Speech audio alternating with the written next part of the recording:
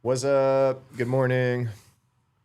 Special guest live. Let me know how audio is if you guys can hear us. Obviously, Mike's gonna be in a different spot, but I got special guest Jay Cran with me. What's up? Yo, how you doing? So Jay Cran and I have known each other, 15 yeah, years?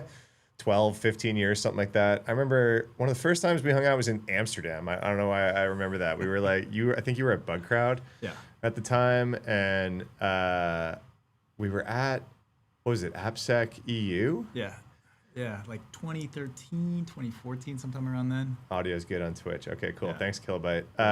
And all I remember is we were at some event, and it was one of my first times in Europe, and we were like eating something, and there was like red and yellow squeeze bottles, which I thought was ketchup and mustard, and the yellow was mayonnaise, and I was like very caught off guard. For some reason, I just remember that you were there during red and yellow squeeze bottles. Yeah. Anyway, man, so Bug Crowd, you've had a crazy journey since then. Obviously, hey, for anyone watching, this is the first time we're having a guest in live, but we've done the kind of interview thing on YouTube before. Figure Jay Cran's in Austin, so why not drag him in here? Yeah. So yeah, it was like raining like crazy this morning. absolutely crazy. Absolutely crazy. So you've had a crazy journey since Bug Crowd. You started a company and exited a company, wound up doing your tour at Google, and then now you're doing something else. Tell, like, what's up? If people have no idea who the hell you are, what's going on? Yeah. So my name's Jonathan. I go by Jay Cran. I have background in security research, security practitioner early on as a network administrator and things like that. But have been on this journey for 20 years to kind of improve security tooling for security operations, doing stuff like vulnerability management, stuff like pen testing, stuff like Bug Crowd. So always trying to be early in what's next. And of course, a couple of years ago, started playing with LLMs and got excited about it, and was at Google at the time and really wanted to get back to building. It's a large company. It's very difficult to ship code live, and so started building this thing called Mallory. And so Mallory's, a new take on threat intelligence and the ability to pull together tons of signal, contextualize that, and actually make it actionable. And so, we might as well show it off. Yeah, let's do it. Your last startup was related though too, right? You've been doing threat intel for a long time. Yeah, that's right. So kind of what happened was, attack surface management showed up out of digital footprinting and these capabilities that pen testers were doing kind of manually. And we started to build this automation platform called Intrigue, had it open source. It was nights and weekend project for years and years and years. And in 2020, right after sort of the pandemic hits, decided it makes sense to turn this into an actual SaaS platform because there's enough people that need it. We were already kind of pre-collecting the Fortune 500 and really the Global 2000. What I mean by that is like scanning daily, essentially pulling together signal of the external attack surface for these organizations. And we're talking to a bunch of them, like either through their bug bounty program or directly to folks when they'd reach out. And so we had this ability for you to kind of sign in and figure out what the, yeah, nice. Thank you. Love that. So Intrigue was external attack surface management. And those companies around that time all moved really quick. Of course, Bit Discovery, and Randori, and all these other organizations that were kind of doing around the same thing at that time. We all got sucked into either services companies or threat intel companies, and we got pulled into Mandiant. And Mandiant then obviously got pulled into Google, and that's how I ended up at Google. But the real problem never got solved. There's so much attack surface. There's so much attack surface. It's growing incredibly. AI is just the next iteration of the attack surface. And so, how do you pull together visibility of the attack surface along with signal of what's going on in the world? Yeah. And so that's really how I see Mallory, is like an evolution of that thinking. You should be able to, at any given moment, know what your exposure is. Across all of your surfaces, not just the external surface, not just the internal surface. And everything's so siloed today. That's what's crazy to me. Is like you still got your traditional asset stuff, your identity stuff, your AI, sort of skills and things like that. And so there's a lot to build, but I think that's that's the challenge. So giving you guys a little bit more background, we're not just gonna like do a Mallory pitch here or anything like that. I think Jay Cran's building something like super, super cool, and we're excited to. He's launching it like now, so this is part of his launch plan. But Vulnerable U's been kind of using Mallory since the get, right? So part like we were talking a while ago about how it turns out when you're building a newsroom and writing a newsletter, your incentives are pretty similar to that of a threat intelligence team, right? Like, I want to know about stuff fast to be able to like talk to my audience about it fast. And so we've had a Slack connection with Mallory dumping into stuff forever now. And I think, bringing the AI stuff to a lot of these stories, like a lot of us use a bunch of like RSS feeds and like random things, but you get like a lot of the sponsored articles sneak in there. You get a lot of like completely disparate takes on the same story. They get cataloged as like different things, even though they're not. And I think that's been like the power that I've seen. And you've only kind of just started, right? Like you're really doing more and more and more. Yeah. We could totally demo it. So one of the I figured what would be cool. I usually talk about some of these stories on live, right? So we've talked about this. We're probably gonna, since we're like out of my normal camera range, we're probably going to just hide. See, like we're out of here, so we're gonna hide our face. But this team PCP thing that we've been talking about on stream here for the week and just like melting down, and I'm so tired. It's just like the craziest week of stuff ever. Yeah. What's going on? What are you seeing on this? Go to the website. Like hit www.mallerie.ai. All right. Yeah. Let me pull us back up. I don't trust my. I don't trust to share my screen until. Yeah. Oh, not .com. Sorry. Yeah, there you go. All right. Boom. Nice. Okay, cool. Hit see breaking stories up there.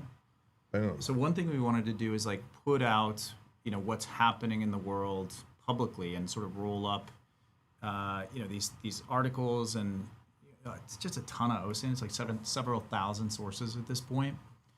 Cool. Hit the. Oh, what's up, Zach? You've impressed Zach Kornman, who's hard to impress. I don't know if you know Zach. What's up, Zach? Yeah, maybe pick one of these. I mean, actually, I haven't seen this progress share file. Let's hit progress share file. Where? See that this one? Yeah, let's talk about it. Pre-auth RCE. So, I mean, how do you keep up with stuff? That's the first problem I ran into is like, we were running Mandy at Threat Intel, and I had my attack surface management stuff in there. But like, this was missing, this ability to kind of like, okay, tell me what's going on, give me a timeline, show me how it's evolved. Now, this is a short timeline here, but it looks like, they fixed a vulnerability March 10th. Watchtower discloses. Yeah.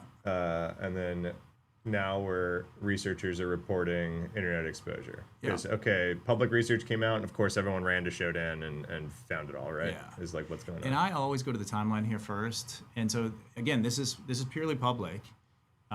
If you want to flip to the now signed in version, so if you've signed in, you can go back to stories, and we'll talk about this team PCP thing. Yeah. So like here's like the logged in landing page, right? Yeah. Am I sharing screen? And so you're in a workspace right now. Workspaces have the ability to. Have you gone through onboarding with this? Probably a while ago. Yeah. Right? Go to /onboarding. Just up here. Yeah.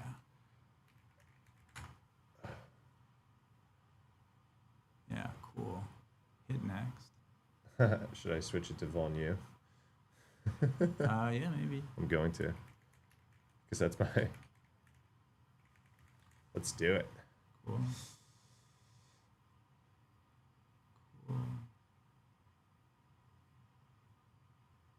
Live demo gods.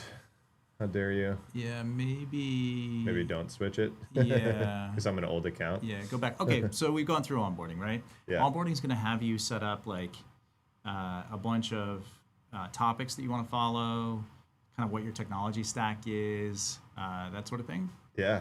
And so then this will, if you hit workspace stories, we'll see if you actually have any topics you subscribe to.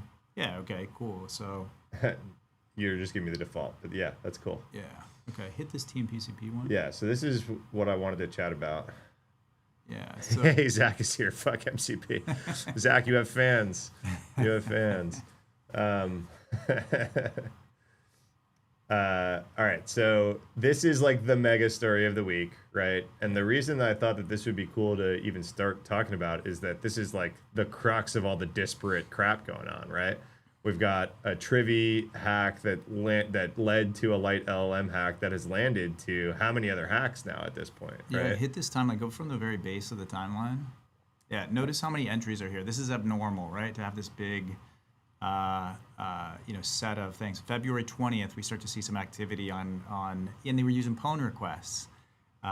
And so, yeah, this unsafe pull request target. And then, Boom, Trivy gets popped, right? Everybody's at RSA. And I'm going around talking to CISOs and going like, hey, are you on top of this thing? Like, are you using Trivy? And being able to answer that question, are we using Trivy, has turned into like a big investigation for each of these teams. yeah.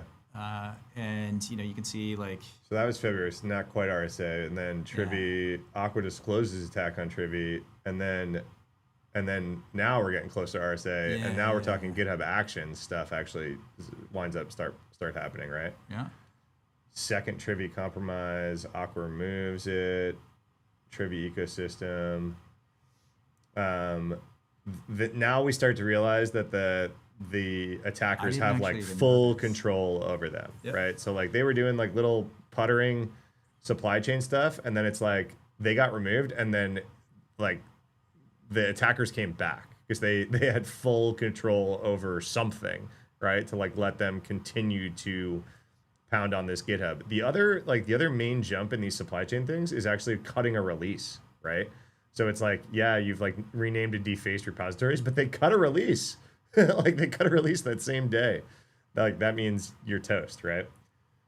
Then checkmarks was also, checkmarks KICS was also impacted. Yeah. And then boom, light LLM. And this was like the second big wave, right? Because this also, like Trivy, gave people access to a ton of secrets and stuff. So just tying this all together automatically, right? Over 1,000 SaaS environments downstream. Oh yeah, Telnix, that was the next like public stuff that we knew about. Then Mercor is an AI recruiting company that says that they were impacted by this. I've read two different things. I've read that it was tied to Trivy, or I was read that it was tied to Light LLM. Yeah. Your intelligence says Light LLM, which maybe some reporter backed it all the way up. So if it's tied to Light LLM, it's also technically tied to Trivy, right? So what's happening here? Like every time we get a new reference, and we call them references, and we're sucking in, give or take a couple thousand a day at least. We'll analyze that for additional new information, try to tie it to existing stories, and that's how these stories get created. They're automatically created. They're super fast. And that was kind of one of the realizations is you need this ability to know what's going on very quickly. And so these are all auto-generated. We're not in here sort of manually creating. Yes, you don't have a news team. You didn't create this like. That's right. With a researcher. Yeah, and in fact, if you go all the way to the bottom, you see that 92 references. We list all the references. Let's see. Right? And so you can get to the original stuff. Oh, so this is all the actual. That's all the actual stories. References we're using it from. Each, it's several thousand sources. Sources have a trust score associated with them. And so we only ingest stuff we trust, and then we kind of rank it from there. We also pull in citations from these, so we get, kind of this broad collection of capability, broad collection of information. Right? This is a particularly beefy story, so obviously we're scrolling for a bit here. Yeah. But you did the good thing, right? And the hard thing, which was tying a lot of these things to the same actual ongoing thing that a security team would care about, right? Right. Maybe the security team doesn't want to, figure out this whole like checkmark story in a vacuum. It's like, wait, this all tied back to Trivy. We use Trivy. Holy crap! The ripples are going out, right? Now scroll all the way to the top. I'm trying to get all the way to the bottom. Yeah. You'll see, and by the way, you'll see similar stories here, like stuff that's been interlinked. We use vector embedding similarity to kind of show these things. Cool. Let me go back now to hit the top. Yeah, and we just made this change. Scroll down a little bit. See these response recommendations? Go ahead and click one of those. Yeah, so it's a little hidden in there. I'll fix that so that's more obvious. If you guys want to know, he got here about 20 minutes ago, and the first 5 minutes were him pushing a change to prod. Well, I was annoyed that this was like a wall of text, right? Well, I'm just saying we're a modern dev shop here. Yes, that's right. That's right. Yeah, small team using all the tools. Right? So we build quick. Now. and you'll see this, right? Like, and again, this is a lot of text. What you really want is the ability to, interact with an agent and ask it questions. So go to the top again. You got a little boop. Boom. Yep. That'll load the context in. Hit start or hit go. So can I give it any of my environment intel at this point? Yeah, so I actually don't have you in the next tier up, which has the asset information. We already have asset ingest that'll go in and sort of compare stories to what we know about your organization. And so we're pulling in information from CrowdStrike and others. Sweet. I don't think we'll be able to demo it today No. it's not in your tenant. Vulnerable U does not have a lot of assets. Yeah. It's me. I'm the asset. Yeah, but you'll see a little assets tab show up on the left-hand side if you have it, and then you can just essentially upload. And we're working on GitHub right now. We're working on a few others, because the idea here is like, it's great that you have all this information, but it's still too manual. And so let's automatically. So this is really unlocking for me, right? Because like everyone added this little magic chat with our product button, but like being able to chat with an LLM about the context of multiple disparate stories about the same threat and like what I need to do is actually, I hadn't really thought about this part. Yeah. And like the ability to ingest your own intel, it's not just our intel. Yeah. The ability to ingest your asset information / your attack surface. That's huge. I mean, this is the kind of stuff, like I do a lot of these product things, as you know, right? And like people baking AI in left and right. Yep. I think some of my favorite use cases are the natural language ability to chat with stuff that touches your environment information, right? So things in Sims and stuff like that. What were you gonna say? Yeah, check this out. Okay, so go to the chat and do like give me a tabletop. Like that. Sure. I don't know. Whatever. Let's see. So what's neat is we're using this framework that allows us to do stuff like this. So let's take the context of what we're currently talking about and start to iterate on it. And so I use this example quite a bit, not because tabletops are great. They are, but because it shows. I mean, some people hate them, but this ability to kind of pull intelligence through into the chat and actually use it in components to do things. And I'm guessing, again, if it had the asset information, it could build a tabletop using the asset. Yeah. So you're like, all right, like, we're in AWS plus GitHub Actions. All right, here's all those things are relevant to this tabletop right now. Now do this. Say, give me an alert every time this story updates with a meaningful change.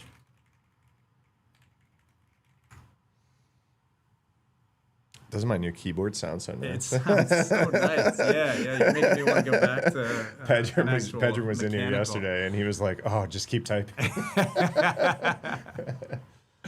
Love that. For those of you just coming in, we're here. We're just like my little square is too small when we're doing a demo. So okay. All right. So check this out. I popped up this thread settings on the right hand side. Oh, whoa. Yeah. Okay. All right. So. Story update alerts. Send me an alert via email every time the story updates with a meaningful change. Now, there's a lot of smarts hidden there. That meaningful change. So there's a diff that's going to happen both of the timeline and also the information we have. So we're using the LLM to essentially set up a scheduled, and you can kick it to Slack. We'd have to set up a Slack. Oh, and this is what you were talking. So yeah. If you guys missed, if you guys missed the top of the convo. Well, let me just go back here. If you guys missed the top of the combo, I've been using Mallory behind the scenes at VulnU since it was like an idea on Jay Cran's laptop. And we had a Slack channel that was just dumping a bunch of alerts and what's going on today, the new CVEs of the day, top stories, all this kind of stuff. And I would always keep an eye on it and make sure, there was nothing that was falling through my cracks or my feeds. And a lot of times it would be my way to grab other sources information about stories, because a lot of times we catch the news, we don't catch the primary source, or we don't catch the researcher, we don't catch all this other stuff. But literally this week, Jay Kern was like, "Yo, can we turn this off? Like, this is like an ancient Slack alert, and like I have it built into the product now, so I haven't done that yet." But yeah. So hit create. You'll sort of see what happens here. And it'll give you, now this thread becomes a scheduled thread. And so you get the full history here too. It's not like it goes off into some, bucket that you can't access, you can still jump into the thread. You can adjust it. Oh, that's cool. Come on now. And while the it's- live demo gods. Yeah, of while course. it's doing that, if over on the left-hand side, if you click agent or just mouse over agent, you'll see schedules. Oh, There. schedules. That's how Yeah. you get to those. Hit schedules out of curiosity. Do you have anything else? No, that's the first one. Yeah. Hit create schedule here. Boom. You know, you can do it like this. Oh yeah. Even better than this though, hit library. And you have pre-built. Yeah, check any. Go to Vulns. Vulns is a good one as an example. All right, so notice this advanced filters right here. Yeah. Click that. Hit add filter. So maybe you want like the sysakev stuff, just as an example of something simple. Hit sysakev, add it at. Yeah, there you go. Cool. Greater than today. That sounds good. Hit schedule. Boom. Send me a list of trending vulnerabilities. I don't know if it captured the sysakev thing. Oh, maybe we didn't add the sysakev filter. Can you go back to that? Thought we got it. Oh, we just didn't. Maybe modify. Oh yeah, hit April 2nd. I think it just didn't actually capture it. There you go. Yeah, there you go. Now, Now hit schedule. Yeah, there you go. There we go. Okay, cool. Boom. So just say like daily and email going back 24 hours.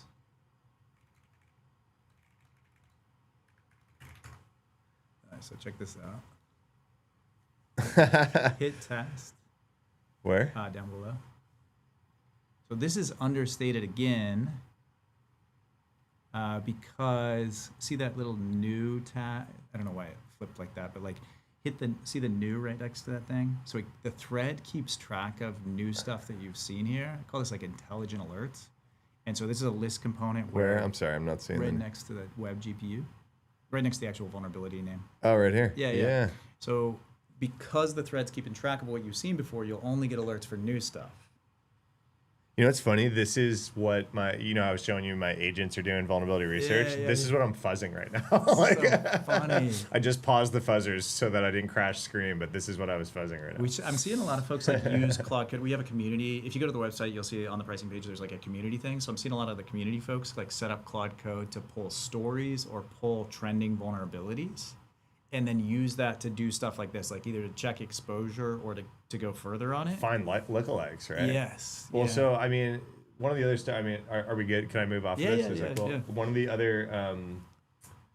the other stories that I saw right here, I interviewed the people who found Dark Sword and Karuna. We're going to be putting out a video probably next week talking about it. And one of the things that I was talking to them about was exactly that, right? So the iVerify team is the one who found this on the server. Nice. And the one thing I was asking is like, hey, this code leaked. Like, are we worried good? about Yeah. are we worried about lookalikes? Like, great, they patched it, and Apple even forced the patch downstream to unsupported iOS versions because it was that prevalent. But I was like, the code is out, right? Like, so that's the kind of stuff that I would want to create an alert for, and I would want to know right now, like, are there any Dark Sword clones that because they found a lookalike vuln, because the exploit kit is just on GitHub now? Like, Let's do it. Go down to the entities down below. So we pull out entities on these things. Where? Man, Dark Sword's not here. Go to malware over on the left-hand side. where? Library. Library and Yeah, malware. malware. Yeah, Dark Sword probably near the Dark top. Sword. Yeah, trending stuff is at the top here. Right? And just chat with it. Yeah. Hell yeah. So everything's brought in and enriched, and so as more mentions come in, and those entities get talked about. So I We want have all the an context. alert for any updates to the Dark Sword story, especially any lookalike vulns exploits now that the code is public. How's that? I don't know. Let's see how it goes. Too complicated. I asked for too many things. Let's see. I don't know. Yeah, let's see. I'm super curious how it's gonna. You love when the founder of an AI company is like, let's see. Yeah. You remember when code used to be deterministic? Yeah. Just say create a schedule or create a recurring alert. Where? You asked for an alert. So it set up the semantic diff. So basically, like it set up a baseline, but I don't think it actually created a schedule. You can hit this, you can hit that, or you can hit, just type it in. It's easier if you Just say have it on. schedule? Yeah, create a daily schedule, something like that.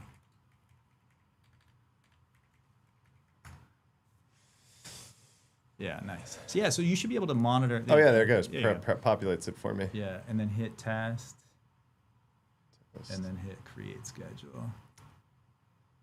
So you get a sense of kind of what you create here. Yeah, cool. So it didn't send an email since there's no thing, but create the schedule. Beautiful. Now that becomes a scheduled thread. Oh hell yeah. So anything should be. Exactly. Remember? Yeah. Yeah. You love when the guy that wrote the code for this is like, I don't know, try it, bro. It's a model. It's a model. It'll be fine. This is cool. Active. And so one now of- if I go, one where of was the- that? Schedules. Yeah. There we go. Daily Dark Sword Yeah, update. nice. And like as you get, early, basically community, and then the starter plan is like daily recurrence, but we've got hourly occurrence for some of the like more significant plans. Yeah. So you can essentially like monitor on an Showdown. hourly basis. Yeah. Oh, Showdown's. I don't think you have a key set up, but we're starting to build more tooling into the actual chat agent. So this would ingest from Showdown? So this is it'll like actually give you a component where you can search Showdown live inside the chat. Oh, sick. So we're doing more analyst tooling like that, and we're doing more ingest as well. Sick. So yeah, in the next couple of days, you'll see a bunch of kind of release stuff around that. And it's just a straight list. Stories, yeah. Hit topic or do advanced filters. You'll see some of the topics. This response classification is neat too. Try response classification. Where? It's a filter. Oh, sorry. Yeah, exactly. So I kept getting asked for like, can you give me detection opportunities, stuff that is detectable? So, hit that. So yeah, things where there's enough information to be able to actually Like go create a build detection. a detection. Yeah, yeah. Oh And, man, you got to talk to Zach from. Have you talked to Zach? Detection Engineering Weekly. Yeah. Actually, he's awesome. Yeah, we were Big talking fan, about this. friend of the show. Cool. We were talking about that early on. All right, let's come hang out with everyone again. So this has changed drastically since the last time I even logged in, probably a few weeks ago. So you guys are cooking with gas. How was RSA with you guys? Good. If you guys don't know, Mallory's also a Decibel Portco, and Decibel threw a pretty awesome event at RSA. Decibel's a VC firm. And they were upstairs in the Children's Museum, and it was like the place to hang out for me for a little bit. I'm sure did you get thrown on stage there? Okay. Oh, yeah. How'd it go? Yeah, great. What's the feedback like? Yeah. Great. Yeah, we were able to demo the kind of like ingest your attack surface and then compare it to what's happening in the news and be able to say like, am I affected by this story? That's pretty cool. And we went there, like we're early, we're still trying to figure out exactly what space we fit in. Is it exposure management? Is it attack surface management? Is it threat intel? And I think what I wanted to get out of it was, what's landing with customers, where are the actual challenges? And of course, with the light LLM thing going on, the am I affected thing is just huge. And so we're building kind of in that direction at this point, being able to answer that question with the agent automatically so that you wake up and if you're affected by this story, rather than having to kick off a whole investigation. So there was like I remember we talked, I don't know, a couple months ago at this point, when I kind of gave you my download of like my professional experience and like how I would have like, kind of my wish list, right? Yeah. It's cool if I share my wish list live because I have no idea if you're going to build it or not. But so number one, I used to run vulnerability management at Bank of America, right? Yeah. So anytime one of these vulns came out, I was the one that got the phone call from the CISO who I did not report to. and it was like, Matt, are we impacted? If so, where? Is it exploitable, and is it on the internet? Yeah. Like those were the 4 questions I got, and I had to try to answer as fast as possible. And like really a lot of my work in that role was speeding up my answers to those questions. Because you can imagine when I was taking that job, I didn't really want to do vuln management anymore. I was doing cloud security there. I thought that was the new hotness, whatever. And someone was like, no, we really need you to do this. You've got the experience. I was like, okay, but I've kind of done vulns in my career before. And they were like, you've never done it for a network the size of France. And I was like, oh, okay. So you can imagine this is like a hard answer to thing to solve. So I can imagine if you bring an asset information to this, like, if you're ingesting other endpoint information to this, that you could help speed that up. So that was number one. Number two my wish list item was running incident response and like knowing that these threat actors are around. So here, perfect example, Team PCP is running wild right now, right? I don't care. Like, yes, of course, I wake up that morning and I want to know if I'm impacted by light LLM or Trivy or whatever, right? Cool, we deal with that incident or not, right? Now we're Thursday morning, right? Dust is settled for the moment, right? Let's see if any alerts fire. Yeah. They've been on a tear. Yeah. My now job is, what is their playbook? What's next? And how can I get ahead of it? And this is what I told you about, right? I was like, Scattered Spider or Shiny Lapsus, whatever they're calling, themselves now, their playbook is obvious. Like, we know their playbook. They've telegraphed their playbook. This is how they hack the biggest companies on the planet. They do the same thing over and over and over again. They're really good at it. They're really fucking fast at it. But like, what's the playbook? So that's what I was like, all right. Yeah. That's the intel I want, is if you came to me with all of my asset information and you were like, oh, you're an Okta shop, you've got this pile of SaaS things. Did you know that if you don't have this setting turned on in Okta, you're going to be screwed when, these guys come around, right? So this is my wish list for threat intel. I think we've got pieces of that story today. If you go and you sort of like pop into the Scattered Spider entity, you're able to kind of see TTPs, and we're constantly updating that based off all the information we're ingesting. And so, let's do it. If we go to actors, okay. So we didn't do this as part of the demo yet. First of all, what's up, Mike Privet? Everyone go follow Mike Privet. Hey, Mike, what's up, man? Brandon, I was just talking about you before I went live on stream. I was like, there was this guy in stream that like was dealing with the NPM, pulled an all-nighter because of the Axios stuff or whatever, right? Roman, we'll get to your question in a sec. So actors tab, this is kind of what I'm talking about, right? Yeah, you can either search for it here or you can, So look at that, trending, Team PCP, right? So like the dust is settled. What the hell do I need to do to make sure that I am like on top of whatever this playbook is, just right? ask it. Yeah, pop into the chat and ask, right? All right, let's talk about actors. I like this. What do I need to do in my org to make sure we're prepared for what Team PCP is out there doing? We are a GitHub shop and make heavy use of GitHub actions. These are like important things, right? Yeah. Yeah, so like one way to deal with this is to do this. And you'll notice it kicks off web search, so we're going to constantly kind of ingest information that way as well, but only if we actually trust the source. And then it's going to search its internal stuff. Of course, it has a RAG and things like that. So yeah, there you go, right? Like, main prep is to assume your CI/CD is privileged identity plane, not just a build system. Based on the actor, recent GitHub supply chain guidance, your priorities should be eliminate long-lived secrets from your workflows, pin and restrict actions. That's interesting. Harden runners, improve detections for token abuse and workflow tampering. I mean, yeah, it's pretty good. Pretty good. Yeah. Yeah, this token stuff is the thing that they're running around grabbing, right? Restrict which actions can run at the org level, treat self-hosted runners, detect unusual workflow changes, prepare incident playbook. Yeah. Yep. What to do right now? All right. Can you mind if I throw out a hardball? Yeah. Question? Yeah. We're gonna see it live. Oh whoa. It's still chatting to me.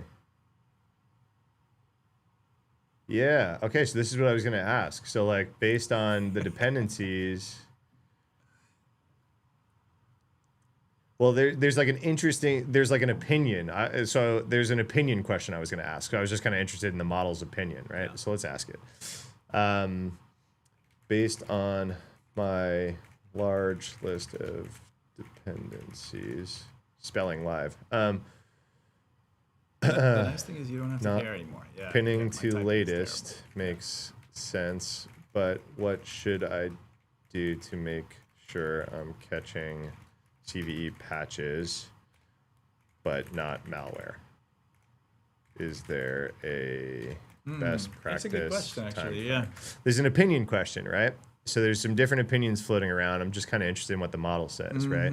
Yeah. It's like if you pin your dependencies to latest, you're going to catch malware. If you don't and you pin to just a version, you're going to catch CVEs, right? Yep.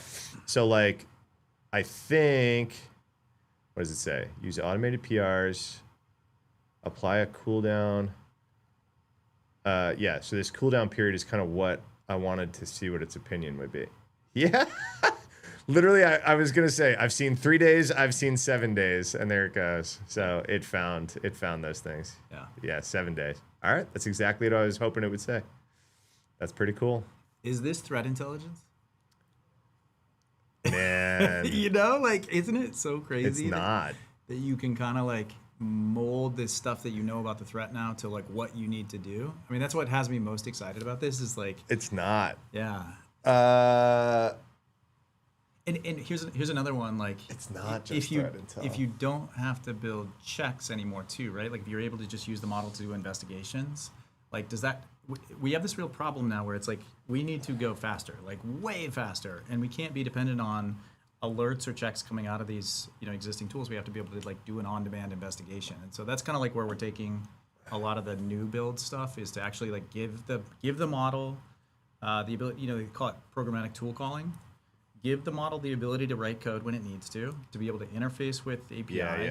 That's like some magic that I've been seeing in my agents lately. I was just showing Jcran Pi, the Daniel Miessler project. We've talked about it on stream a ton.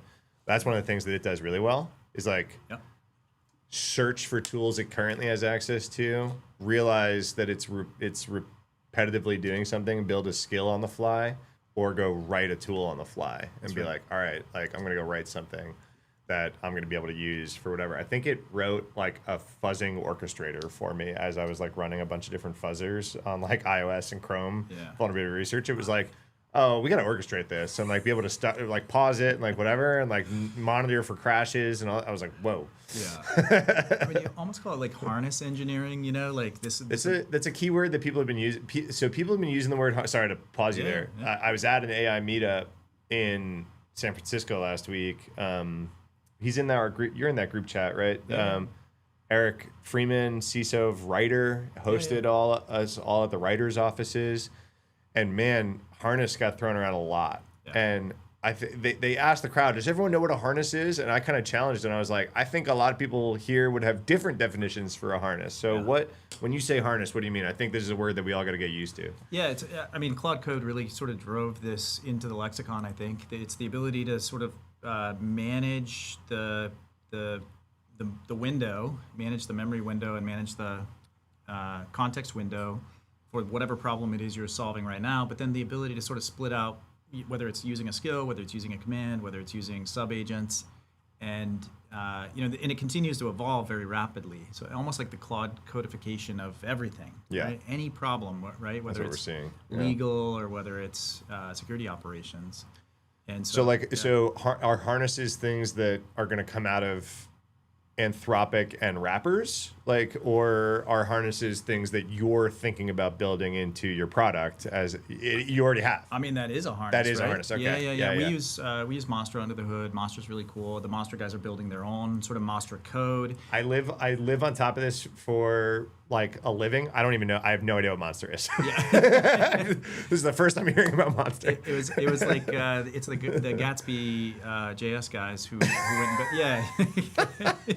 It's like you blink, right? It's just like, okay, yeah, go ahead. Like, and it has the ability to use skills, and it has the ability to use commands and sub agents and things like this too. And so like everybody's pushing. I think everybody on the West Coast, as far as I can tell, is pushing toward programmatic tool calling as the way forward for a bunch of these use cases, because you can't predict every use case. Like I said, just try it. I don't know. But you need a sandbox to do that securely. You need to manage credentials. And so like I think the most advanced teams we're working with right now are doing a ton of Claude Code work, using this stuff via the API to sort of feed it, whether it's through So that was going to be one of my next sets of questions, right? So like I don't know, is the death of the UI imminent? Like, am I going to log in, if we fast forward 18 to 24 months, am I logging into, you're a founder of a SaaS product at this point. Am I logging into the SaaS product, or are my agents using your agents? and having a party behind the scenes. It's both. Like, why choose, right? Like, you were showing me earlier your bug bounty dashboard. You built your own, you know, UI for that particular problem. It's like this idea of customized. We have a guy who's using it to look through stories, and what he does is actually every day. This is really cool. If we can show it, I'll show you the details of it. Where? But every day he's looking to see if there's go to an actor or actors probably a good idea. You can pin that, by the way. It's like right above the help button. Really? Yeah, cool. hit that. There you go. Cool. There you go. And then go to Handala. This is Iran, if you guys aren't familiar. Yep. And then, by the way, this is super understated too. Like, check threat actor information. Click that 6 more. One of the hardest challenges to build. Oh my God, everyone calls them something else. Right. Yeah, but you need this ability to actively evolve that. So we have agents in the background kind of reviewing every name and trying to decide, is this actually the same thing or not? Of course there's overlap. Of course there's campaigns in there, but like that ability to sort of have a living Rosetta Stone is here. And scroll down, this description's like always up to date. But what I want to show you is not mentions, observables, attack patterns as an example. Now notice, let's pop that guy open. Click here? Maybe show more attack patterns, like rather than show 5, show like 50, just below, 100, whatever. Every time there's a mention of an attack pattern, we keep track of it and we grab the context. And so this gentleman, his name's Dane, he got asked, anytime there's a new procedure, not necessarily a new tactic or technique, but a procedure or a different way of doing these types of things, we need to know because we want to affect our detections, we want to affect our controls, like we want to actually just know. We'll at least talk about it on a weekly basis so that we can make adjustments. And so we just started building this this split out of the context of each of these, I call them relationships, and it's really an evidence table. We got to figure out a better way to show it. But why do we believe that PowerShell is associated with Handala? So if I click this, am I clicking something about PowerShell, or am I clicking something about PowerShell about Handala? Hit Splunk Research over there. Yep, there's the actual like raw content. Yeah. And then you can scroll down, see everything that was extracted out of there, all the details. Yeah, cool. Yeah. Sweet. Yeah, so you need that. I mean, listen, if you're trying to keep up with this stuff, like you need it summarized, but you also need the details. Everything we're talking about is context management. Everything we're talking about is context management, right? Yeah. So you're just, that's it. I think some of the only, I think code is a deteriorating moat, right? As we've all kind of felt, but I think data is a long-lasting moat, right? And I think you're building a really interesting pile of data here, doing all this correlation. So, because we can all write some of this code, but it takes real time to build a lot of these correlations and contexts, right? So and keep in mind that there's different names used. Like, so if CrowdStrike says it's like Microsoft Windows 11, but then you keep track of it as Microsoft Windows 11 Pro or something, you got to be able to know that those are the same thing. I've got a guy building like data stuff, and he said one of the hardest problems he hasn't solved it is like address normalization. I mean, just even with LLMs, it's just like, are these two things the same address? So like mailing address, forget about it. Never mind threat actor names, right? Yeah, the discipline, like the ML disciplines, right? Like entity recognition versus entity resolution. Are these the same thing, or is this a thing, right? Is this a thing is easy with LLMs. Is this the same thing is actually pretty hard. Yeah. Super hard. Yeah. All right. So what's next? What are you excited about building? What are people? So right off the bat, I never even heard of that, and it makes sense that some early customer of yours is like, I want detectable things, right? I want signals out of this that I can go build a detection for. That's an awesome use case out of a customer, right? What's next? What are you excited about? What are you hearing from RSA? What are you hearing? That am I affected definitely is the thing that folks want to be able to answer. And so how do you answer that question? Well, you've got to take this threat context and you've got to match it with the attack surface. And I don't mean attack surface in the sense of external attack surface. I mean the everything, whether it's identity, whether it's whether it is DNS or whether it's internal kind of host traditional vulnerability stuff, supply chain, software supply chain. One of the things you asked for very first was breaches. Yeah. Hit breaches, and I'll right now we're pulling in from, of course, the ransomware sites, but also, and so sort by maybe breach date. Or sort by. Yeah, hit that descending. There you go. So the latest breaches. I didn't know about a Starbucks breach. Yeah, say more. Did you guys know about a Starbucks breach? Management. So it looks like it was S3 bucket. Espresso machine logic. Fresh blend smoothie station codes. That's really funny.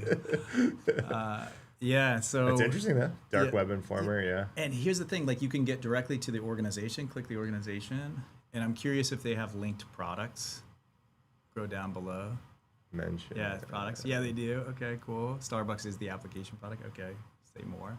Right, and some of these you won't see in Rich because there's just not a ton of as we get mentioned data. The role of shareholder activism. Yeah. Interesting. And so because it's a big graph, you can kind of like pivot around these things. Anyway, I guess the point is like state websites, ransomware leak sites, etc. Cash Patel.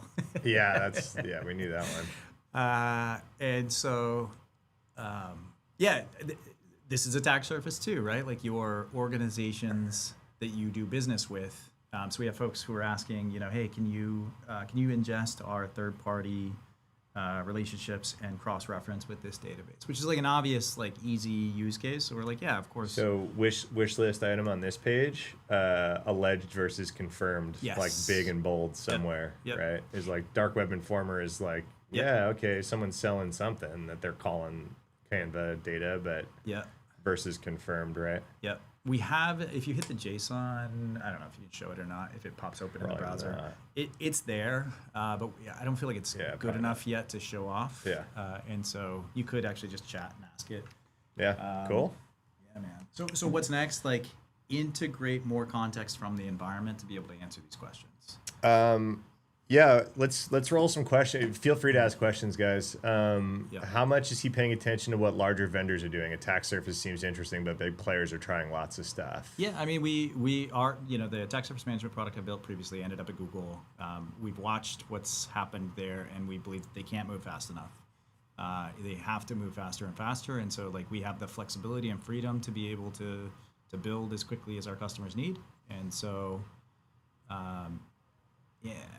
We're gonna live search for something like that. I'm not 100% confident we got enough sources yet. Try.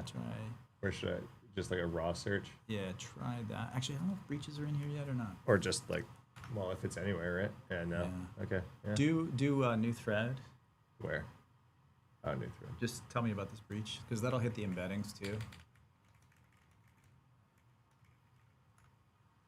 Yeah, we'll see if there's anything out there. I will say, like, breaches are about a week old at this point. We got a bunch of sources on the way, so give me a couple weeks and we'll have a much better coverage story there, I think. There you go. Yeah. This is the nice thing is like we have the ability to fall back to OSINT on demand.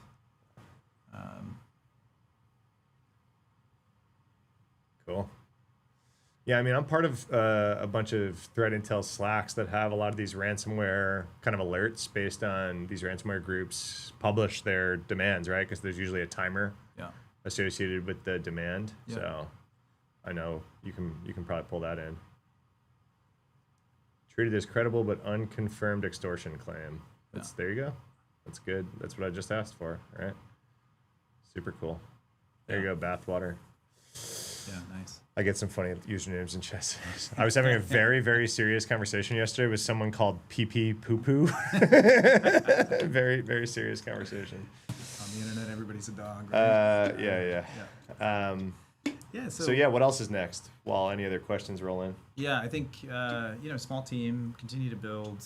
We're just we're technically still in stealth. We'll talk about it more and more over the next couple weeks. Build toward Black Hat, more of the sort of automate,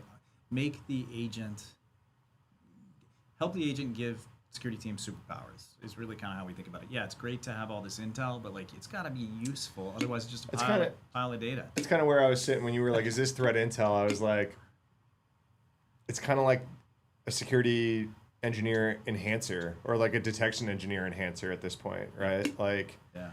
And I really, really don't want you to start calling yourself an AI SOC tool because you and 70 others, right? Like, and you don't look or smell or feel like them. So that's good because they're We are talking to a bunch of them, and they all kind of want to pivot into Threat Intel, or many of them want to pivot into Threat Intel / have the data. So we are kind of working with a couple Data of partnerships into SOC stuff. Yeah. There's also, I mean, if you think about it as like a big analysis and research pipeline, there's a whole bunch of stuff we're doing that is just kind of fun project stuff. Yeah. One is like sucking in issues from GitHub repositories, popular GitHub repositories. Mm-hmm. I think we're building a supply chain, for NPM packages over a certain threshold, like an analyzer this week.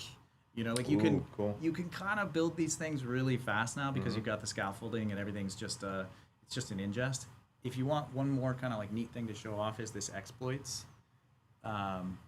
Hit exploits. Hit one of these like recent exploits. I don't know, whatever. It's an RCE for right. something.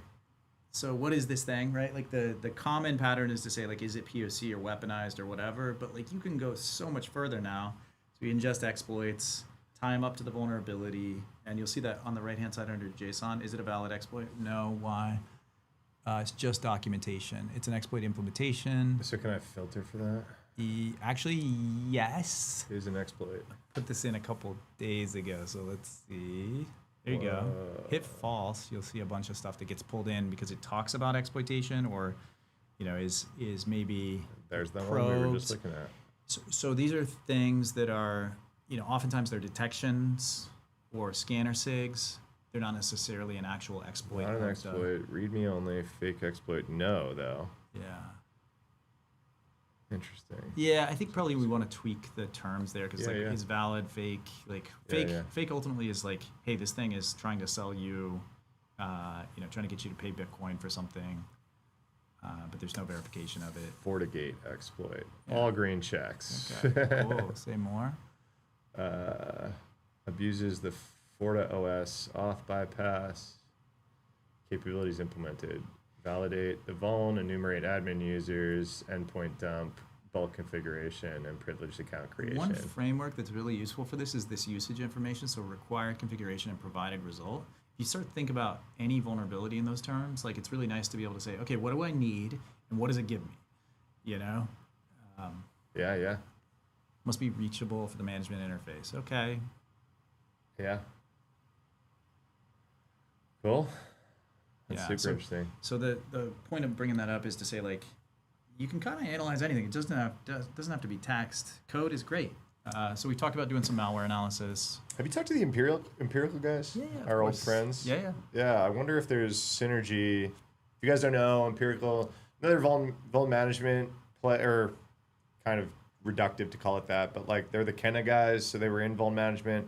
They're talking about like training models per customer. Have you thought about going that route? Yeah, so I talked to Jay. I had a great conversation with Jay at RSA, and this stuff I don't want to. You should have him on. They're on the schedule. Okay, you should definitely have him on. They're coming in May, I believe. I'll tease just a tiny little bit, and he'll do a great job of kind of explaining this. Using LLMs to build a grammar around vulnerability and exploitability. To the point of, so I think we hit it. Amber Alert? That's Or no, that's it. Q day? The quantum computer game.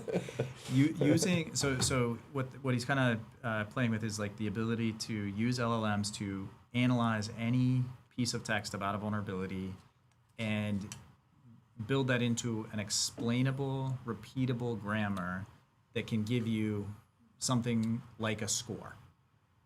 Which is very different, I think, than the implementation of VPSS and certainly CVSS. Yeah, I gave a talk with Reutman or Bellis, I forget, like years ago, and like it was like a follow-on to one of the talks that they gave by themselves or something, and it was called CVSS Sucks was the name of the talk. Yeah. And I still use this quote all the time where I'm like, oh, if you fix vulns from CVSS score down in descending order. Oh, I just got it too. Emergency alert. It's just a test, and we both just got some random test. It's interesting it came through on mine faster, Yeah. And so he basically was like, if you fix vulns from CVSS down in descending order, you're actually worse off than throwing a dart at your pile of vulns and fixing them at random. At actually fixing a vuln that would be used in a breach, right? And they were like, the one flag at the time, this is 10 years ago, the one flag that if you could flip a flag and listen to nothing else in the talk was, is this vuln in Metasploit? Does this vuln have a Metasploit module, right? That was like the one different flag. And so I think, now they're kind of like, that barely matters anymore. GitHub has more exploit code than Metasploit does. That's right. But like pulling this all in and actually figuring out what's real, like Metasploit, we're all real exploits. Like there was a QA team, right, to get something in exploit. There's no QA team. It was you? Yeah. Oh, geez. So it was the first QA on Metasploit, like the official QA on Metasploit. Certainly the community was awesome. It explains a lot. No, but like nowadays it's like you can just throw exploit code up on GitHub, right? Like so it makes sense to bring LLMs to be like, is this effing real? And it goes back to that same question that you're talking about that your customer's worried about is, am I impacted? Like, is this something I need to worry about? I think that's the ultimate question is like, does this matter and what do I need to do about it? Yeah, so they're tackling it from like a, does this matter from your pile of vuln data? You're tackling it, does this matter from a pile of noise on the internet about threat actors and their activities, right? Pull exploits and or rather pull vulns, and let's look at stuff that has EPSS of a certain, hit that advanced filters. Do EPSS score what? 0.5 or above. 0.5? Yeah, sure. Pretty high as EPSS goes, right? Like 99th percentile for a lot of these. But then do lower than, and then let's see what has exploits. So this is a kind of an interesting way to look at EPSS. Lower than, and then add another filter. Has exploit or has exploitation. Yeah, do exploit counts greater than 0. We're doing it live. I don't know. Let's see. Yeah, okay. WinRAR. So there's no silver bullet, I mean, you've got to kind of look at exploitation claims 61. Hit 33. that exploitation claims. Yeah, where's it coming through? Mandiant Threat Intel. Yeah. Say more. Yeah. Look what you made us patch. Oh yeah, I remember this report. I made a video about this report. Yeah. This was like the whole year's 0 days, not that specific vuln. Yeah. Interesting. Mentions used in. Dude, I remember Andre Durant. Andre is awesome. He's been around. He's been around longer than us. So great. He's influenced so much of this platform too. Do a favor. Hit that chat button, and I'll show you one neat thing that's kind of understated too. Yeah. You can always pop any object in the system. You can pop the chat. Say use the query API tool to summarize recent mentions. So the thing can talk to its own API. So like if you can do it in the interface, you can do it here. Nice. Yeah. So let it pull that context. Yeah. Shut up. It is a little verbose today. It's all right.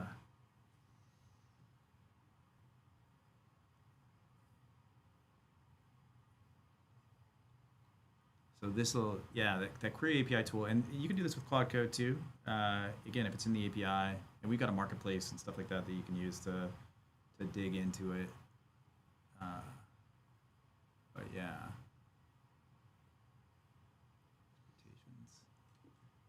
Threat actors. Did it give us an actual summary of it? What this means? Yeah, there you go. Main themes. So here's what's understated and neat about this is like whatever's happening online is usually happening on social first. And so as that information comes in, you can, essentially summarize it so you don't have to read all those individual posts. In fact, we might just make this the default because like it's nice to be able to say like, okay, well, what's going on with this thing right now? You already kind of get that through the description because every time information comes in, we enrich. But it's nice to be able to get the social commentary. That's cool. I remember something I asked you for early.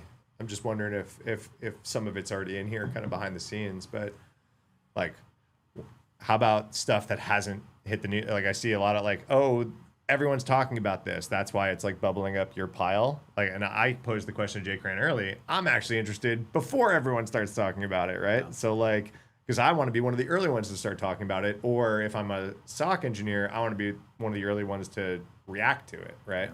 Yeah. How about that? Like, I mean, it's hard. It's super hard, right? It's like chatter on Twitter and like primary sources and stuff. Yeah. Yeah, let's do it.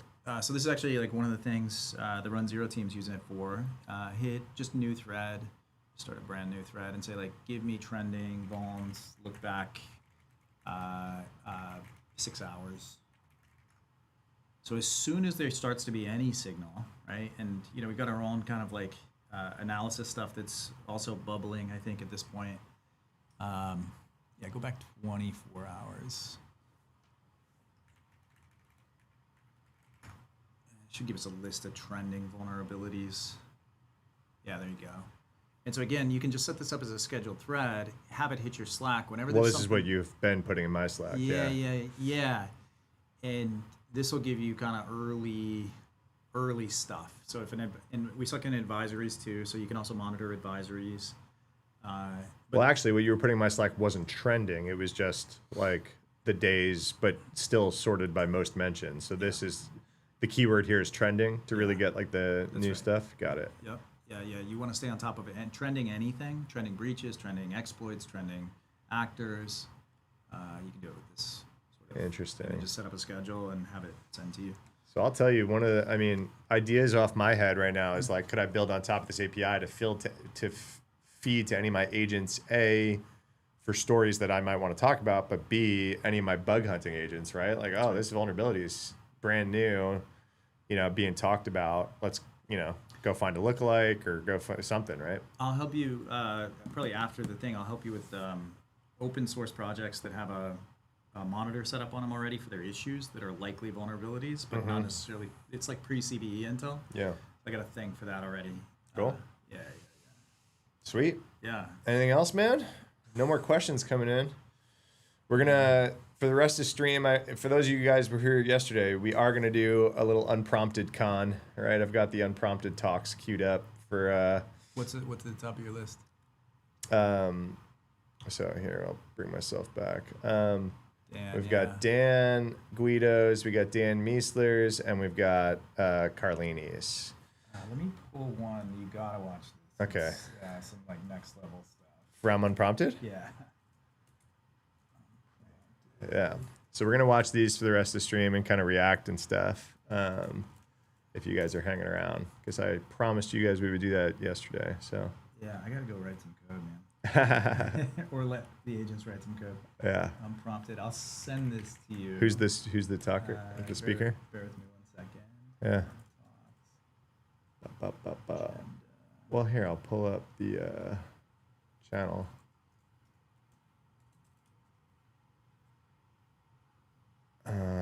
Latest.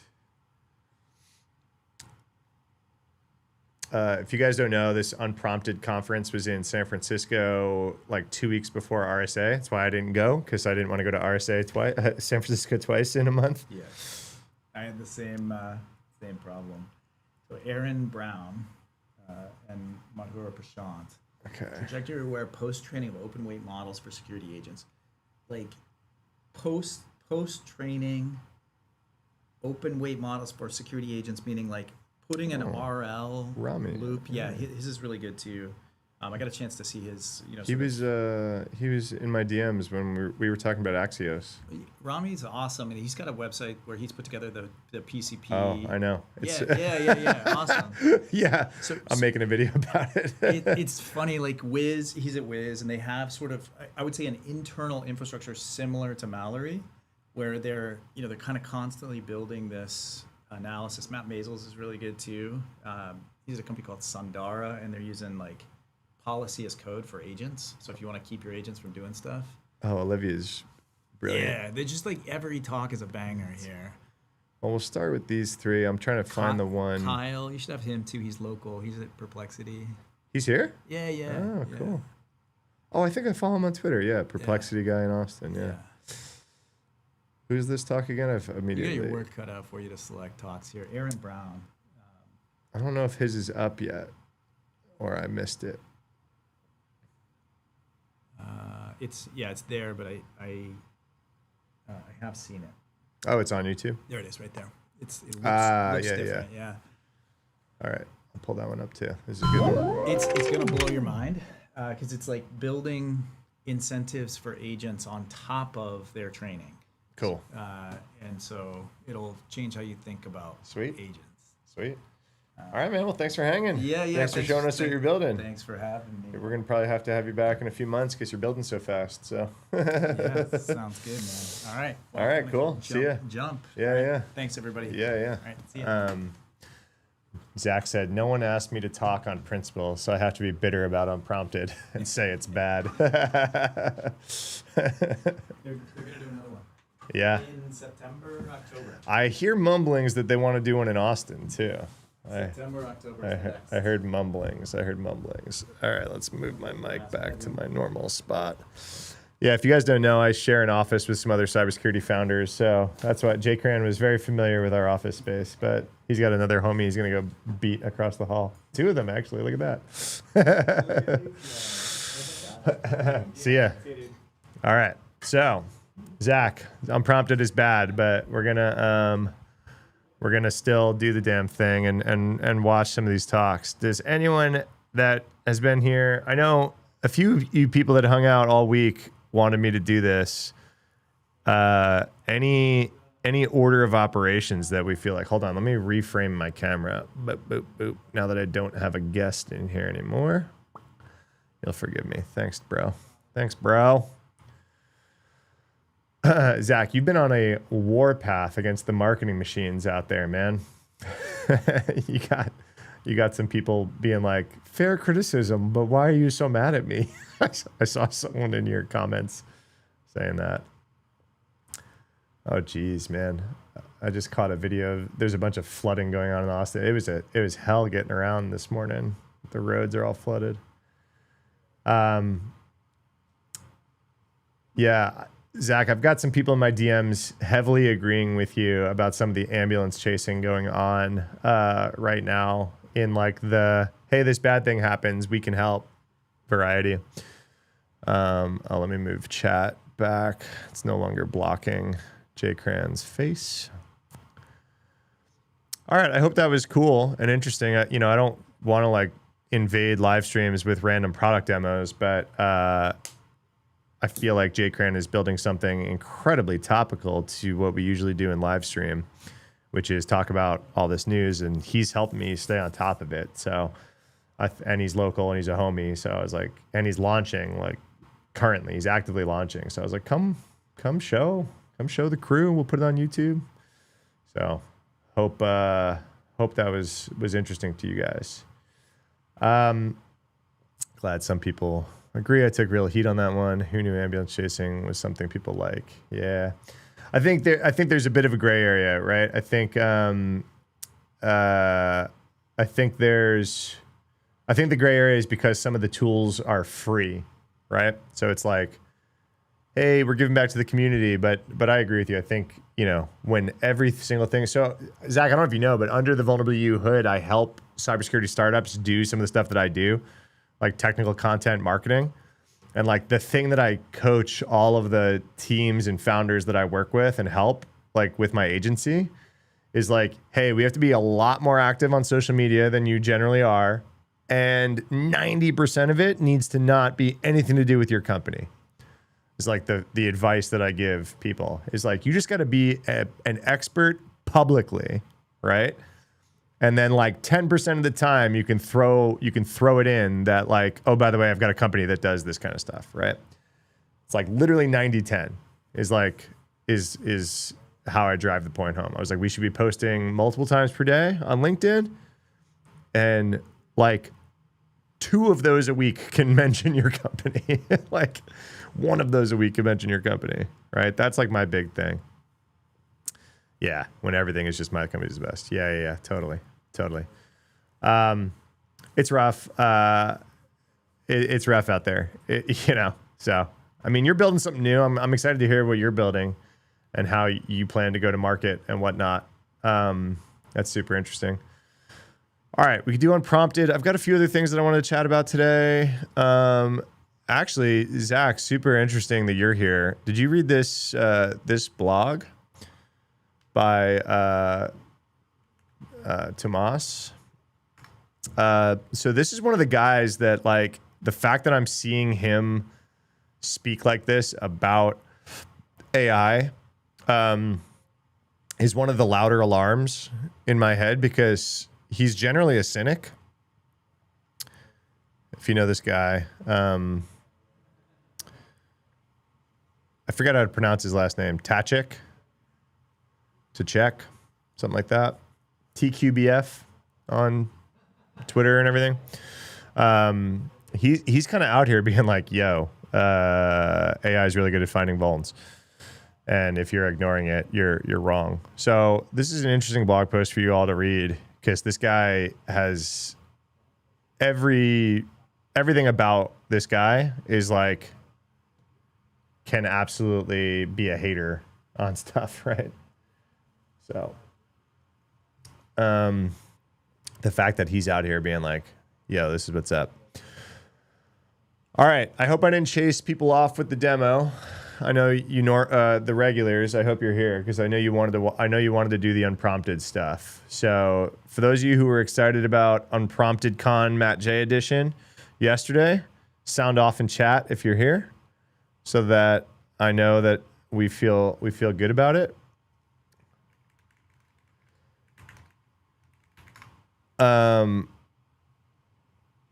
then we're gonna kick off. So I think we could probably kick off with, I want to watch Dan Guida's. So Dan is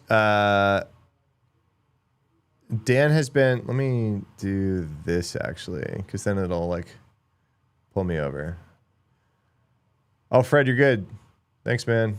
I hope I forget if you were one of the ones that was excited about the Unprompted stuff, but the VOD will be up. I'm going to squish the YouTube so chat and my face aren't in front of it. I know chat's kind of hard to read right now. I got to figure out like a filter behind chat to like make that not suck. Oh, we're not subscribed. All right, so if you don't know Dan and TrailBits, so Dan is like an OG infosec out of New York City. He's still there. He's been there. He helped build the Cyber Master's degree program at NYU. It's one of the only programs I actually recommended for years. I'm sure there are other good ones now, but Dan and Dino were like adjunct professors there. They helped like build a lot of this stuff. Dino Dizovi. Dan, what is Dan? ISEC, at stake. I don't know. He's one of those OG like security firms on his pedigree. He started TrailBits a long time ago. They are like one of those like super niche security consultancies, right? That like if you need to do blockchain stuff, they're like one of the only people you can call. Like anyway, they're kind of like Node Brain in security land. For a long time, they were so smart at what they were doing. They had a lot of like really strong opinions, but they had the kind of the IQ points to like back up a lot of their strong opinions. And so again, Dan, just like Tomas in that other blog that I just had pulled up, like is like one of these guys that has historically been a hater like of like vendor and tool land specifically, because, you know, of like the smart expert PhD level exploit development and vuln research that was going on in his community. So again, if he's out here like being like, yo, these tools are good.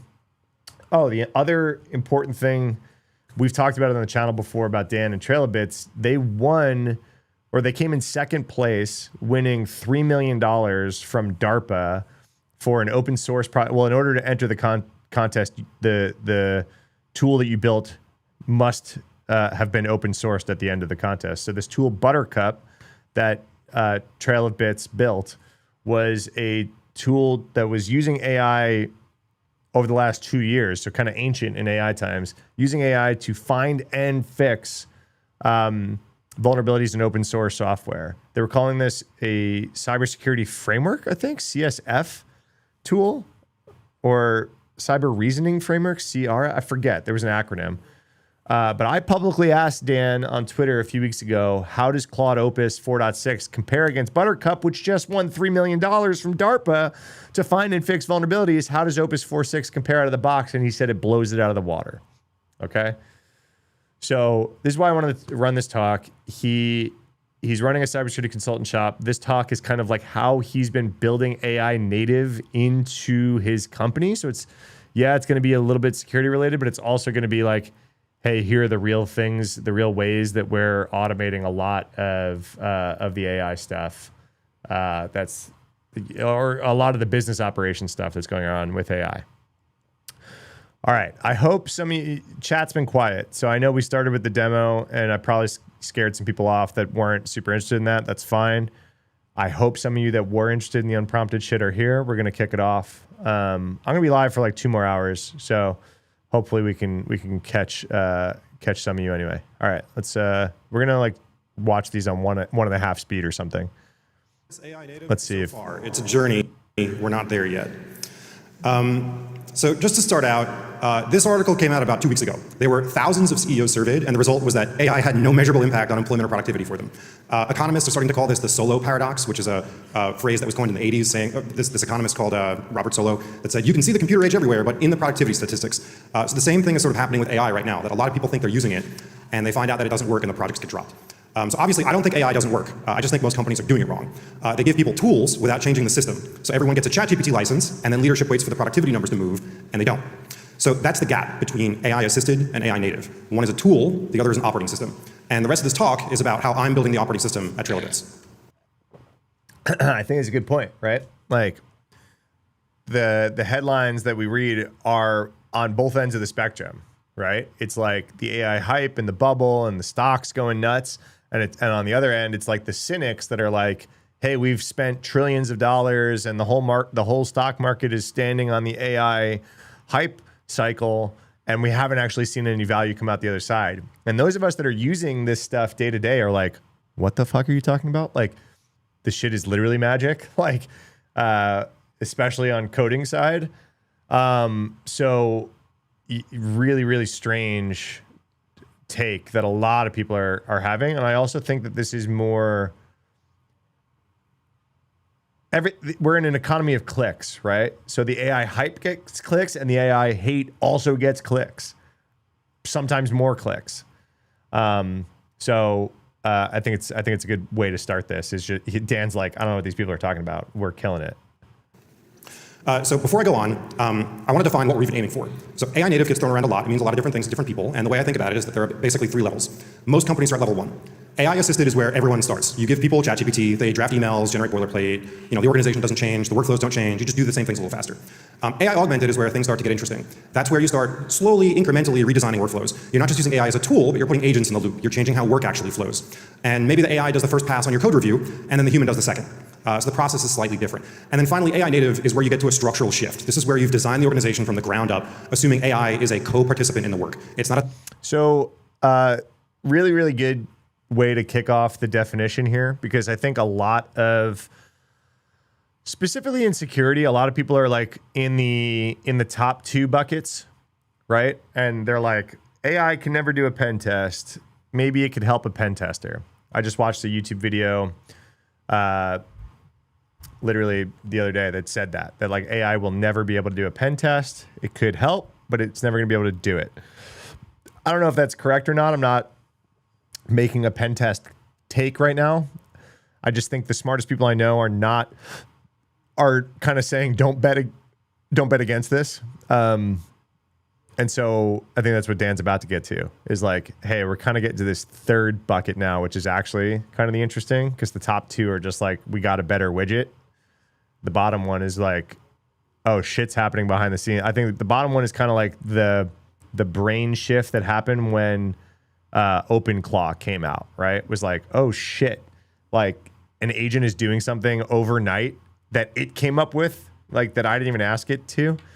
And not to say that all of that is like good and it has definitely broken a lot of things or whatever, but that's where the shift comes to, of like, instead of me in a chat box, it's like, oh, things are just happening. A tool, it's a teammate. And that's your knowledge management, your delivery model, your expertise. All of them have to be designed to be consumed and amplified by agents. So at Trail of Bits, what this means is that our security expertise should compound with code. Every engagement we do, all the skills, all the workflows we build make the next engagement faster. Every engineer operates with an arsenal of specialized agents built from our 14 years of audit knowledge. That's not we use AI, that's AI is on the team. So candidly, I had a lot of trouble getting here. When I first launched this initiative inside Trail of Bits, there was an incredible amount of pushback, like you would not believe. I think that I had about 5% of the company with me, about 95 against. At least 50% were passively resisting. There were probably a good quarter that were actively resisting. I'm sure people thought about quitting, just totally like cards on the table here. And this isn't really an uncommon issue. Whenever new technology comes around, people resist adopting it. And it can be the most senior, most expert people that resist the most. So I had to work through a couple of common psychological barriers that are well documented in research and build systems that worked within those psychological conditions to get to success. The core insight here is the problem's not the technology, it's the people. So these are 4 psychological barriers that are, I think, key among all the other ones in getting people to adopt new technology inside of a company like Trail of Bits. First was self-enhancing bias. This is the tendency to perceive oneself in an overly favorable manner. So you obviously want to maintain your own self-esteem, and this bias means that you take credit for your success and you blame external factors on failures. Yeah, this is really, really prevalent in security research and pen testing right now, is this first one. That's what I'm saying. The very tippy top of security researchers I know are saying, hey, these new set of tools are better than me. The very tippy top, right? Then you have like all the people that have been like just cashing out pen tests as like a career for the last 10 years are like, oh, this thing could never replace me. It's like the nitwit or midwit curve, right? It's like the bottom is looking at AI like, whoa, what's going on? And like the middle is like, nah, I'm the best. And then the actual best are like, yeah, the AI is lapped me. I think that's what Dan's gonna get at here. Now, there are some funny interactions with this. Like in some research by Paul Meehl and Robin Dawes, you can take the variables an expert says they use and build a crude linear model, and the model outperforms the expert. Almost always. And it's not because the model is smarter, it's because it's consistent. Humans don't operate the same every day. Some of you are very hungover right now, and I'm sure you could agree with me on this. And this gets worse with seniority. The more that you are an expert, the more that you believe that your intuition is what got you there. There's also Man, I'll tell you, I stopped drinking over 3 years ago. The best part is not being at hungover at these conferences. Just like awake and ready to go, grab some coffee and like, let's go hang out with people. Oh man, the booze floweth at security conference at night, and people are hurting the next day. It's so awesome to not be hurting. Try to not drink at a security conference one time. Identity threat. This really attacks the core of who we are. That like I spent 20 years doing this. A machine can't do 20 years of experience and like get to be me. And this shows up in things like there was Stanford ran a cooking study. They used this device, some cooking system, and they advertised it 2 different ways. One way is it does the cooking for you. The other way is it helps you cook better. And it's the same device. But for people who identify as cooks, they reject the device if it's advertised the first way. There's another dimension to this as well, based on the symbolism of what the activity represents. So, for instance, if you had a tattoo robot, people do not want robots to give them tattoos because it's symbolic. There's a human craft to it. But they're fine with a tattoo removing one because that's an instrumental process. There's no symbolism there. So for us, security auditing is deeply symbolic work. And it's important to frame the AI as making you a more dangerous auditor, not something that does the audit.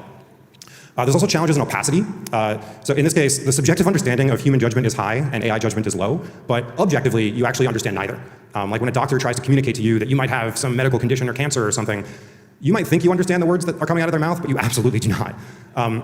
But the level of trust you have in the doctor is way higher than if a machine just prints out a receipt and says, here's what you got. So the way you typically fix this is you can modify the same AI to show you, well, why is this not a benign skin condition? And if you give a visual comparison to a benign mole, then trust starts to equalize. So we had to think about how to build this into our process as well. And then finally, humans have an intolerance for imperfection. So again, well-known academic study, participants watch an algorithm outperform a human forecaster, the algorithm is better. But the second that the algorithm makes a single error, humans switch back to preferring the human. The fix, in this case, is generally to let people modify the algorithm. If they have the perception of control, then they start to trust the process again. So what did we do? So for the self-enhancing bias, we built a maturity matrix. This was controversial internally. Nobody likes being told they're at level 1, but that's the point. You can't argue with something that you can't argue that you're good enough when there's a visible ladder. And it also makes the conversation concrete instead of, I don't think AI is useful. It also creates social proof. When you see your peers escalating up the ladder, the passive 50% of the company starts to move with them. The identity threat was extremely difficult. You had to get people to accept skill-allowing automations and reject skill-replacing automations. Same tool, different framing. So we never really asked anyone, well, not never really, we didn't ever ask anyone to stop being a security expert, but we gave them a different way to express that identity. So the skills repos that I hope you all are familiar with are the clearest example of that. When we have a senior consultant on the team write a constant time analysis skill, they're not being replaced, they're becoming permanent inside the company. And that means their expertise is encoded and reusable by the whole team. That's an identity. You guys that hang out, you've seen me pull up the Trail of Bits security skill before, right? Here, we'll pull it up. So this is what he's talking about, and these are just the public ones. And he's like, he said this a lot. He's like, if these are the public ones, you can imagine what we're not publishing, right? Super active yesterday, 2 days ago, 2 weeks ago, whatever. And it's like, you can just add this Trail of Bits skills marketplace. And it's got smart contract security, which, like I said, they're one of the only security teams out there doing that kind of stuff. Code auditing, skills. So to like bring in like semgrep rule creator, and it's like, cool, here's the skill of like how I create semgrep rules. So this is what he's talking about, right? Static analysis, malware analysis, verification, reverse engineering, development, mobile security, Firebase APK scanner skill, team management. Super interesting, right? Yeah. When reporting bugs you found, feel free to mention found using Trail of Bits skill, constant time analysis, timing side channel attack, found a bug. That's super cool. That's super cool. All right. So that's what he's talking about. You can go check it out. Upgrade, not a threat. So the maturity matrix reinforces this. Level 3 isn't who uses AI the most, it's who invents new ways and builds new tools. So the identity shifts from I don't need AI to I'm the one who makes AI dangerous. We also did hackathons instead of mandates. I never forced anyone to adopt these tools, but we created a space where people could experiment on their own terms. Oh, I'm not doing that. There we go. For the intolerance for imperfection, if somebody's first experience with AI is bad, you've lost them for months. So one error and people just abandon the system. So we invested a lot in ways to reduce the ways that AI can fail embarrassingly. We curated a marketplace so that people weren't getting random plugins. We created sandboxing tools so Claude Code didn't accidentally delete your work. We put guardrails and footgun reduction systems in place so that there were a lot less of like, AI did something stupid stories circulating in Slack. For opacity, we clearly articulated what tools were allowed and which ones were not, and under what conditions. We described those conditions and why we decided to adopt those risk levels. And then we made adoption fast and visible. So this really underpins everything else. If the setup takes an hour and the first result is mediocre, then you confirmed everyone's priors. So we have copy-pastable configurations, one command setup, we have a standardized tool chain, and the first experience is fast and good. And then I think finally, I matter to this more than most people think. The passive 50% of the company is going to watch what leadership actually does, not what it says. So if I'm using these tools visibly every single day, it signals that it's not a fad. We're actually all in. So that's the problem and the approach. Here's the actual system we built. So 5 parts, each one addresses barriers we just talked about. I'm going to walk through each of these in detail with screenshots and examples, but this is the overview. You can think of it like a checklist, but you need all 5 for it to compound. And importantly, this isn't like some strategy deck that like I'm presenting here. This is everything that we built ourselves, and most of it has been open sourced so that all of you can use it right now. This is what I use for a 140-person company doing real client work. So let's go through each one. First one, super boring. We had to standardize. We got everybody on Claude Code, and we treat it like any other enterprise tool. We have supported configs, no good defaults, and a clear path to this is how we do it here.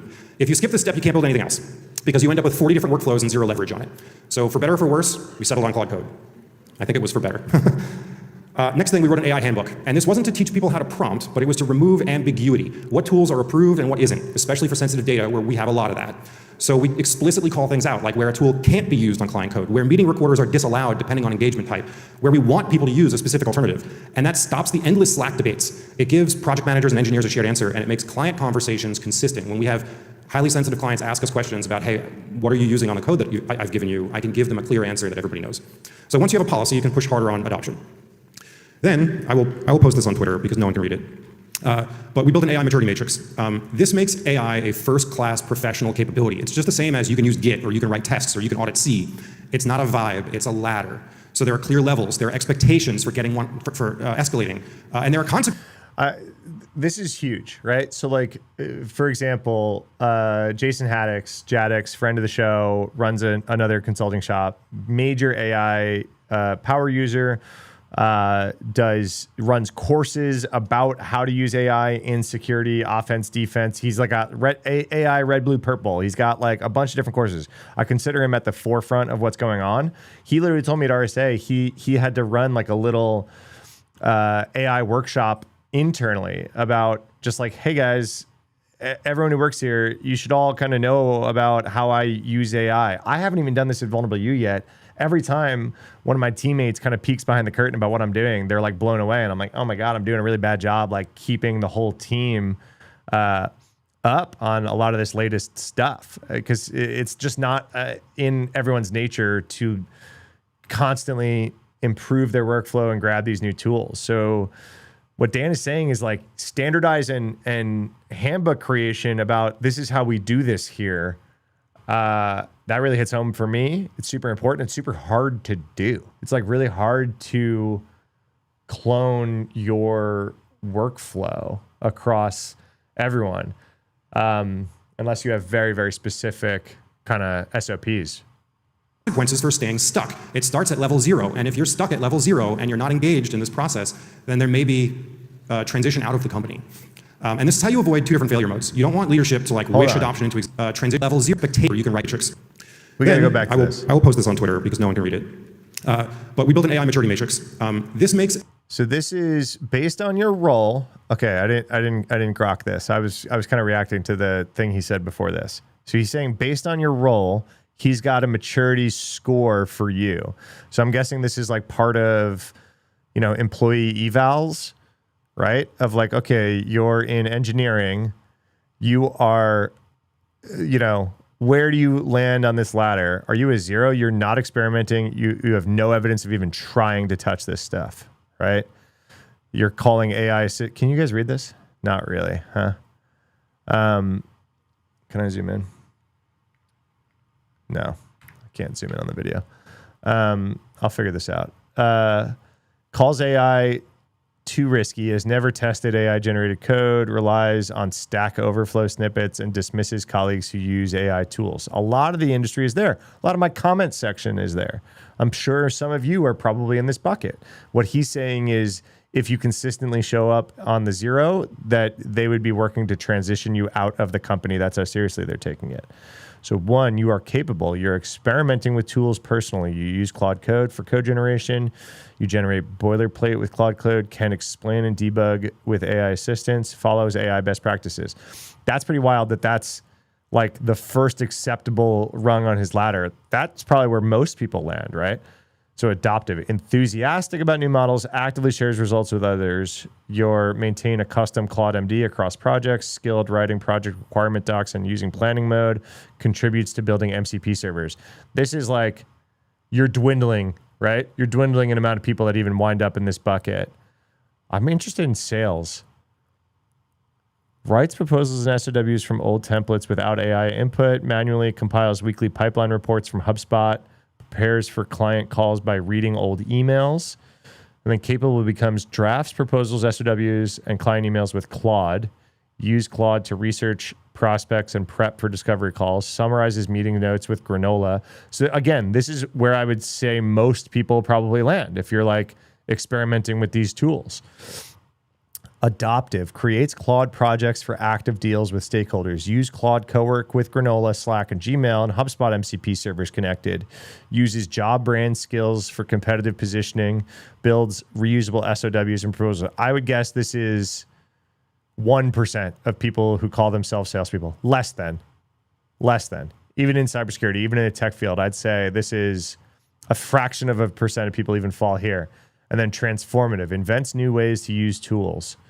Has agents producing reoccurring deliverables, pipeline reports, QBR reports autonomously. Creates AI-driven systems for continuous prep, pre-booking meetings, enriching attendee lists, scoring leads. Builds tools the go-to-market teams use daily. SOW generators, competitive intel dashboards.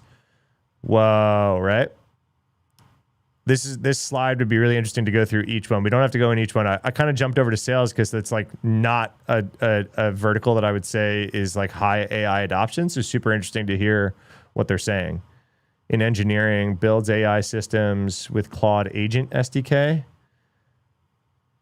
I'm not even familiar with that. That's super interesting. Runs autonomous agents that ship PRs, close issues, benchmarks results. Develops systematic approaches to prompt engineering. Jeez, I'm not even here. Fine-tunes models? Nope, I don't do that. Develops AI enhanced security tools? Nope. I mean, yeah, I'm having agents run fuzzers. Designs agent workflows that produce multiple outputs from the same engineer. Wow. All right, we're going to keep watching. AI a first-class professional capability. It's just the same as you can use Git, or you can write tests, or you can audit C. It's not a vibe, it's a ladder. So there are clear levels, there are expectations for getting one, for escalating, and there are consequences for staying stuck. It starts at level 0, and if you're stuck at level 0 and you're not engaged in this process, then there may be a transition out of the company. And this is how you avoid 2 different failure modes. You don't want leadership to like wish adoption into existence, and you don't want the organization splitting into AI people versus everybody else. This is a whole company need. Everybody needs to be on board. So this turns it into a normal part of performance, growth, resource allocation, and bonuses. Now the fun part. So hackathons. Hackathons became a management system for us. We run short, focused sprints, 2 to 3 days, with a specific objective, one objective. And that's how we keep pace when the ecosystem changes every single week. So here's one of the kickoffs for one of them. We did this one, or actually, well, these are the last 2, I think. Which one? I think the one on the right is our autonomy-focused one. The most important thing is that we put a constraint on the hackathon. You had to run Claude Code in bypass permissions mode. This was to break the barrier on people's hesitance to giving full control over the tools and build. All right, so this is forced. So I know some people of TrailBits that didn't love this whole forced adoption, right? But Dan's making a stance as the CEO. He's looking into the Palantir of the future and saying this is the direction we're going, so we better do it. And he kind of ate all the pain at once by forcing a lot of it, right? We got everyone comfortable with Claude Code by cleaning up our public repos. Since then, Claude Code has shipped skills, plugins, hooks, MCP servers, native sandboxing, agent teams, agent SDK. Most of you haven't used any of it. Time to fix that. The objective, ship the most impactful changes across our AI toolchain and public repositories. The twist, engineers must work in bypass permissions mode. Fully autonomous agent, no approve every action. You'll use our dev container drop kit or the native macOS sandbox to do this safely. 3 tracks, engineers, adaptive or capable on AI maturity scale. We just went over that. Pick a public repo, fix real issues, file real PRs, same as last time, but you're running it autonomously. Non-engineers, build a reusable Claude Code skill or set up MCP integrations for your daily tools.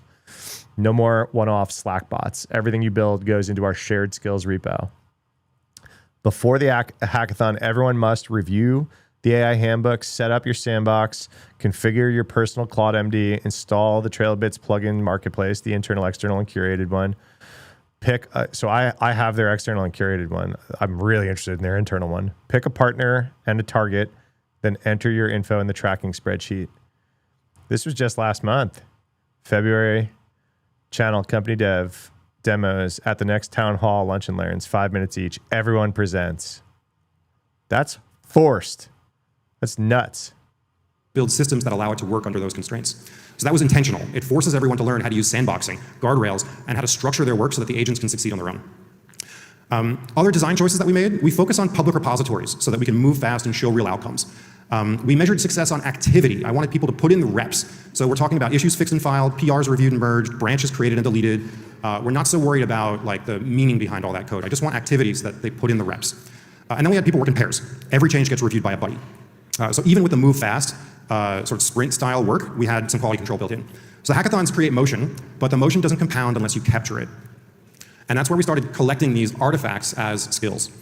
So a skill, most of you know, is a reusable structured workflow, usually with examples, constraints, and a way to verify the output. So we maintain 3 separate skills repos, 2 of which you all have access to. We have an internal one that has a lot of company-specific workflows and a lot of our most sensitive vulnerability research-related skills. But we also have an external one so that the broader community can validate and improve on the work that we're doing.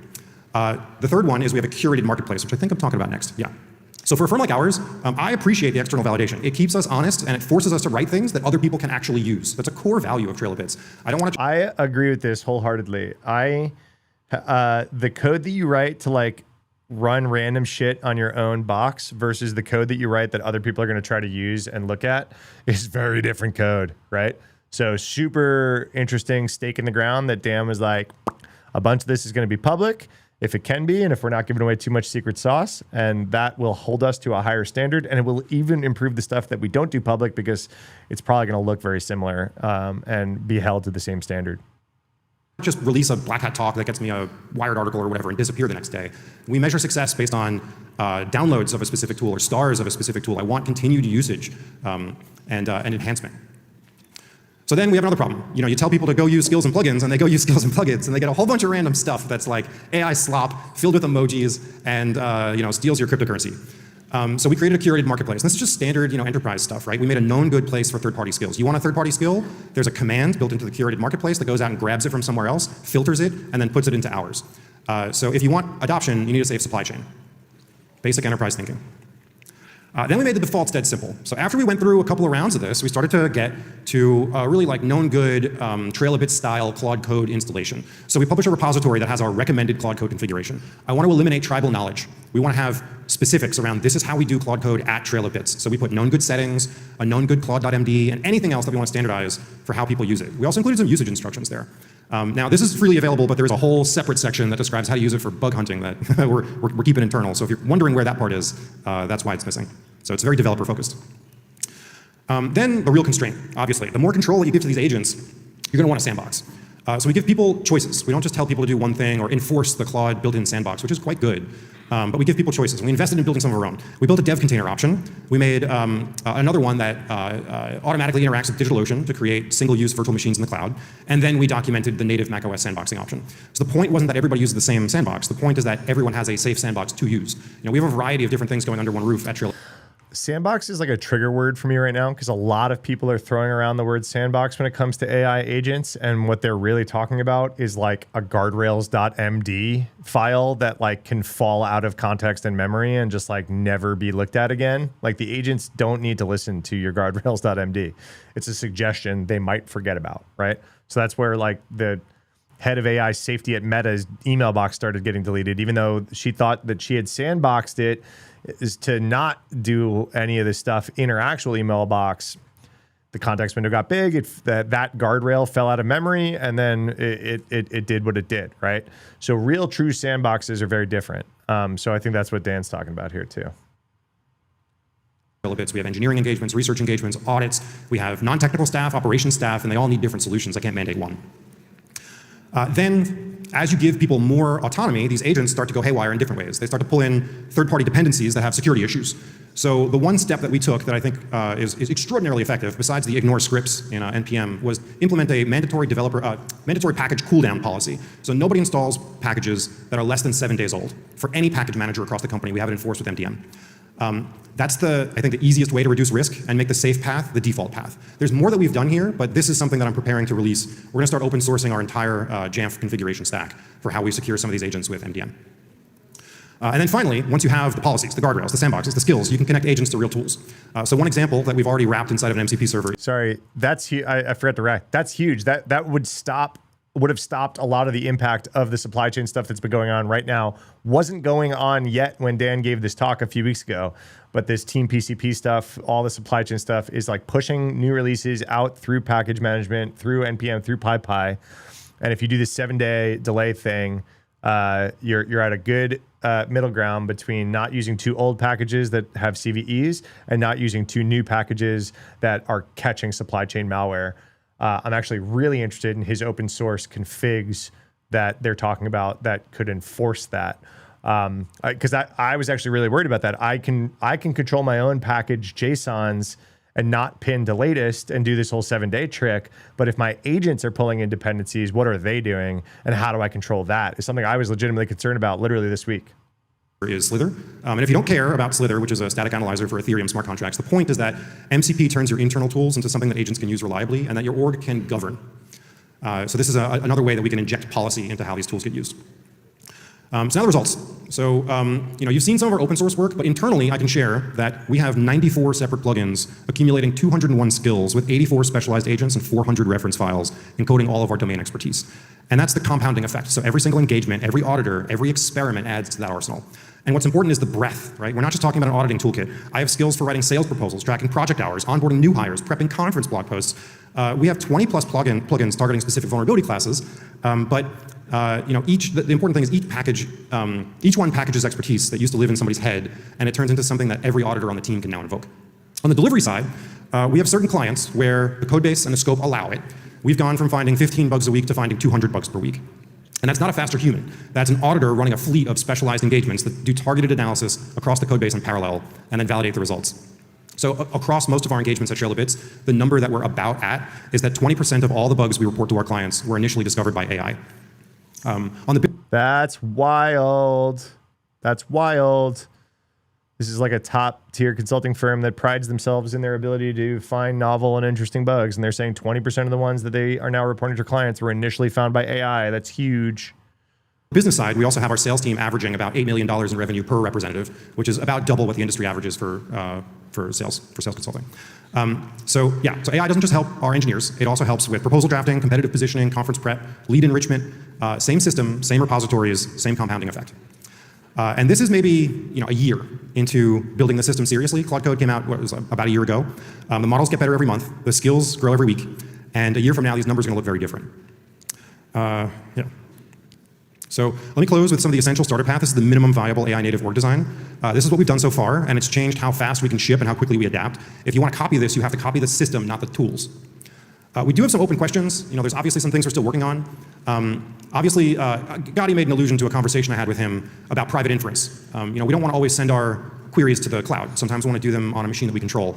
But these local models, they're good, but they're not amazing. There's definitely this big model smell where you can tell the difference between Opus 4.6 and a Haiku 4.6, no matter what day it is. So right now we're investigating a couple of paths here, and I'm sort of reticent to spend money on a local server because a lot of the private inference systems are getting really good.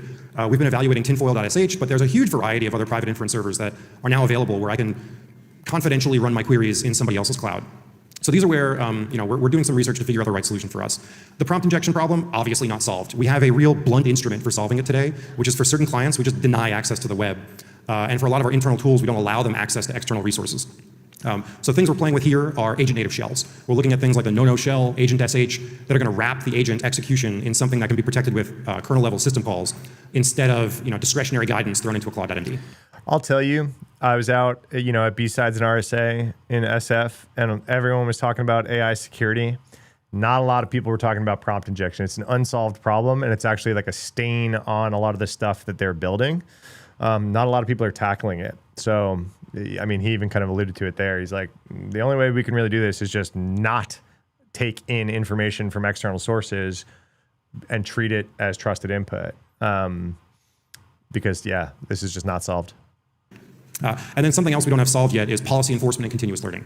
So we push a lot of settings via MDM, but what do we get back? Because there's a huge amount of data that's accumulated on each person's device about how they're actually using AI and how they're doing their job that I would love to be able to collect and synthesize and use to enhance our process. And we don't have a solution there yet either, but it's something we will probably soon.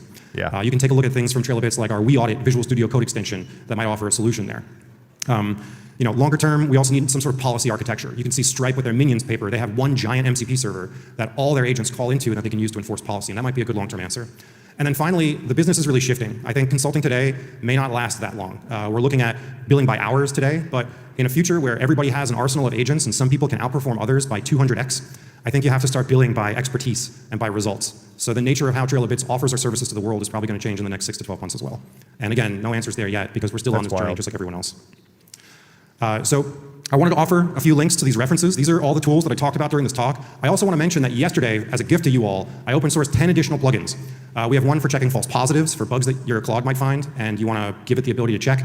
We have a fun one called Let Fate Decide that teaches your agent how to deal with tarot cards, as well as a whole bunch of others that are up on my Twitter and that are up in the skills repo right now. And then I would also be remiss to mention, we have a bunch of jobs open, and I would love it for someone to work with me to carry this exact process forward. If you want to help me continue to instrument TrailofBits and make us further along in this journey, please contact me. Thanks. Thanks, Tim. Great. All right, we'll try to get back on track here. So I'll take time for 2 questions. Do we have 2 questions in the audience? Processing all of the things to do with an org. We've got one over here. Andrew, or I'll run it. Hey, thanks so much. That was amazing. I'm wondering if an additional hesitance that you've seen with your employees in adopting AI is also around eventually being replaced or mass joblessness, stuff like that. Yeah, so I think TrailofBits is in a really good spot because we're kind of, I think the term is obelisk-shaped. Consulting agencies, they usually have a really large base of junior employees. And I think as people get more enhanced by AI, it's a lot of the most senior people that benefit the most. So I'm going to sidestep that question and just say that everybody at TrailofBits is perfectly positioned to take advantage of this because we only have senior level and up people. I'll leave it there.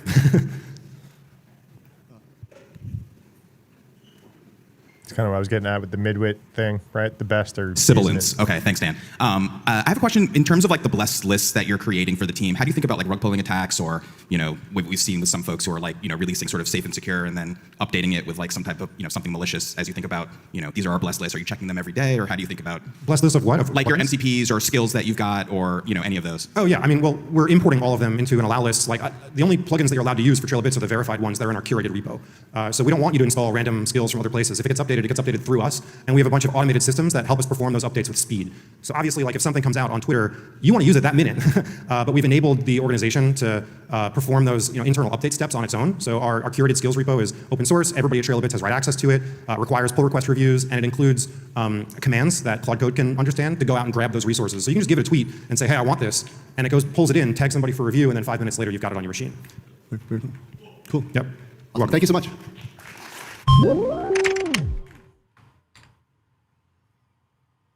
That was cool.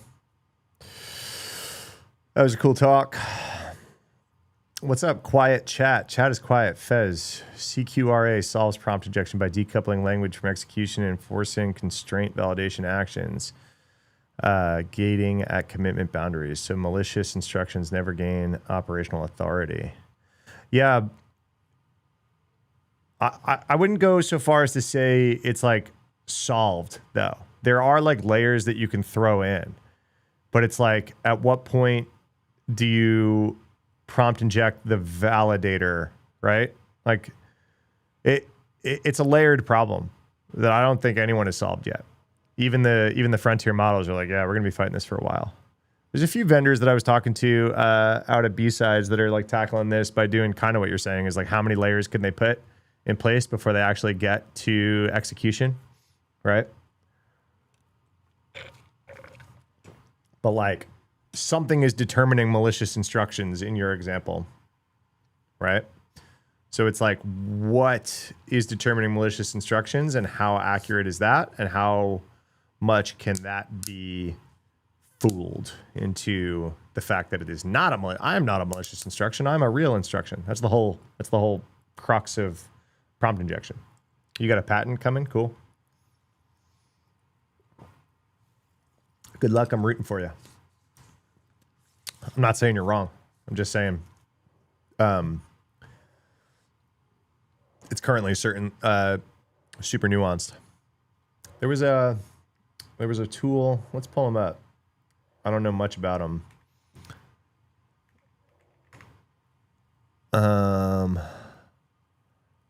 There was this tool was at B-Sides, and they were one of the only people that were saying it. Runtime policy engine for AI features. Authorized tools, control budgets, protect against spam and bots.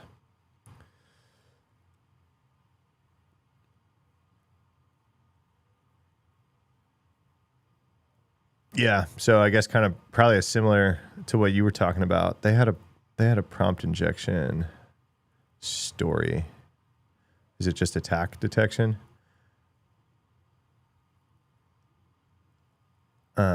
No, that's AI abuse. Create middleware. Will block requests. Configure. Yeah, I'm not sure. Custom filters. I was talking to them at their booth. They had a prompt injection story that I was kind of honing in on.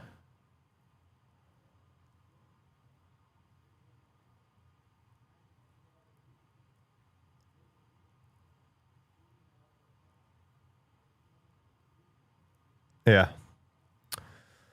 All right. Unprompted talk number 1 down. We talked about Dan. Should we go to another Dan, or should we go to... No, let's go to Carlini. We can end on Meisler. Yeah, share away.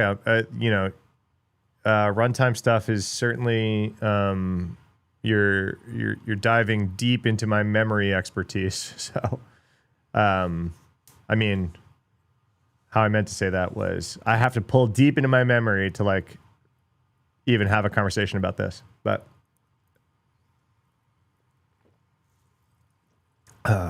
AppSec guy trying to play a runtime guy on TV.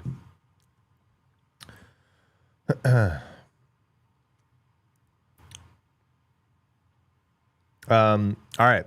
So this one, Carlini, has basically come out and said AI is a better vulnerability researcher than he is at this point. And this is probably the most watched talk at Unprompted. Yeah.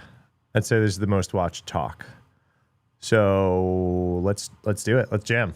I haven't watched it yet. Should we watch the intro? Let's watch the intro. Why not? All right. So before Nicholas speaks, I want to say a couple of words as well. I think that there are people in this industry who have been doing this for a long time, truly understand this, and can be considered the best. Now, who is the best one, the best two, the best three? I don't really know. But we have the opportunity right now to listen to somebody who has not just been the best at this for the past year or the past 2 years, but for a long while, and consistently makes the industry Did you see that t-shirt? better. Infosec Club. I want that t-shirt. That's a good t-shirt. Just by doing his research, regardless of how much of that comes out. And I'll also tell you that he agreed last second and went through all the corporate PR analysis that I don't know how much you have to do in Anthropic. It seems like you guys are easier than other people to manage to come here and give this talk to you today. So I just want to get a second for everybody, for the last second, last minute, getting into a thing and coming on stage and rushing in from handling truly a global level emergency or situation just to come and speak to us all. So please, let's give it to Nicholas. Okay, thanks. So I'm Nicholas. I'm at Anthropic, and I'm going to spend a little bit of time just talking about some of the things that I'm interested in language model security. And I guess the thing that I've been caring about most recently has been, I guess, I don't know, calling it black hat language models, but just trying to understand how we can use language models in order to make them cause harm. Not because I want this to happen, right? That would be bad. But I want to understand what bad things people who wanted to cause harm would do, so that then we can make that not possible. Okay. Basic lesson I hope you take away from this talk is relatively simple. Today, it is true that language models can autonomously and without fancy scaffolding find and exploit zero-day vulnerabilities in very important pieces of software. This is not something that was true even, Whoa. We've now TikTokified conference slides. For my ADD brain, you've now highlighted the words that you're saying. It's like the auto-generated TikTok captions that are like, this is the word that you're currently listening to. Say 3 or 4 months ago, but it is now becoming true, and I think it will become only more true over the next couple of years. And so I don't know, if this is like the main lesson, the real thing I want you to take away is that they're getting really, really good really fast. And this means that the nice balance we had between attackers and defenders over the last 20 years or so seems like it's probably coming to an end. And it really seems to me the language models we have now are probably the most significant thing to happen in security since we got the internet. Before we had the internet, there was not that much that you could do to attack someone else. You'd have to send them a floppy disk or something. You have now the internet, you can do remote attacks. Language models really feel to me to be something that's roughly on this order of importance, which is not something that I believed, I don't know, 3 or 4 years ago. But the models have gotten really, really good, and I want to just give you a couple examples of what this is looking like. Okay, so let me show you how we've been finding some bugs in some really important software, and I'll show you what we found in just a second. But let me just show you the scaffold that we've been using. Here it is. This is basically the entirety of it. We have a couple more sentences here and there, but basically we run Claude code, and we run it in a VM, dangerously skip permissions, just let it do whatever it wants. And then we say, hey, you're playing in a CTF. Please find a vulnerability and put the most serious one to this output file. Go. And then we sort of walk away and we come back and we read the vulnerability report, and usually it's pretty good and has found some pretty severe things. And this basically works. You can definitely do much better if you have fancier scaffolding. You can definitely do it cheaper if you have fancier scaffolding. But you can do it just by asking the model to find these bugs. And the reason why that matters to me is because what I care about is what is the base capability of the model, because if someone who's malicious wants to go cause some harm, and they don't have to spend 6 months designing some fancy fuzzing harness or something, they can just go do bad things with it. This is quite scary. Small little problem though with this. It's a little deficient in 2 ways. One way is that I can't do this at large scale. If I take a piece of software and I ask Claude to find find a bunch of vulnerabilities and run it multiple times, it will probably find the same bug each time. I don't know, it just turns out to be the case that this is what happens. Also, it's just not very thorough.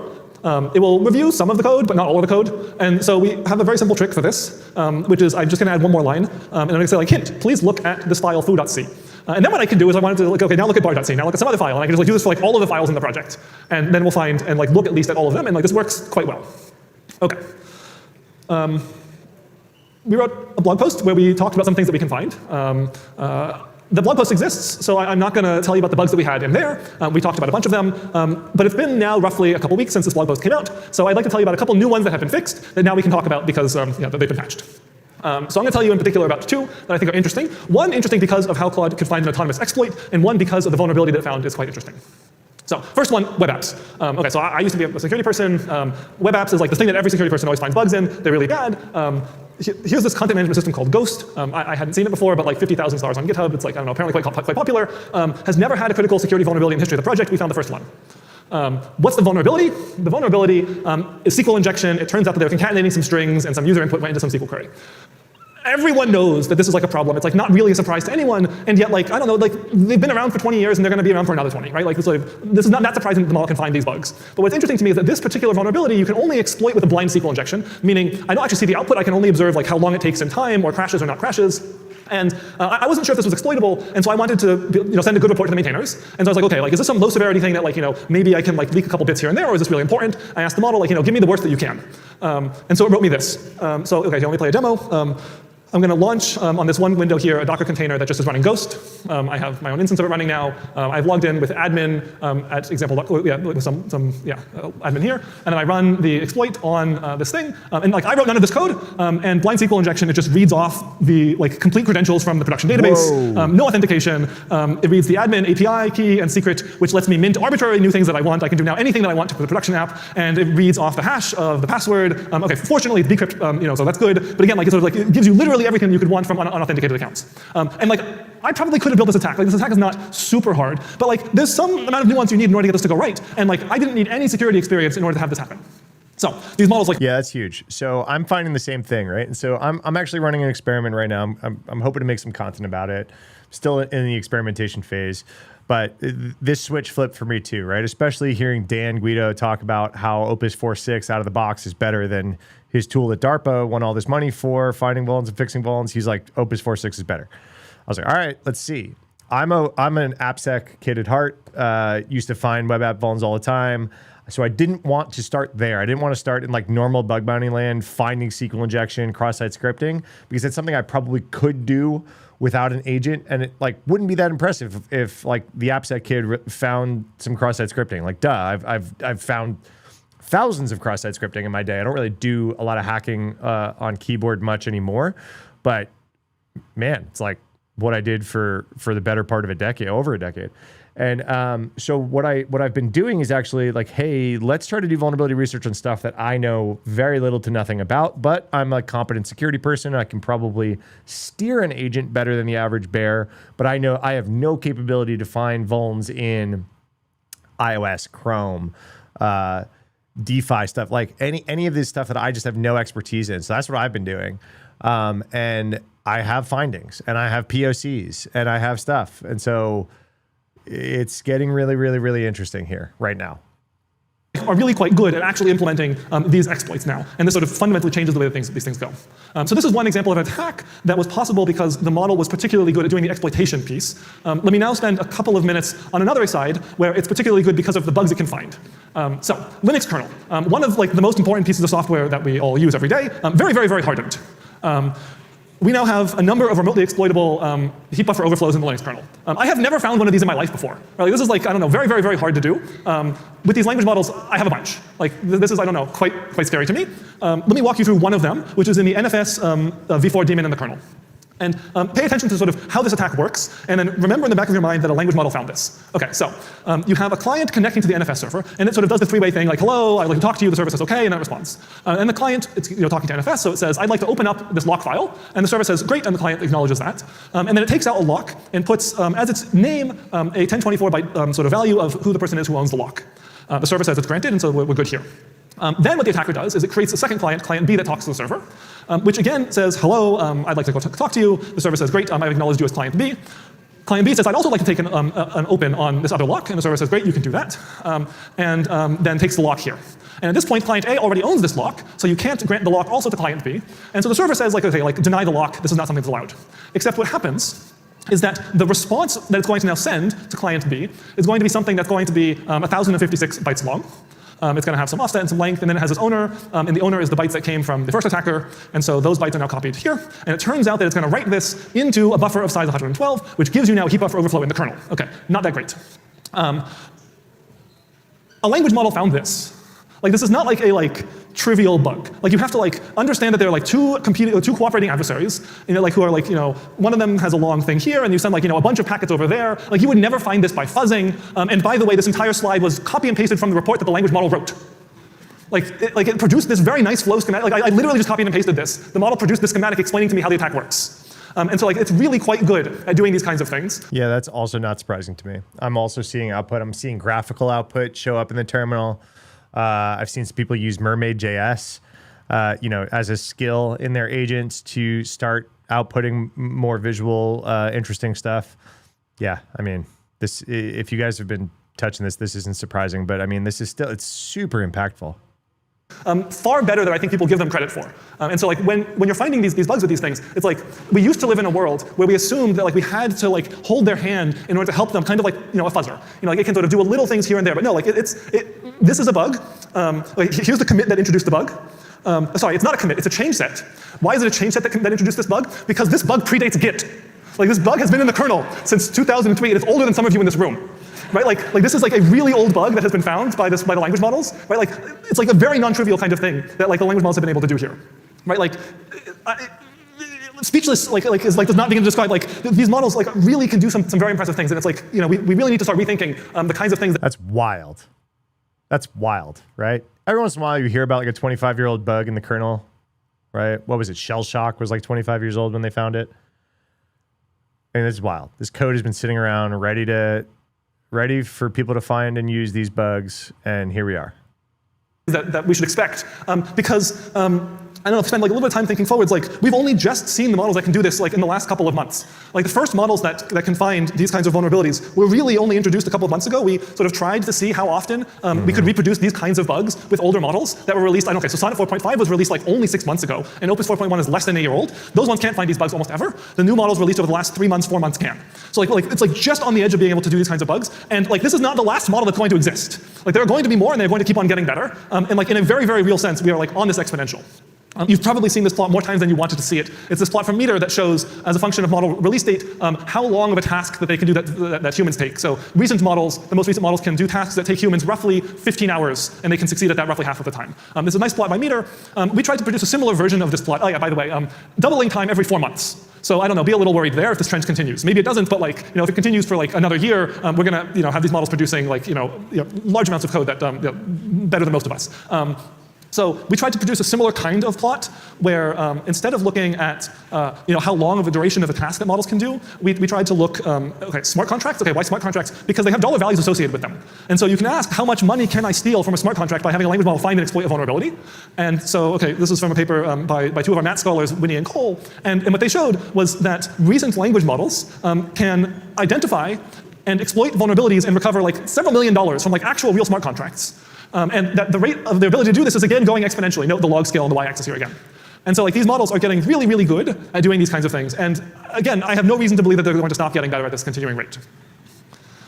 Okay, I'm sort of coming back to the slides. I think this really is the thing I want you to take away. It's not where we are at this moment in time. Yes, at this moment in time, the models can find vulnerabilities in the Linux kernel. Yes, at this moment in time, they can find these critical CVEs in really important software that people use. But the rate of progress is very large, and so you should expect that the best models can do this today. The average model you have on your laptop probably can do this in a year. So if the average model on our laptop can do it in a year, what can the best models do in a year? We're talking national security stuff, right? They better be briefing some people about what they're cooking, right? If they have any sniff of this exponential curve beyond what's publicly released, hopefully this gets I don't know, some pre-warning to the internet, unleash it on some open source packages that are critical infrastructure before you release it to the public. That's the level of scary that he's talking about. I'm a skeptical person. I didn't believe in language models for a very long time. When I first saw language models, the only thing that I did with them was I sort of prodded them and made fun of sort of how easily they broke. But they actually are quite good right now. They of course have problems, but you can't just stick your head in the sand. These things are working really, really well. And like, there are some people who say, it's on an exponential. I agree the exponential is not going to last forever. I remember when CPUs were getting exponentially faster every couple of years, right? Like this is the fastest CPU that Intel produced every year, starting from the 4004 up until the first Pentiums in 2000. Very nice, clean exponential. And then, of course, the exponential tapers off. It's no longer exponential. What do you know? There's going to be a bend. No one denies this. No exponential can continue forever. But it's very hard to predict when the bend is going to happen. Like maybe the bend happens in 6 months. Maybe in 6 months it's the case that the models are no longer getting exponentially better. Maybe it happens in 2 years. And when the bend happens will matter quite a lot for what capabilities these models have. And I think you should not assume that it's definitely going to happen in a couple of months, because people have been saying this forever. For like the last 10 years, people have been saying deep learning is going to hit a wall. And at least as of yet, it has not. And so we should be willing to entertain the possibility that it might, especially as security people, right? So I went to a conference at Crypto where I gave a talk, and I observed that 10 of the papers at this conference were on post-quantum cryptography.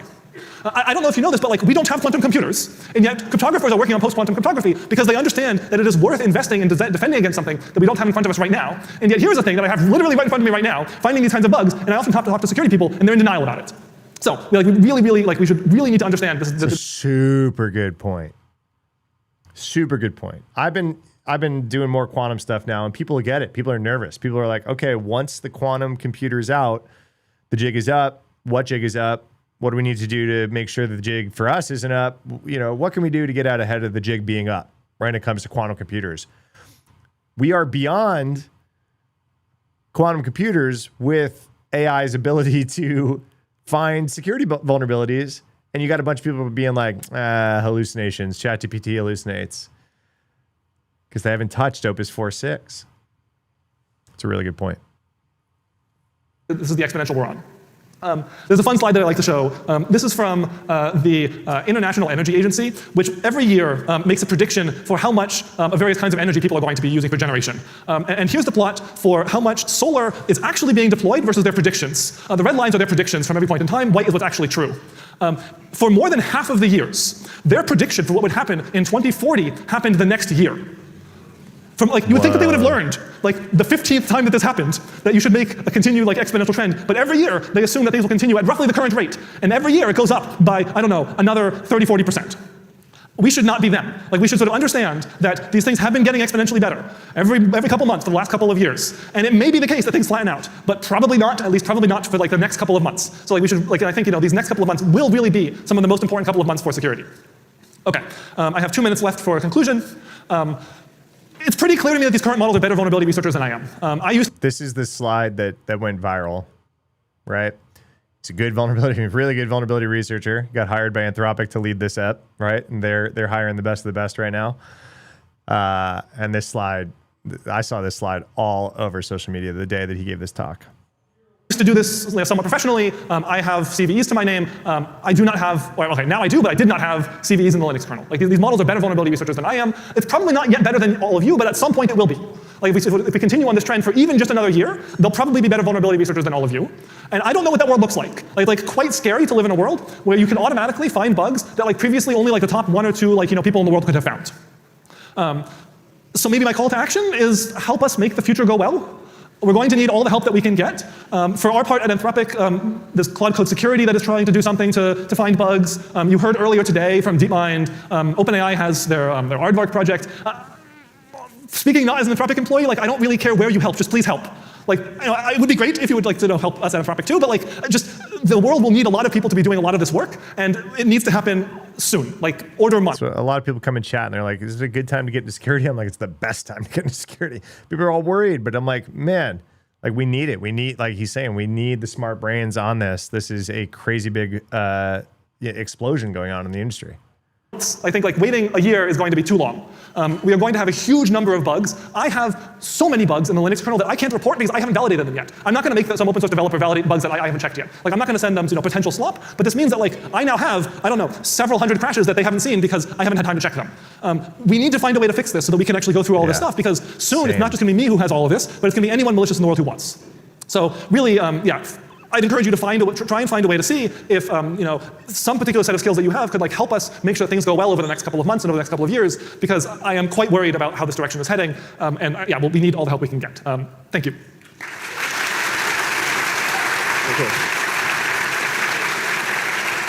Great talk. While I wait for questions, I'll just leave this video playing in the background. What should we be watching for? Just watch. It's fine. Let's take a question. Just That's watch. hardly fair. Yeah, I'm sure there are questions. Let's take some. I'll take from over here first. Hello? Hey. Hi, I'm Nabil from Palo Alto Networks. So I'm wondering, like, given the future where bugs will be found autonomously, like the one we can't find, as you mentioned, is like since you guys have. It looks like it's just a normal Ubuntu boot up. Not necessarily root, Nicholas, and he just plugs something in. Have the visibility, should we think about something like to identify the malicious intent? Because it would be impossible for us to fix all the zero-day bugs in all the repos around the world. What's your thought? What's going on? Your hardware enablement stack is supported. Kernel panic. He just plugged that in and got a kernel panic. Because you guys have the control. What can we do in that regard? Thank you. Yeah. I didn't hear the question. Identifying malicious intent is hard because security is dual use. I want to allow people to use the models to find bugs to fix things if they're the developer of the software. I would ideally not like to let someone use the software to go and exploit things. And for a very long time in security, like, we've always understood that the dual use nature favored the defender. You know, pick any software that exists, it generally favors the defender more than the attacker. I think this has been true, and this has been the way that we've been operating in the past. It's unclear if this will always be true in the future, especially for language models as we go forwards. And so I do want to make sure that people can't use these things for harm. And indeed, like, Anthropic's models and OpenAI's models and DeepMind's models will generally refuse if you're like very explicitly doing nasty things. Clearly, they need to get better if they're going to be able to refuse everything. But I don't want to like not let people be honest defenders because. Okay, so the way I think about this is, if I put a safeguard in place that's very, very weak, it will only stop the good people from using the software. The bad people are just going to jailbreak the model and are going to still attack it anyway. And so but the good people won't. They're not going to circumvent the safeguard. They actually made this decision already, right? So like you basically had to jailbreak a lot of these models to like help it with vulnerability research. So a lot of bug bounty hunters were like, man, like, okay, here's my prompt that I need to like trick Claude into helping me with bug bounty research. And so Anthropic just gave up. They were like, you know what? F it. Like, it will help with vulnerability research now. Because, like he's saying, it's like, it's not stopping the bad guys from doing it.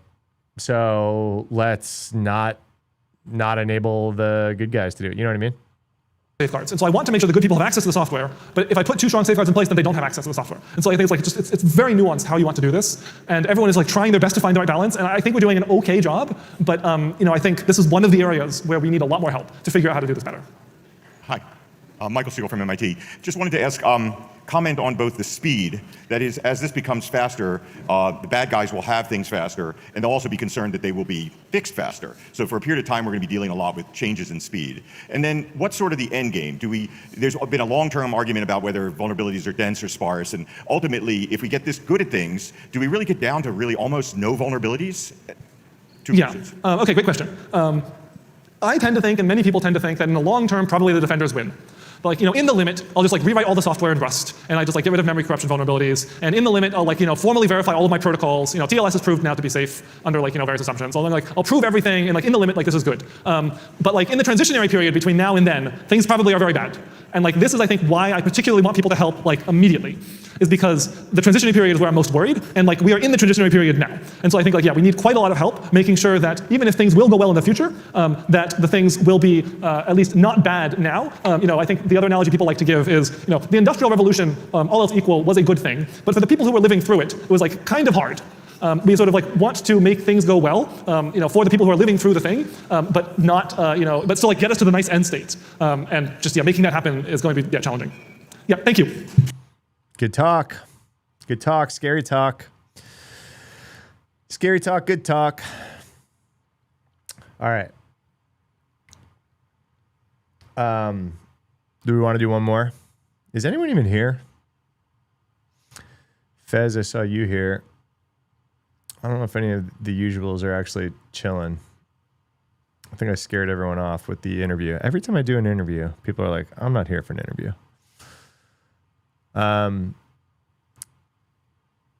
Present. Cool. Sound off. We got one or two more we could do. Are you guys digging this? I might cut these up as like live reaction videos as my YouTube videos for the week. Too. Like chop these out.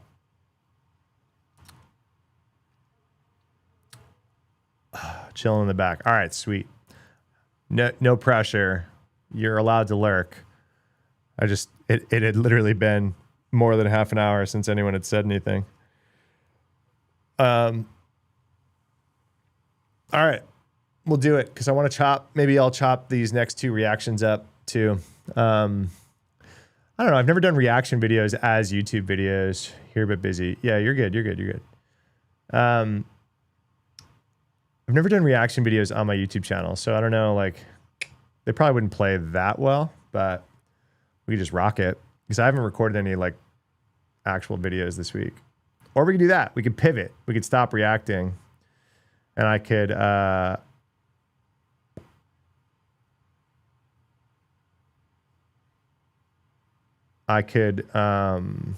We could make a Team PCP video, was what I was thinking. Just kind of talk about everything. So instead of just talking about Trivy or Axios, just make like a supply chain video, basically, not Team PCP.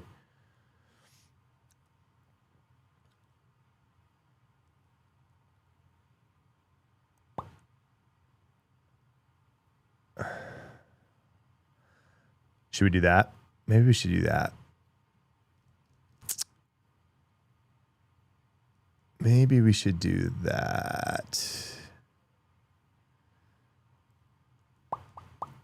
I'm thinking that's what we do. So let's do Team PCP and then a new tab. We're going to do, where's the Axios stuff? Axios. And then we're going to do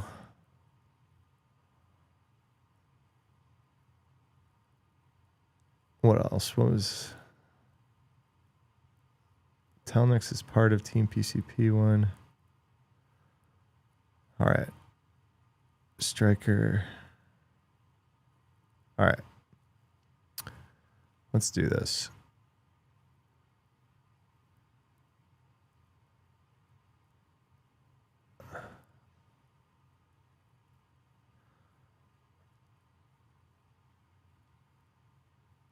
Let's do it. We're going to record a quick other YouTube video.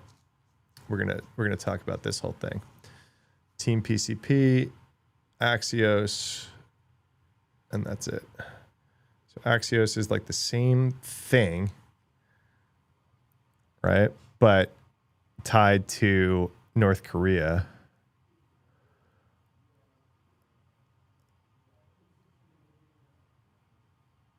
Do we know the initial access vector? Let's try this shit out. We had Mallory on. We got access. Let's try it.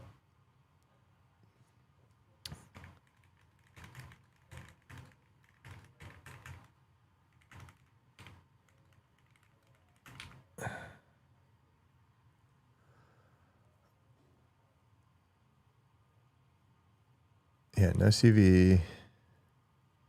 Yeah, this was a bad one. We know that. I just want to know what the initial access vector was to start the video. Man, I said I was going to record a video and a bunch of you left. You could just type no.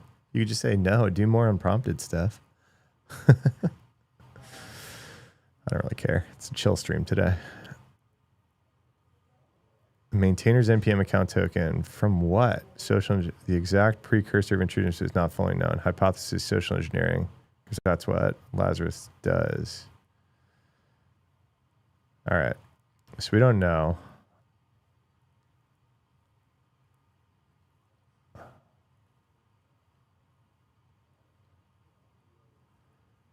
All right.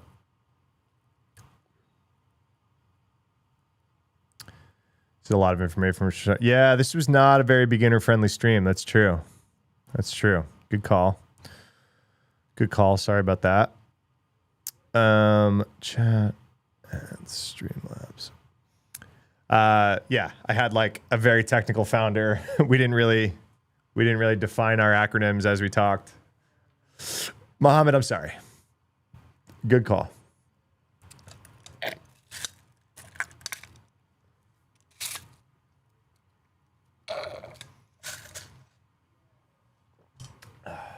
I have to hit the restroom. This was good. Had to bounce in and out. You're good. Yeah, you're good. Guys, not trying to make you feel bad. Just like pulse check. This was a very different stream than usual. So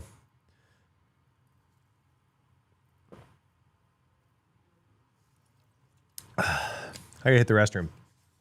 I'll play Meisler's talk while I'm gone. How about that? Because we were gonna read this. We were gonna do this next. I've already watched part of this. Here you goes. Everyone enjoy it. I'm gonna go to the bathroom. So I wondered if you guys don't know Dan, he's a personal friend. He's like literally at the forefront of a lot of this AI stuff, and he's just like putting out tools left and right. Specifically, this Pi tool, PAI. I live in Pi. Big fan. So, yeah, we're not gonna. I'm gonna come back and record something else, but you guys can watch this while I go re-up on coffee and go to the bathroom. To do a few different things with this talk. I started off wanting to talk about my personal AI stack, and I started thinking everyone has one because I submitted this months ago, right?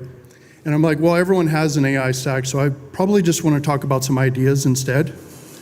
And Gotti ended up saying, hey, look, you know, it is the name of the talk. Go ahead and do that instead. So I think I'm going to do a combination of the two. This is the first one I want to talk about, which is companies become APIs. So Excalidraw, they released a thing. They're like, hey, you can now just talk to your Excalidraw and it will produce the entire diagram for you. And I was like, oh, that's pretty cool. And I'm like, okay, what are the instructions? And I was looking for the agentic part. And they came back and they said, oh, it's easy. You just log into Excalidraw and you go into the tool and you type what you want to happen and the diagram will show up. And as of like 2 months ago, that is a non-starter for me. I can't, like, I'm not going to go to any physical tool and actually use it. So yeah, that is pretty much a non-starter for me. I think the way this is heading is your company exists as an API. And if people's AIs can't use your company in that way, you kind of don't exist. And I think the way that is heading is towards essentially kind of like IMDb or Rotten Tomatoes, where you have ratings of software and they're all rated across lots of different dimensions.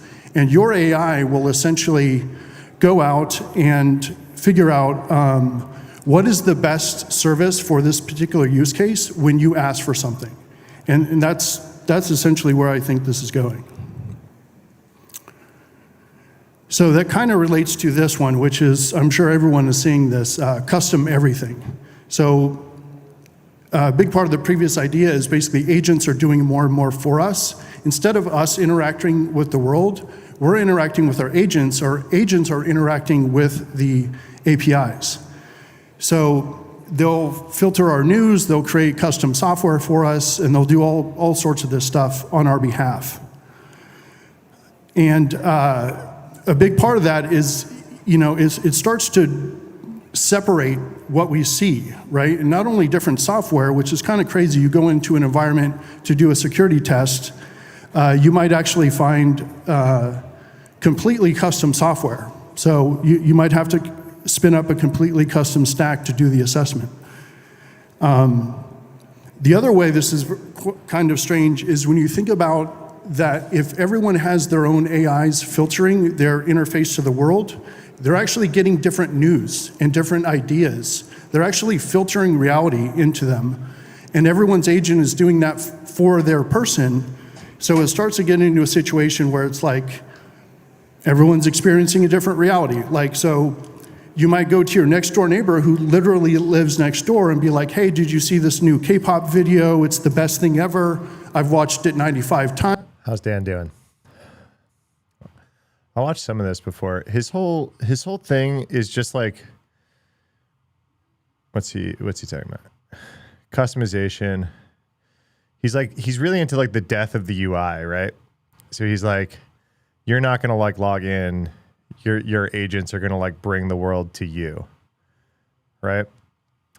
So this is like the philosophical side behind his Pi project. Showing off some new Swift CLI to make easier for one of our background. Sweet. Maybe it's great to learn bigger concepts first. I don't know, Mohammed. I threw myself into the deep end when I didn't know shit as a beginner also, and it's like super interesting. when you literally have no idea what's going on, you can't even understand like some of the words being said. It's kind of like challenges you faster, pushes you in a direction. I don't know. There's thoughts a few different ways, right? All right, let's see.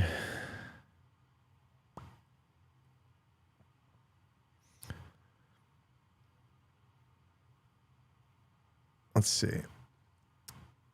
Let's see what Mallory does to like help me prep for a YouTube video. It's the Mallory day. I haven't logged in a while, so I didn't know he had a lot of this built stuff in here, right? So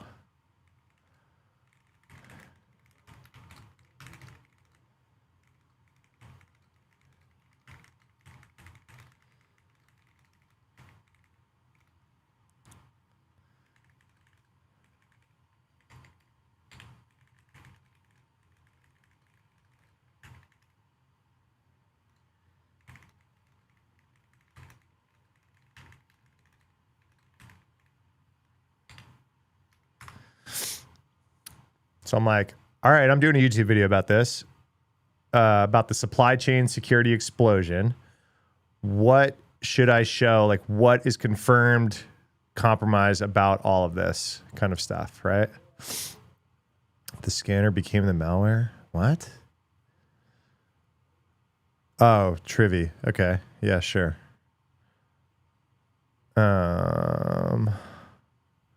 I'm new, but I'm learning by exposure. Just read and listen as much as I can. Loop back. Yep, that's the best way to do it. That's the best way to do it. We got Brandon and not Brandon in chat. That's great.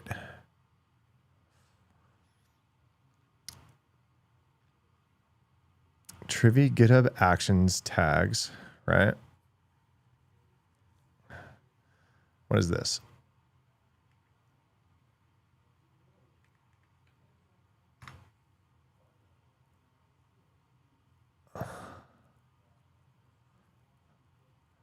Fuck yeah, Mallory.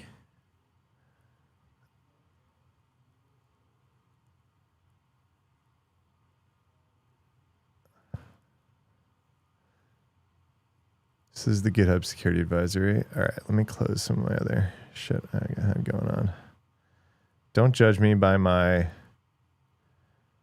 YouTube recommendations being full of like Pokemon stuff. You'll be the imposter. It's not a tumor.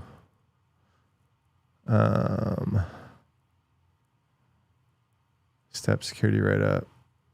Yeah, lower third, confirmed impact. Trusted GitHub Actions tags were repointed to malicious commits. Roman, where you been, bud? We did we watched and reacted to 2 unprompted talks. Now we're gonna make a no, you're good. I'm just messing with you. So we're gonna do like the full supply chain is fucked video. Whoop.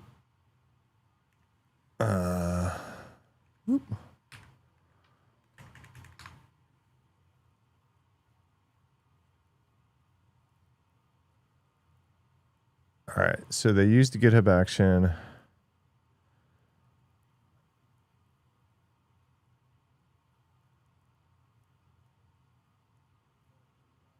This step security one is a little too salesy. Sorry, I'm trying to pull up like what I'm going to show, and this one just like talks about their product so much. Axios, Team PCP, check marks, Trivy. Where's the first Trivy one? No, I'm too far away now, right? March 12th.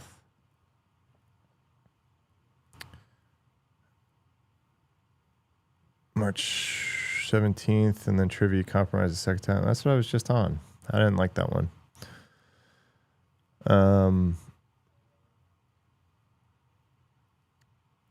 Socket or whiz analysis of it. Yeah, let's do that. Socket, Trivia. Let's do it. Pro YouTuber time. Yeah. Well, I think it's still interesting to like sum this all up for you guys, even if you're watching me live. We've talked about little bits and pieces of this. We're gonna like do the whole dang thing, right? So, God, I'm fucking freezing in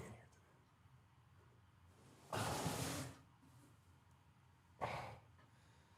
See, every once in a while in my office, it's like 85 degrees outside and I'm freezing in here. My office gets really cold. All right, so yeah, what happened? The tags is what I want to show. So this is like the initial access of the whole thing, right? Sam Houston, what's up, buddy? Good to see you. How each tag was rewritten. For each of the 75 tags, the attacker created a new commit with carefully spoofed metadata. Started at the master head tree, swapped entry point sh with the info stealer payload. The result is a file tree that is identical across all 75 malicious commits, master plus swapped. Whoa.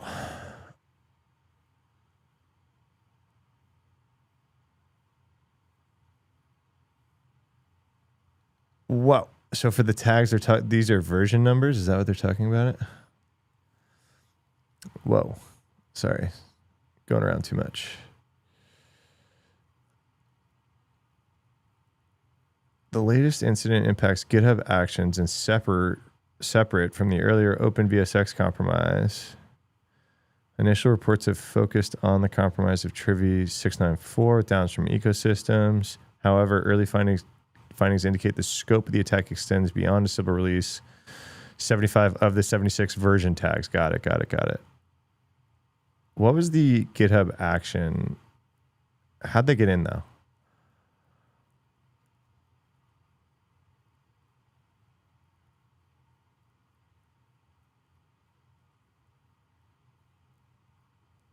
Payload overview.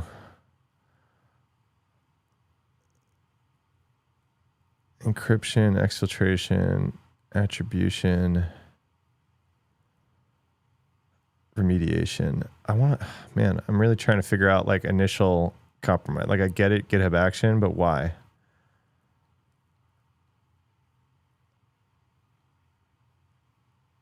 Why and how? You know what I mean?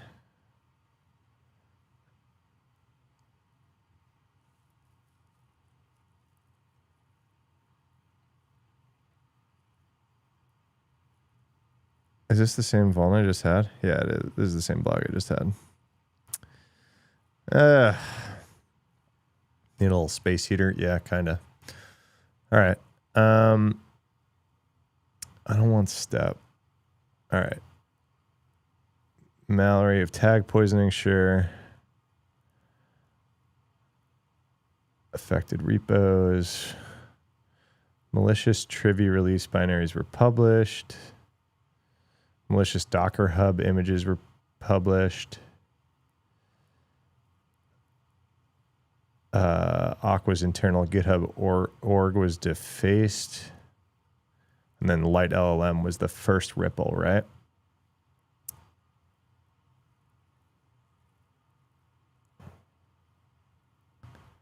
And then Merkur, yeah. So now we're getting into this bit. All right, so Trivi Aqua into the NPM ecosystem with this canister worm, checks marks, Light LLM, Telnix. This is great. He doesn't have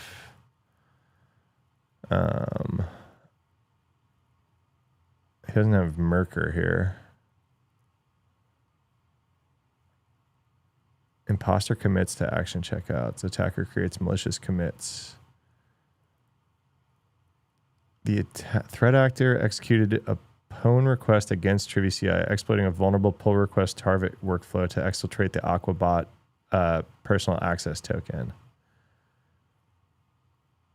Yeah, this is the money right here. So that's it. Once they have the token, they're in.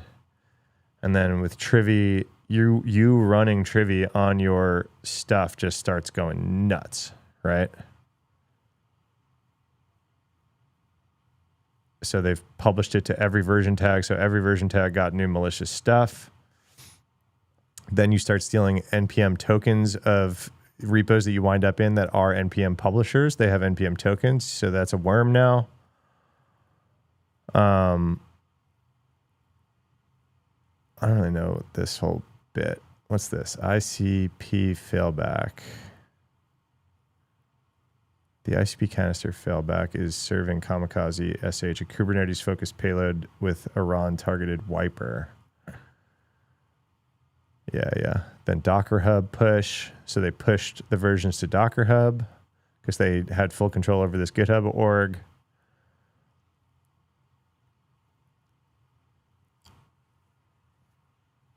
Then check marks compromised. 2 extensions pushed via compromised AST.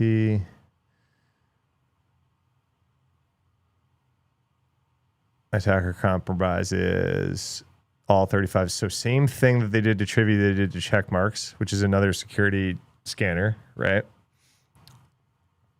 They just take the whole freaking repo down. Then light LLM. I think this was Trivy, not check marks.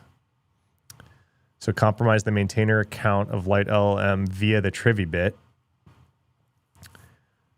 Malicious workflow, secret exfiltration, malicious PyPy releases. So same thing, but just via the stuff that they stole out of Trivy. Team PCP opens, says they're partnering with Vect to start doing ransomware of this stuff. Telnix was the next Ripple. And then that's where this stops, but there's more. There's more, Rami. There's more. So then we have Merker. AI. Sysakev, checkmarks, kicks, OpenVSX, 1,000 SaaS environments, Mandiant, best screen, store,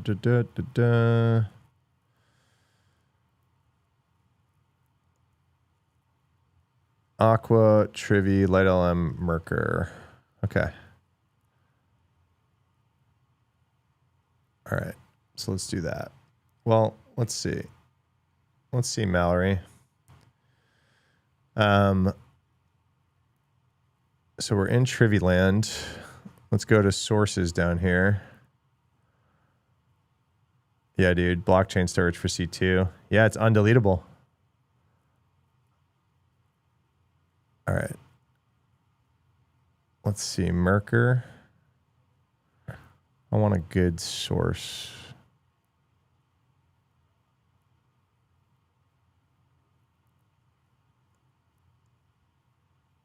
Merker on TechCrunch.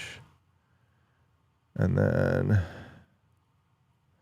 Wiz is investigating in the wild. Oh, whoops. I didn't realize I was opening Mallory links. No. Give me this. Give me this. Yeah.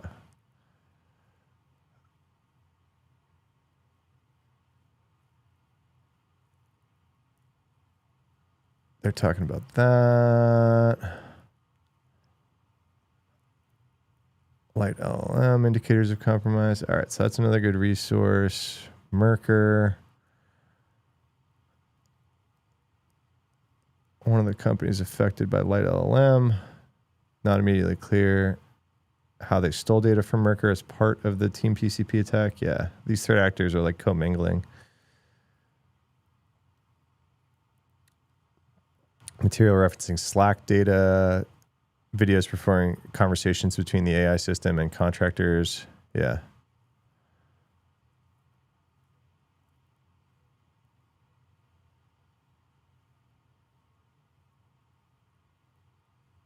Yeah. All right. And then, well, that's not the best one, but what's like a better Merker? Let's do Merker. I don't think that this is going to be a very good one either. Yeah. I want the pictures and stuff. I want zip pictures.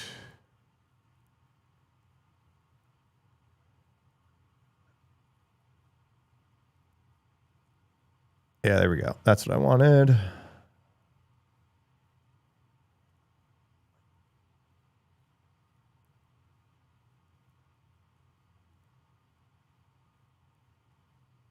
All right. And then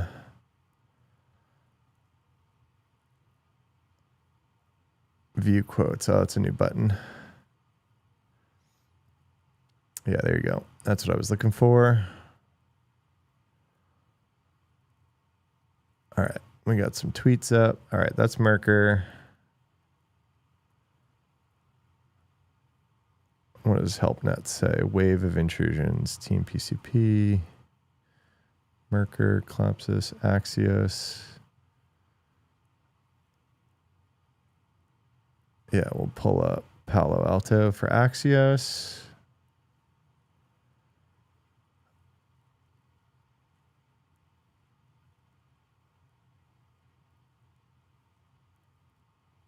What's the impact? Unified rat, overlap with wave shaper, forensics cleanup, threat hunting guides, conclusion.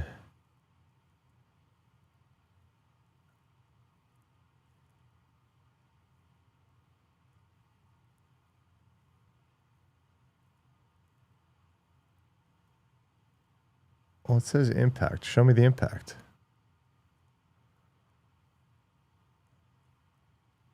Oh, they've observed widespread impact. So they are responding to a lot of customers, so they can't talk about it. Got it. Got it. I had Axios open on another Mallory thread, didn't I? Yeah. No.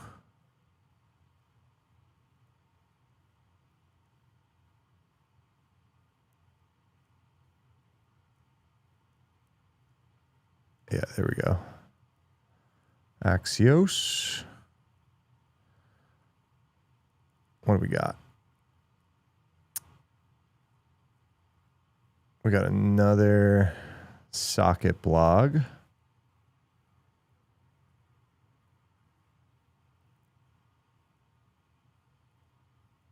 The past 24 hours, we're seeing many teams focus on checking their log files.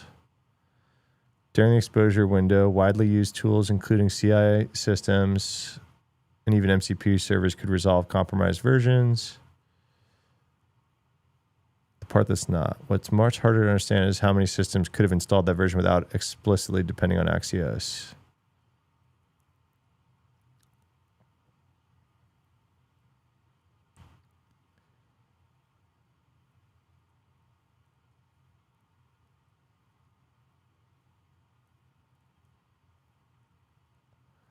Some MCP servers grabbed it.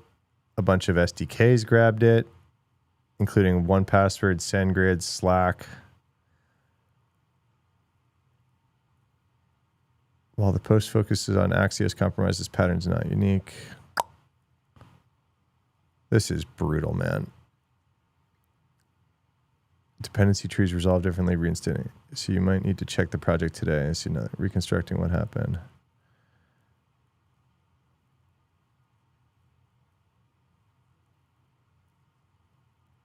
What actually helps, lock files perform strong protection but do not apply to new installs. Pin dependencies reduce exposure to unexpected updates but are not widely used in libraries that come with trade-offs. Deterministic install flows. Interesting.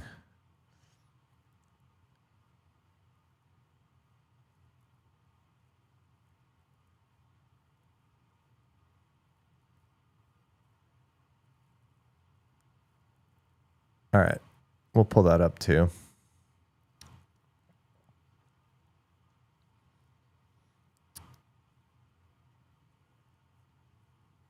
North Korean link to this.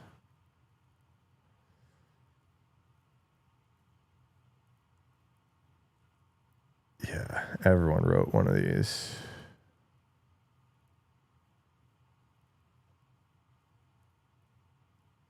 Everyone wrote one of these.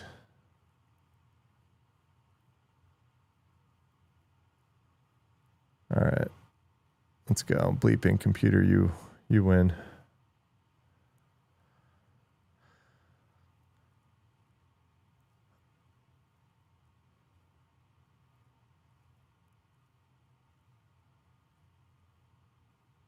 We're not even hearing a lot about this one because it's freaking North Korea.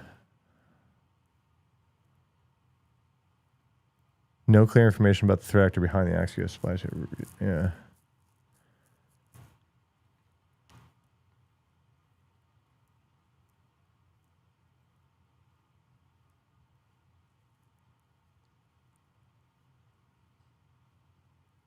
Well, now they've said it though, right? NML data cloud security. Yeah. They've come out and said it.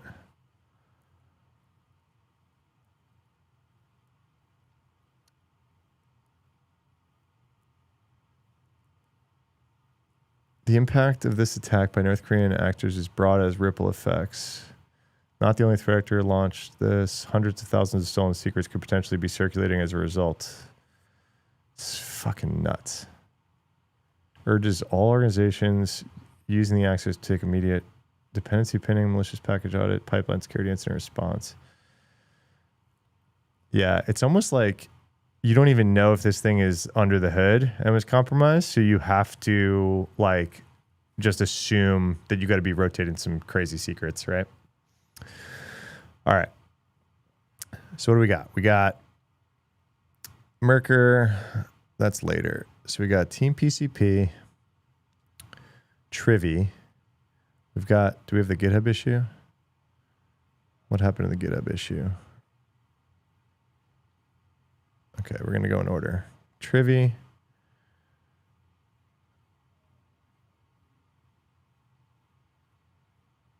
That's Merker. Axios. Trivy. Oh, we need Light LLM.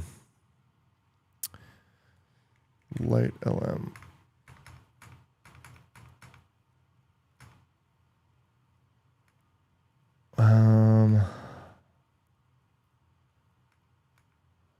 What's a good Light LLM source?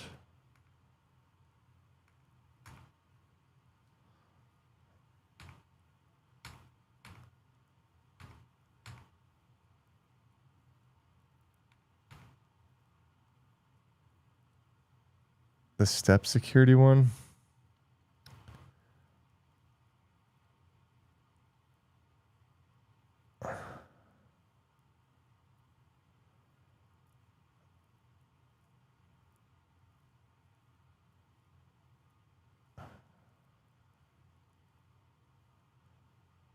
Yeah, we'll do this. All right.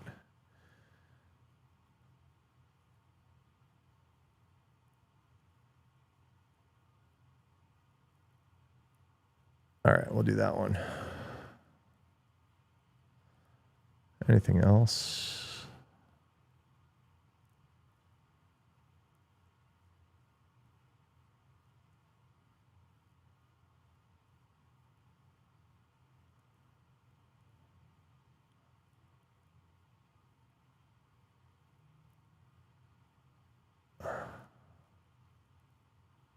All right. So the overart, we're not going to like talk about each of these as its own story. So I wanted to kind of talk about the like issue as a whole here, right? Is like we've got Trivy first.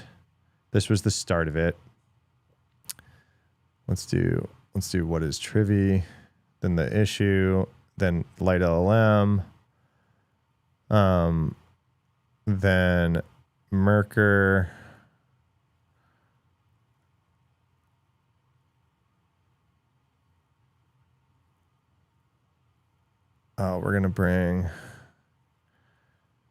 We're going to do this timeline first. That's what we're going to do. Then we've got all the Axios stuff, right? Axios.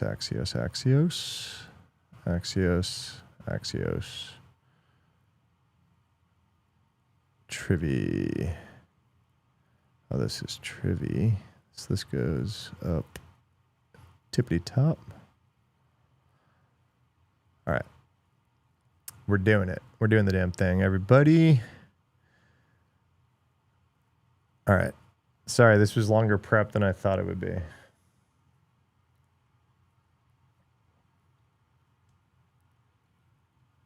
Yeehaw.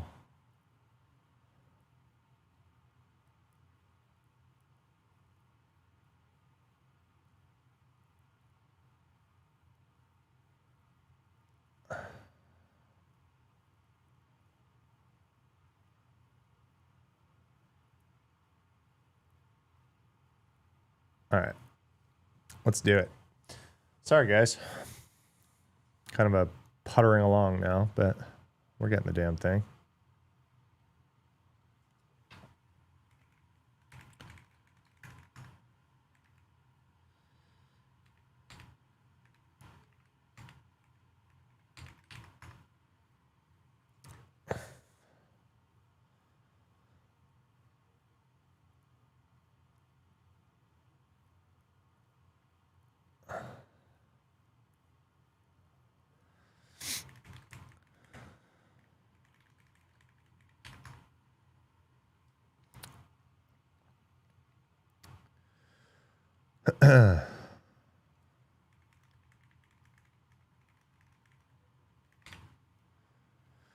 All right. Let's do it. My camera got all fucked up because I was hanging with J-Cran today.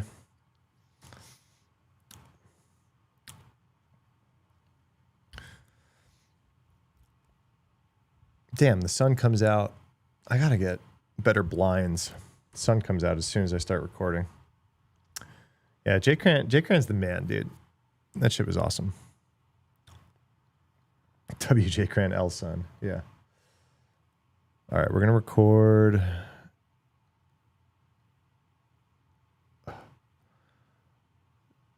And let's close some of this other shit that's up here. No. Oh, wait. Cisco. Yeah, how did I forget this? How did this not end up on the list? Where's Merker? Merker's around there. All right. Let's do the damn thing.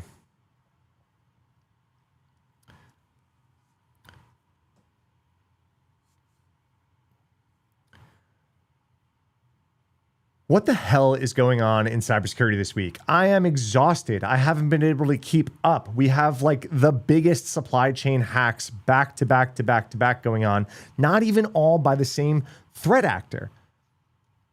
We've got Claude Code leaking source code. We got Cisco leaking source code. One of those was a mistake. The other one was a hack by this prolific supply chain hacker going on right now.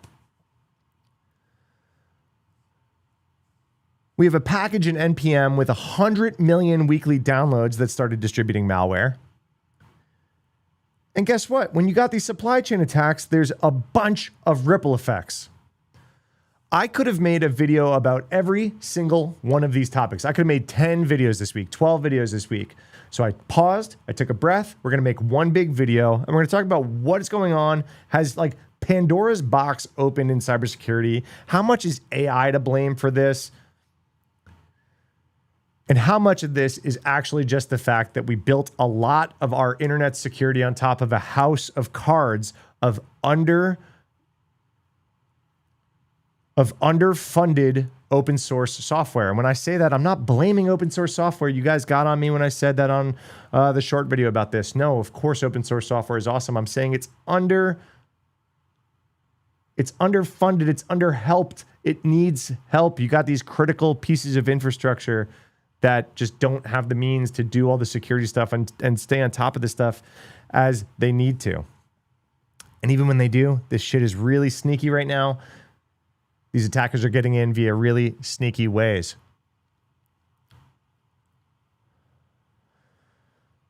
So let's look at a timeline really quick. This isn't even the only timeline we're going to look at today, but these are all related.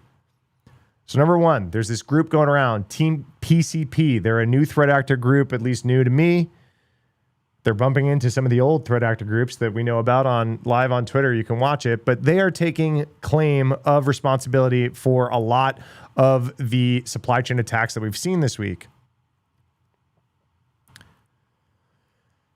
The first one that had like the ripple effects that we've been dealing with now for the last few weeks was back in the end of February against Trivy. Trivy is a security tool. It's how you would scan your Docker images for vulnerabilities. I've used Trivy. A bunch of people have used Trivy. A lot of people have Trivy built automatically into their workflows to scan for vulnerabilities before things get published.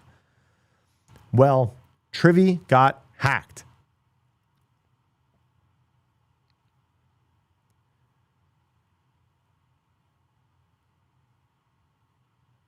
The way that Trivy got hacked is the way that a lot of these attackers are getting in right now is via GitHub and these malicious either GitHub actions or just other parts of the CI pipeline. In this case, it was this pull request target. First of all, shout out to Rami for putting out this timeline. I'll put the link to this down below. Super sick timeline. But what happens is in these supply chain attacks right now is the attackers wind up getting access to these orgs' GitHub tokens, these personal access tokens. And then once they have access to the GitHub account of the maintainers of these projects, they're allowed to cut malware. In this case, malware into a security tool that a bunch of people have run automatically on a bunch of their code. Namely, things like finding secrets, finding vulnerabilities, whatever it is. This is a juicy piece of software that's built into a lot of different CI pipelines. So the fact that they were able to cut a release with their malware, and then all of a sudden this malware gets pushed out to a bunch of different GitHub repos that scans automatically in those privileged environments and starts exfiltrating data back to the attackers. Trivy got compromised twice in this whole attack, once via an OpenVSX extension and once via GitHub.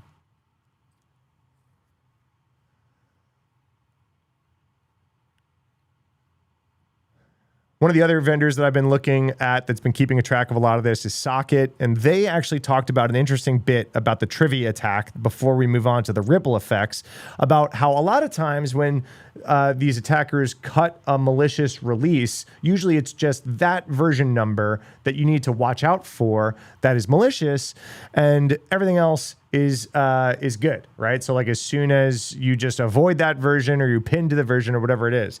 In the Trivy attack, the attackers actually force pushed to 75 of 76 version tags in the Trivy action repository, the official GitHub action for running Trivy vulnerability scans in the CI/CD pipelines.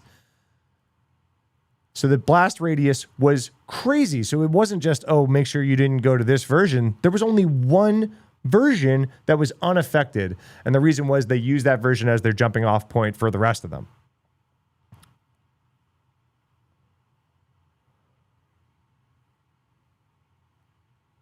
You could actually see the GitHub security advisory that came out, right? The Trivy ecosystem supply chain temporarily compromised. Just like, hey, these are the affected versions. This is what you got to be worried about. You can watch this go down live.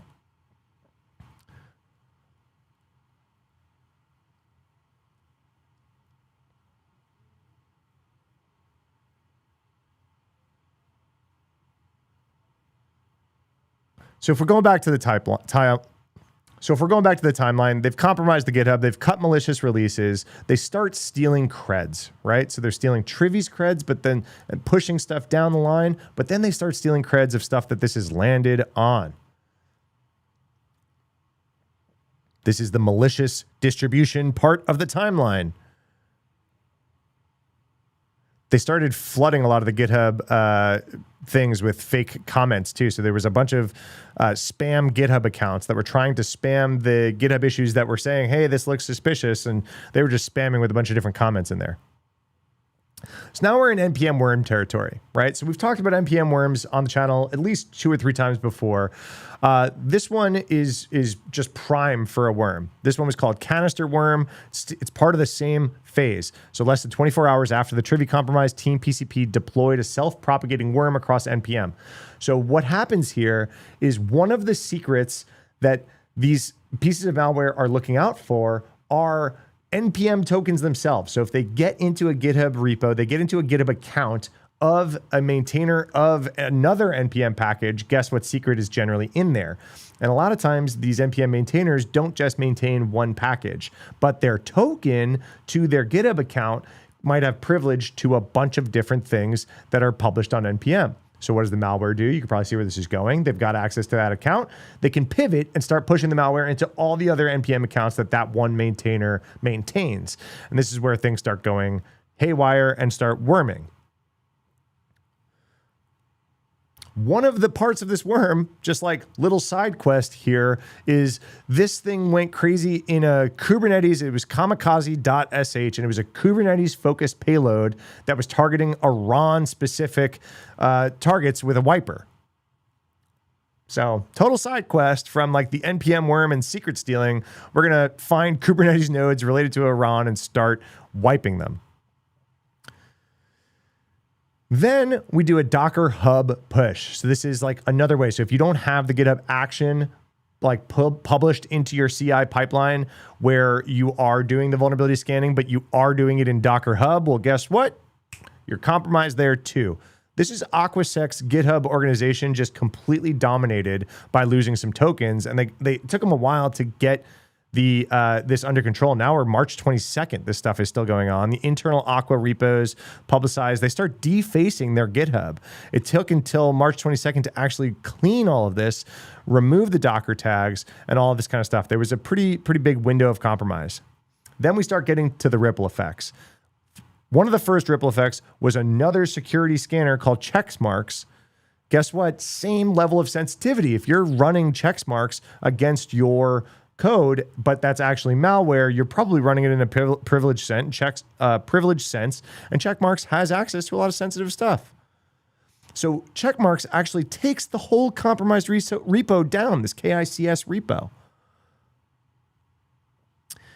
Then we get to probably the most impactful second order effect of the Trivy compromise, and this is the light LLM PyPy package. So now we're not even in NPM anymore because Trivy is not just running on NPM packages. We've switched over to PyPy, the Python package manager.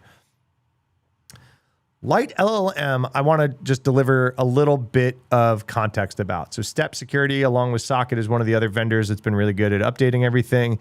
They had a little quick what is light LLM and why was this one so crazy? I made a video about this that night because I was like, if you use this, you got to pull this out right now. This is compromised. So the reason it's sensitive is light LLM.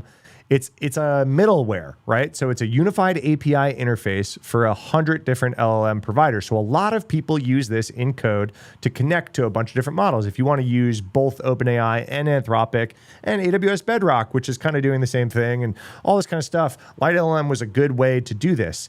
The reason this is another juicy target is that because it's one of these middleware, it has access to, again, a lot of secrets.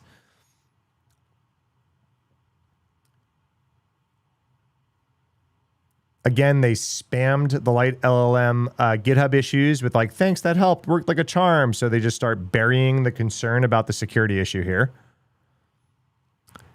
This blog came out a while back and they said possible initial attack vector Trivy. This is confirmed now.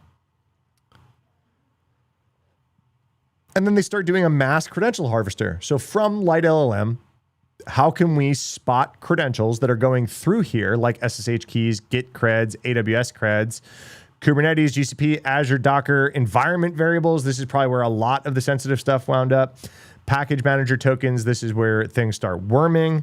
Your shell history, your TLS certs, CI/CD configs, and then crypto wallets. And just start siphoning all of this stuff off.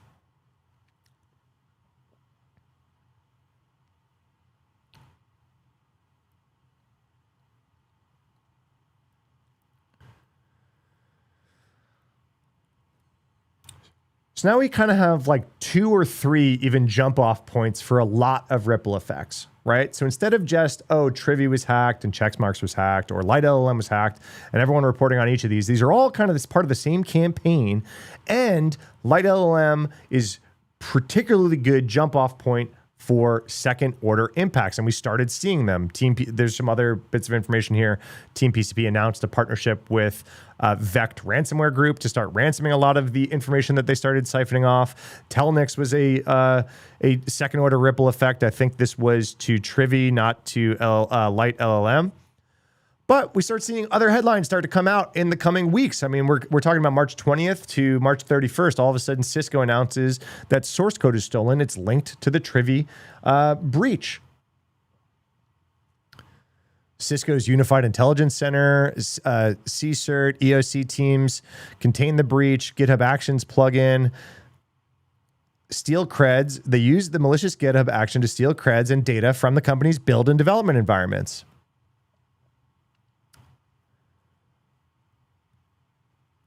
The same day, Claude Code source code leaked, and everyone was like, oh man, this is probably tied to Trivy or Light LLM, and it wasn't. It was just a mistake, but it's just crazy weak in security right now. Another second order effect was not it seemed like the threat actor was targeting a lot of more jump off points at first, and then they start using it for actual data theft that maybe they could get a ransom for, or just more traditional breaches. Merkur was one of the first, like, okay, this isn't a jump off point, or maybe it will be based on what I'm about to say.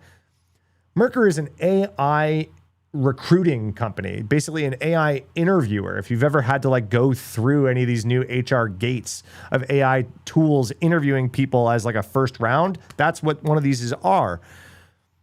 And we started seeing this for sale. Again, this is another threat actor group. Team PCP is claiming Team PCP is claiming responsibility due to the Trivy, hack on this, or was it Light LLM? I forget. But then Lapsus Hunters, who's actually kind of leaking the information. So there's some overlap between threat actors here, but they've leaked pretty much everything. Merkur comes out and is like, privacy and security of our customers is foundational to everything we do. And then like people are like, well, what are you talking about? You stored interviews, resumes, AI secrets, and all of it was stolen before you ever knew. Did you even know that this happened before the threat actor came and published all this stuff? 211 gigs of candidate resumes and personal data, including KYC docs, terabytes of video interviews and passports. Again, these HR systems, they do the I-9s, they do visas, there's passports involved, there's KYC stuff involved, but then actual video of the interviews, so strange. A whole bunch of source code. They basically stole everything. They just stole everything that this company could possibly publish. But don't worry, we take the privacy of our customers and contractors foundational. What do you mean? Your Tailscale VPN got hacked. This was poor security on your end. Don't shift blame to others.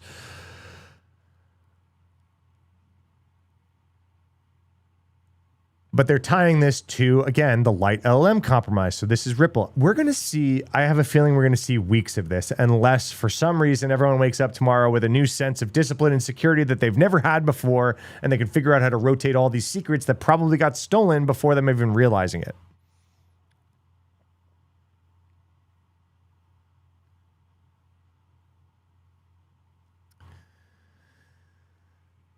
Now, to make things even more confusing, we had another absolutely major and devastating supply chain hack that went on in the last few days, and that's with Axios. Axios had over 100 million weekly downloads.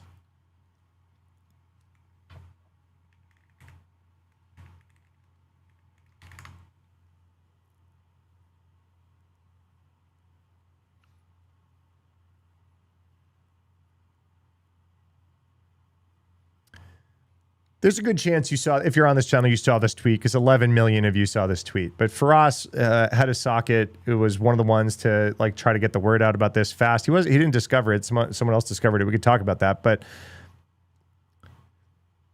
this talks 100 million weekly downloads, that all of a sudden Axios is now pushing malware. into, this is like one of those packages that on PM that's just in everything. So even if you didn't think you used Axios, maybe something that you used Axios, second and third order dependencies. And again, this just does all the normal malware stuff and starts stealing information.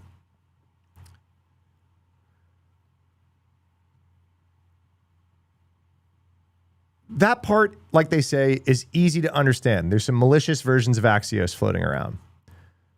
The part that's not that easy is that a lot of people, even Grok was cutting out suggestions on how to fix this with this caret involved, that this is not going to save you here. This caret says at earliest 1. So this could be 1 all the way up to like 2 or whatever, right?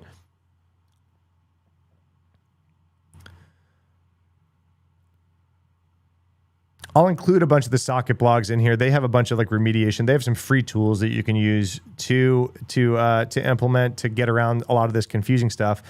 But the real thing that I want to talk about is this isn't even Team PCP. So this is the same type of attack, but this one is attributed to North Korea randomly. So we haven't even heard of a lot of the second order effects of Axios yet because they're not a cyber criminal group that needs to go and publish their, what they've stolen and demand a ransom. No, they're North Korea. So they have other motives that aren't, we're going to publish and ransom you. And maybe if they did, they're privately ransoming these people. They're not going on to the same cyber criminal websites to publish this information.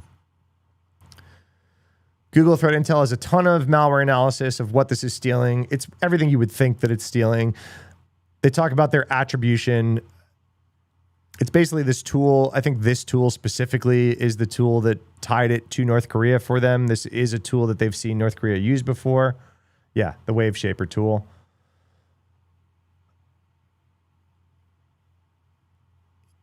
But we're going to read some of this this outlook and impact bit. The impact of this attack by North Korean Nexus actors is broad and has ripple effects across other popular packages that rely on Axios. Notably, they aren't even the only threat actor that has launched successful open source supply chain attacks, is what we're talking about. Hundreds of thousands of stolen secrets could right now potentially be circulating as a result of these attacks. This could enable further software supply chain attacks.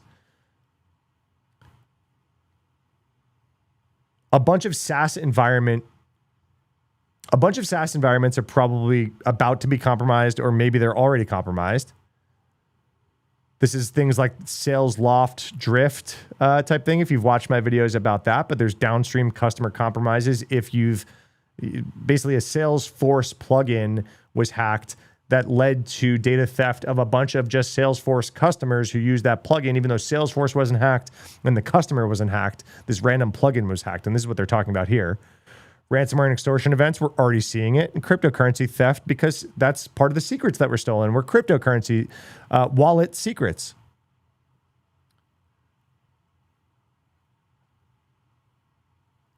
I mean, they're talking like this is dangerous and defenders need to pay attention. I mean, this is just a really hard problem to solve. And defenders needed to pay attention is never advice that is listened to. Like the top defenders are already paying attention.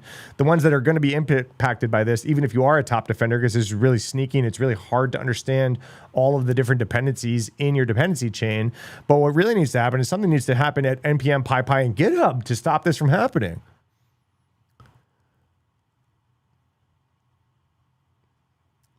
They talk about a bunch of different remediation steps. I mean, you kind of have to do all of this at once, and you kind of have to assume that a lot of secrets, that if you have any sort of secrets that are in environment variables that are touching GitHub or anything right now, might be compromised. I mean, I don't know what I would do if I had to run, I would probably have to run an incident right now, even if we didn't use Axios, because who knows what under the hood used Axios.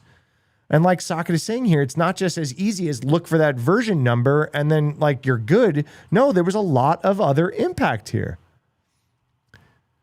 Why the blast radius is larger than it looks. Version ranges are the default. Lock files only work sometimes. Execution patterns like NPX change the model.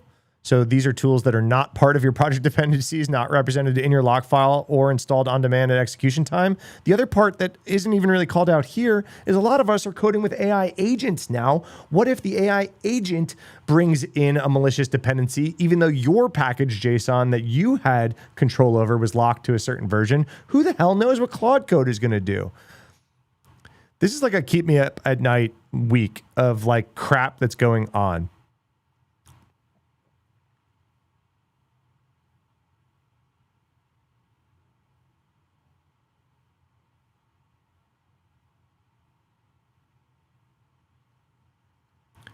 I don't think we've heard the last of this by any means. I think between North Korea popping Axios, the exposure window was pretty small. It was a matter of hours before NPM pulled it down. But with 100 million plus weekly downloads, a few hours, that thing got sucked into some stuff that we haven't heard about yet. One saving grace is there is some evidence that because it was so successful on the Axios compromise, that they actually wound up denial of servicing some of their attacker infrastructure. We saw some domains that they were siphoning stuff off to actually go down. So we think that they were so successful and there was such an influx of basically infections that were sending information to them that they actually DOSed themselves. Again, this is speculation. It's not like North Korea is out on Twitter complaining about their infrastructure going down. Team PCP is on Twitter, and we get a good peek behind the curtain of some of these other threat actors. But between a couple of these threat actors joining forces, Team PCP on the supply chain front, they're tying themselves together with Shiny Lapsus Hunters, whatever, Vect, ransomwaring stuff. And now we got nation states targeting the same stuff because it's so successful. We haven't seen the last of this. We haven't seen the last, like yesterday was the syscode source code leak that was tied to this. We're going to see more. They don't even know what they have yet. The threat actors can't even tell the secrets that they have yet, how valuable they are. They are still doing the work on their side to figure out what they have access to. We're going to start to see stuff over the next few weeks. So if you're watching this, A, do all of the remediation steps that I'm going to link in a bunch of the stuff down below. B, I literally right now, I would be running an incident of any secret that could possibly be touched by environment variables or GitHub actions or anything is considered compromised. I don't think it's too bold to say that. I think you're running an incident right now to just assume that secrets got siphoned off, API keys, personal access tokens, whatever. We are rotating all of them this week right now. I know people, I'm recording this while live. Some people in my live chat haven't slept this week because of this, because they were directly impacted by Axios.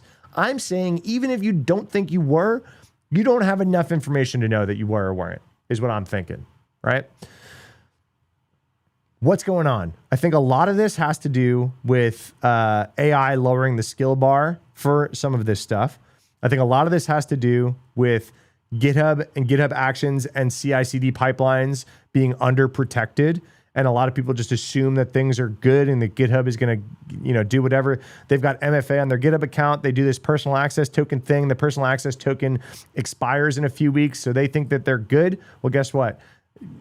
It didn't even take malware on your machine to get access to that personal access token because they got some malicious CI step. I saw a hack go through OpenAI Codex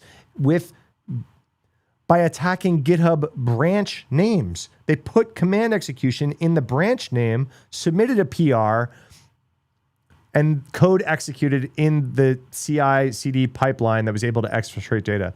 This is absolutely the number one target that people are looking at right now.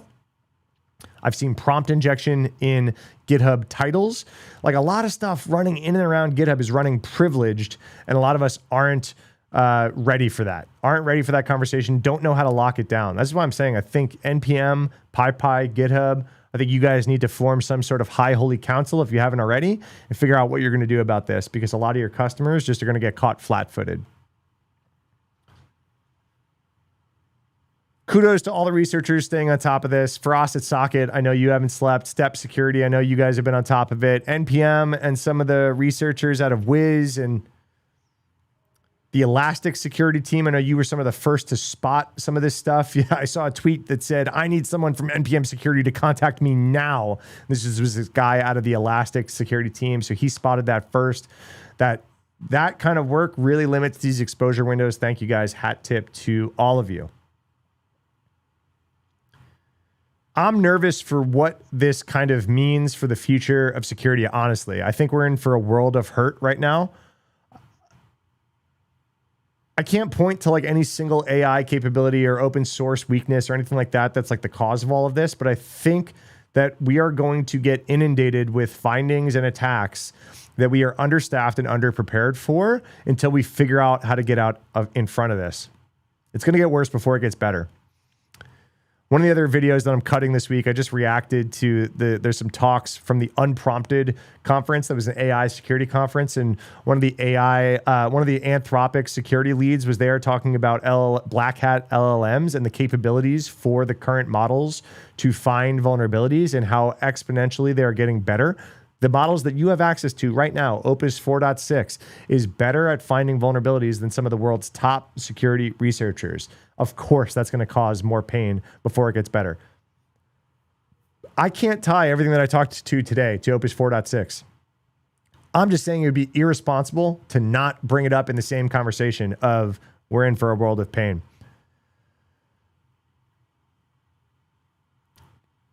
Do all the YouTube things down below. It helps me more than you know. Follow for more cybersecurity news. All right, we did the damn thing.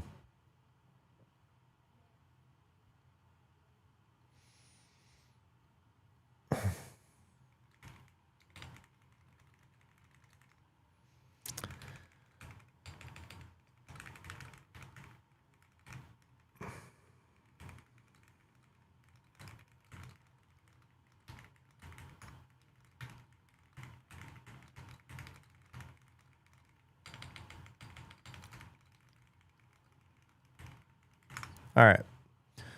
Damn.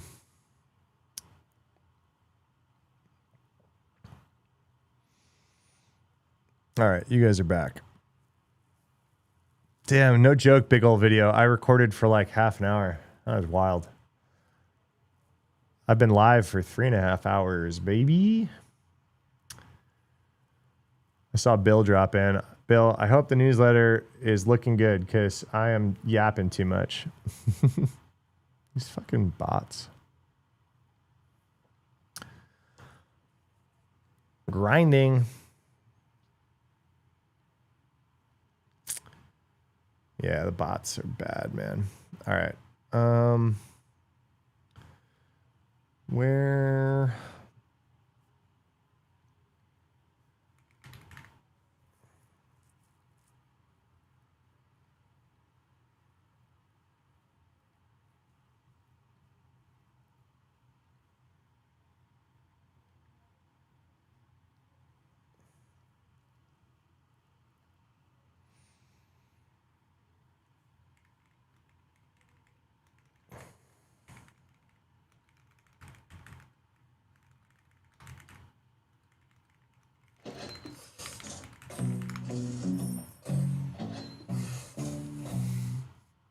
Thanks for the bit. Thanks for the bit. I appreciate you. Those are the alerts that we don't get to hear too often.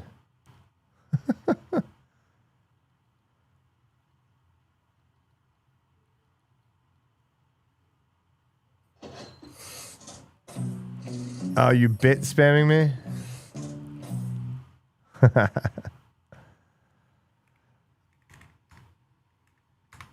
You bit spamming me? Thanks, homie. All right.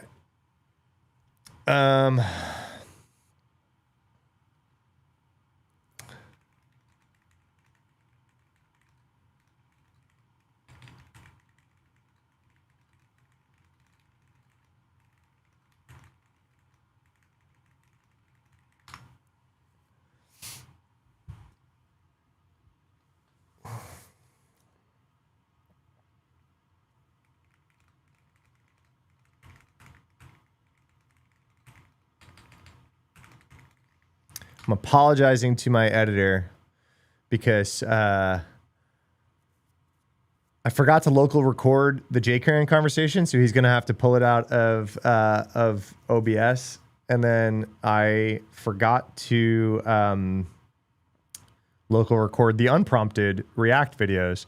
So I'm like, sorry, we're going to have to just pull out off of the VOD. I just did local record that one. So at least he's got some good stuff to work with there. Why is Streamlabs just like vomit and it's not even caught up? Like that's not like Roman's chatting. Oh, there's no Twitch there. There's no Twitch. Streamlabs can't see Twitch. Why not? Oh no, there you are. It's so weird. Doesn't have any of your other stuff. Strange.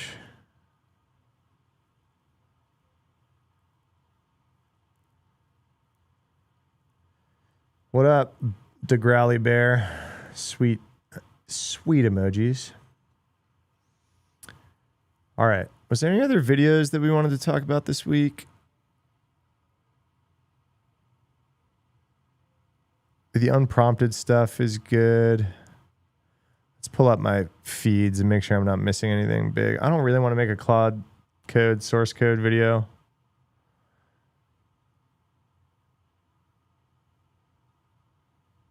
Oh, whoa. I read about this. Of course it's North Korea. North Korea, that's what they do. They steal crypto. Drift crypto platform confirms 280 million stolen in hack as researchers point to, yeah.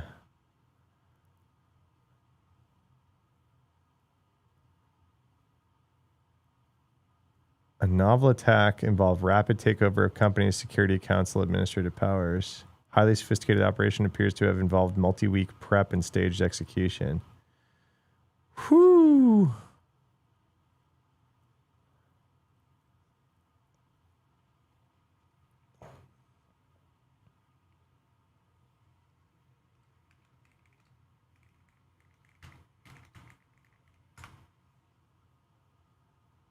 Wild.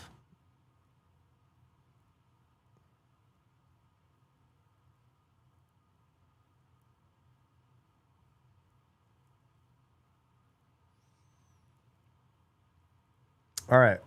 I think I might be tapped in the brain. All right. I need to help my editor out. Can you guys maybe help me out too?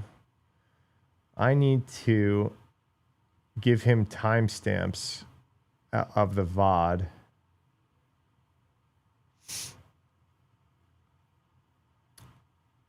Oh, John Hammond was live this morning. Was that why it was quiet in here? Did John steal all my viewers? That's probably it. I'm just kidding. What's up, Justin?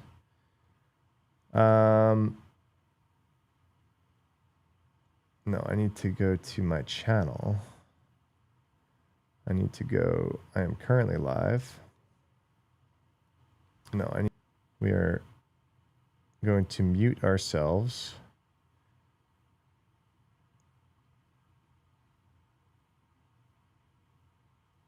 All right, I'm going to do timestamps. Okay.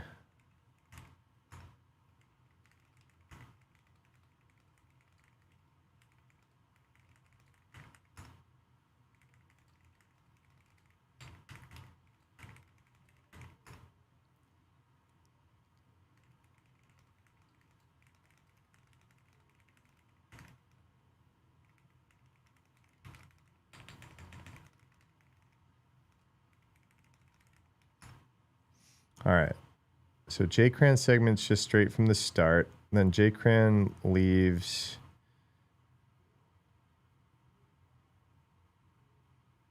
All right. JCran leaves.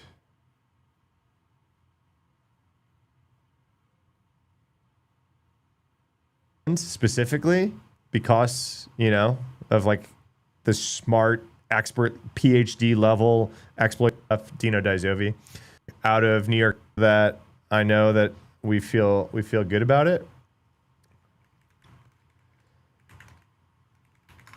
And then we're gonna kick off. So I think we could probably kick off with I want to watch Dan Guido's. So Dan is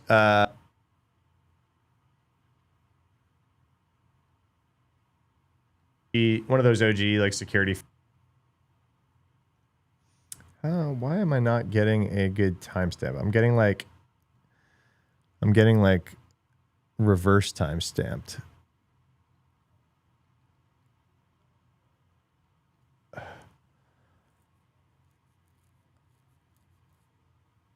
I was at RSA. I announced on stream for a few weeks that I was going to miss a week. What's up, Galaxy Tab? To like make that. Is that just it? -2, yeah, -220-ish. Oh, thanks, not Brandon. Appreciate you. -220-ish, but let's find a clean hook start on the dang Guido.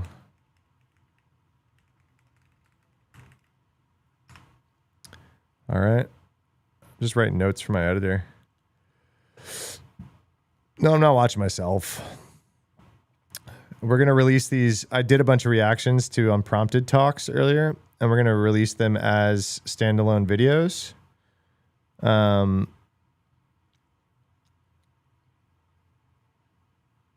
What is this right before it? Oh, ArcJet.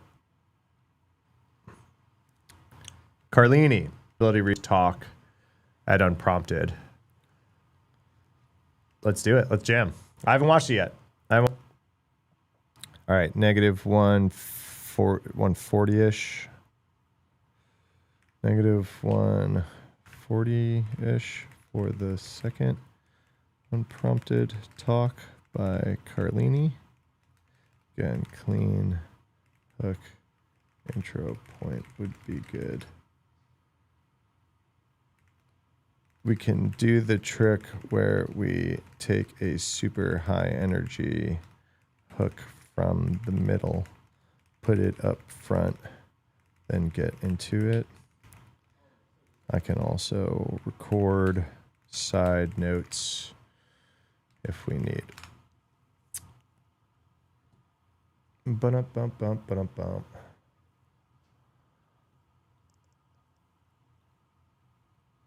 Watch party watching himself. Oh my God. Just the worst. The worst. That's it, right? Those are the only VOD things. And then I recorded locally. Yeah.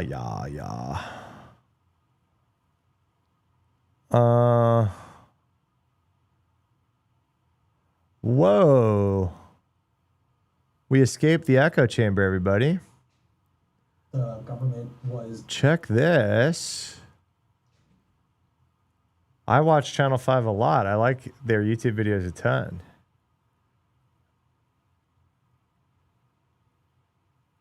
I need to make YouTube videos. So much work editing. Yeah.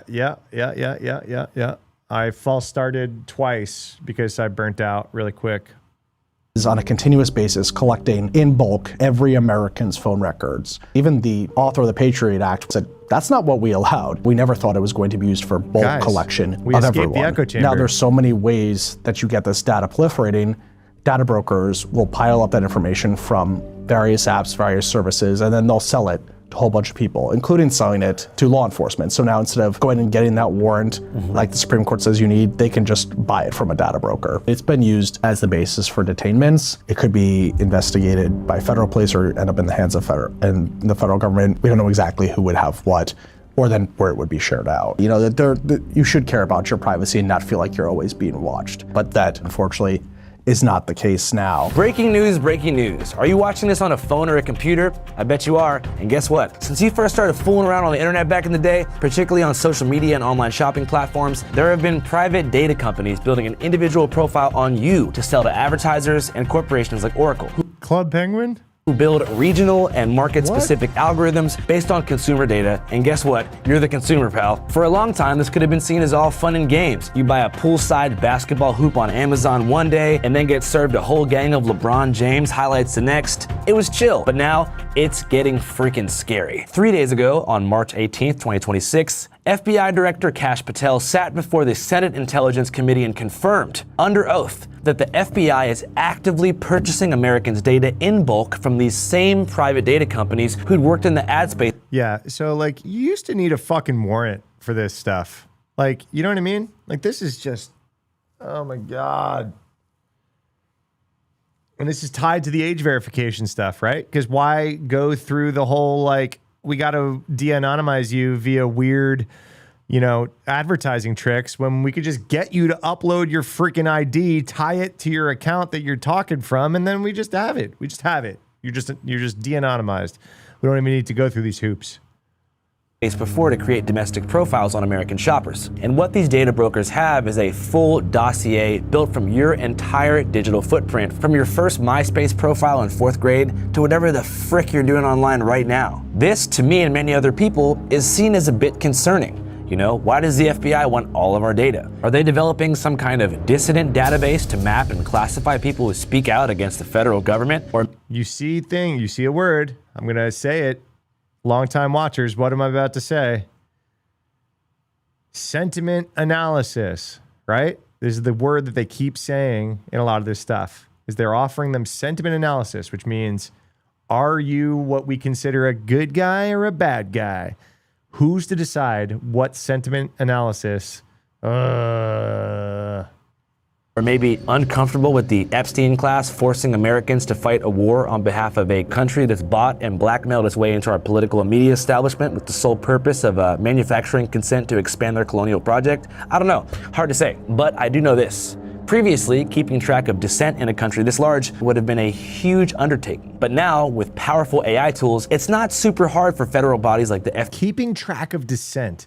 Can we just like pause at how quickly we just blow by that sentence? Keeping track of dissent, right? Like, dissent, like, dissent against what? Dissent against what? We have, this is why there's a no kings protest. Dissent against the king? Like, we're allowed to fucking dissent. FBI, ICE, or CBP to do that, especially after Palantir, Peter Thiel's super chill company, has just formalized a $1.3 billion deal with the Pentagon, establishing Palantir as the default core AI system across all branches of the military and federal government. So that's where we're at. Pete Hegseth's gonna build a big old Cracker Barrel in Damascus in 2050, and the edge of death dinosaur humans making these calls for us right now won't even be around for the ribbon cutting ceremony, but I will, Channel 5. But speaking a bit superficially here, I just hope that for purely aesthetic purposes, America 2050 looks more like the New Vegas Strip and less like the Capitol Wasteland if the bombs do drop. But anyways, today's Fivecast isn't so much about war as it is about domestic surveillance. In this episode, we're going to sit down with Deputy Director of the Security and Surveillance Project at the Center for Democracy and Technology, who is currently on the front lines of the policy war in Washington, D.C., and doing anything he can to help bring forward legislation to protect American cybersecurity. But first, I gotta tell you guys about something. Hey, what's up, guys? This is not an advertisement, by the way, but did you hear that about a year ago, we bought back our old show, All Gas, No Brakes? Remember from 2019 to 2020, my first show? We bought it back as well as the right now. I'll find the talent description and the talent shows for the final date. Yeah, thanks so much for chatting. Yeah, for those who don't know, can you just tell us your name and where we're at right now? I guess where you work for. I'm Jake Laperouk. I'm the Deputy Director of the Security and Surveillance Project at the Center for Democracy and Technology. We're a nonprofit, nonpartisan advocacy organization focused on promoting rights in the digital age. So everything from free speech and your ability to speak online, to consumer privacy, to antitrust and tech, to my area of work, which is privacy from the standpoint of what's the government doing, what might they be watching. Yeah, I know. I'm watching it fast. We're gonna watch it fast. I'm not staying live for another hour. Or listening to, and how do we make sure that even as folks want to use more and more kind of new tech that can make their lives better in a whole bunch of ways, that they're not sacrificing their rights to do it. And in layman's terms, what the heck is going on right now? There's a lot going on right now. I mean, one thing I love about the space is, there's always new technologies on the horizon, and a lot of the time that can be really promising and can be really fascinating, but also it creates a lot of risk. So it's really important to make sure that whether it's all kinds of AI tools you might be using, or whatever new ways people are using their cell phones or smart vehicles, that we're making sure that there are the right rules built in. There's a lot of my peers are doing great work on kind of, well, how do we make sure that as consumers you have your rights, that your privacy and data is protected, but also from my vantage point, it's how do we make sure that we have the right rules and checks in place for how the government might respond to the fact that there's just more and more data out there in every aspect of our lives. Well, then I guess a better question is, as it currently stands, what is the most pressing threat to digital privacy for Americans? I have to pick one. Ring cameras cameras being brought up a lot because people saw the Super Bowl commercial being like, hey, if you have a lost pet, you should get a Ring camera. We've saved one dog over the past 2 years or something like that. But we know now that there was some cooperation between law enforcement and Ring, which is supposed to be something private for your own home. So maybe we can start there. Yeah, well, I think kind of that's, if I had to say one thing, probably the biggest thing is the fact that, used to, in an analog world, the private stuff would be inside your house. You'd have things inside your home, inside your filing cabinets, desk drawers, and that's where you keep all your private things, is within your own, very clearly marked private sphere. And now everything routes through third parties and companies and services. How do we all communicate? We text and we email, and those are held in a server by Google or Microsoft. We browse online to get our information instead of potentially going to the library or having a bookshelf at home. We're going to be talking on smartphones that we're carrying in our pocket and that are sending signals off everywhere that are going to ping off cell towers or satellites and generate information that way. Nowadays, we just live in a world where the only way actually really to participate in modern society is you're going to be generating a lot of data, and you're going to be putting a lot of data in the hands of companies and third parties, and that creates a lot of risks that we didn't have to deal with before, and a lot of tough questions about, wait, we always assumed this stuff was private because it was just in our home. But what if that actually wasn't where all of our private data was located? The sensitive data we care most about, the sensitive information that can say the most revealing things about our lives. If suddenly that's something that you can reveal by going to a company, or something that can be revealed by clicking a button and a bunch of cameras can scan where someone was last night or can paint up a record of where your car went or where your phone was, then what does privacy mean in that sense? Yeah, and what was happening with the Ring cameras? So can you kind of elaborate on the controversy recently? Yeah, so with Ring cameras, this is like they're becoming more and more common. I think I read recently that 1 in every 4 homes at this point has some sort of video doorbell or camera. And there's a lot of questions of exactly how they should be used. For a long time, Ring has offered ways for local police to be able to ping folks and say, oh, there was a crime in your neighborhood, can we access your footage or something like that? As that's become more common, there's also been growing uses of it, like, say, potentially ICE wants to be able to access those cameras. Video license plate networks like Flock want to be able to access those cameras. Folks, I think, are starting to take a much more skeptical idea of, oh, wait, just because I've been using this for my own purposes, what happens when others want to be able to grab and access that data? And was there evidence suggesting that ICE was grabbing people's Ring data without asking them? Probably through a couple others there. So Ring had been planning a partnership with Flock. This is an automated license plate reader company that will scan footage, computers, AI software automatically figures out. I'm not jumping in. This guy's doing a better Matt impression than most, right? I'm not like he's saying exactly what I would say. If not way better. He's way more qualified to talk about this. Well, license plates are on it, and they can either use that to sort of track a network of where certain cars are moving, or they can have vehicles on a watch list and they'll get a ping when that comes up. Flock has come under a lot of controversy in the past year because of ICE using their networks and because of local police, sometimes on DHS's behalf, running queries and searches for vehicles and saying immigration enforcement is the purpose of them. So, now when Flock is being potentially built into these services, that starts to raise questions of, oh, wait, folks say this is going to be used for law enforcement. Does that mean you're going after a porch pirate who's stealing some packages? Or does this potentially mean that there's something much more pervasive and types of law enforcement activities that individuals might not approve of? And is that a speculative concern, or is there evidence of ICE actually using, I guess, seized Ring footage to prosecute people? As far as saying like Ring, I think it's a speculative concern, but there has been some documented cases over the past year of ICE and CPB, Customs Border Protection, using Flock in their services. So I think it's a real definitive issue of that company is used by ICE, and other automated license plate reader tools are used by ICE in immigration enforcement. Yeah, there have been a couple things that have been used by ICE that breach legality, such as the use of LRADs, long-range acoustic devices, on the ground in Minneapolis. But also I have heard there's some other surveillance methods that have been used that are supposedly unconstitutional in the rounding up of supposed dissidents, Antifa members, or what they call like anti-law enforcement operatives. What do you know and what do we know about the surveillance tactics DHS has been using on the ground in Minneapolis? So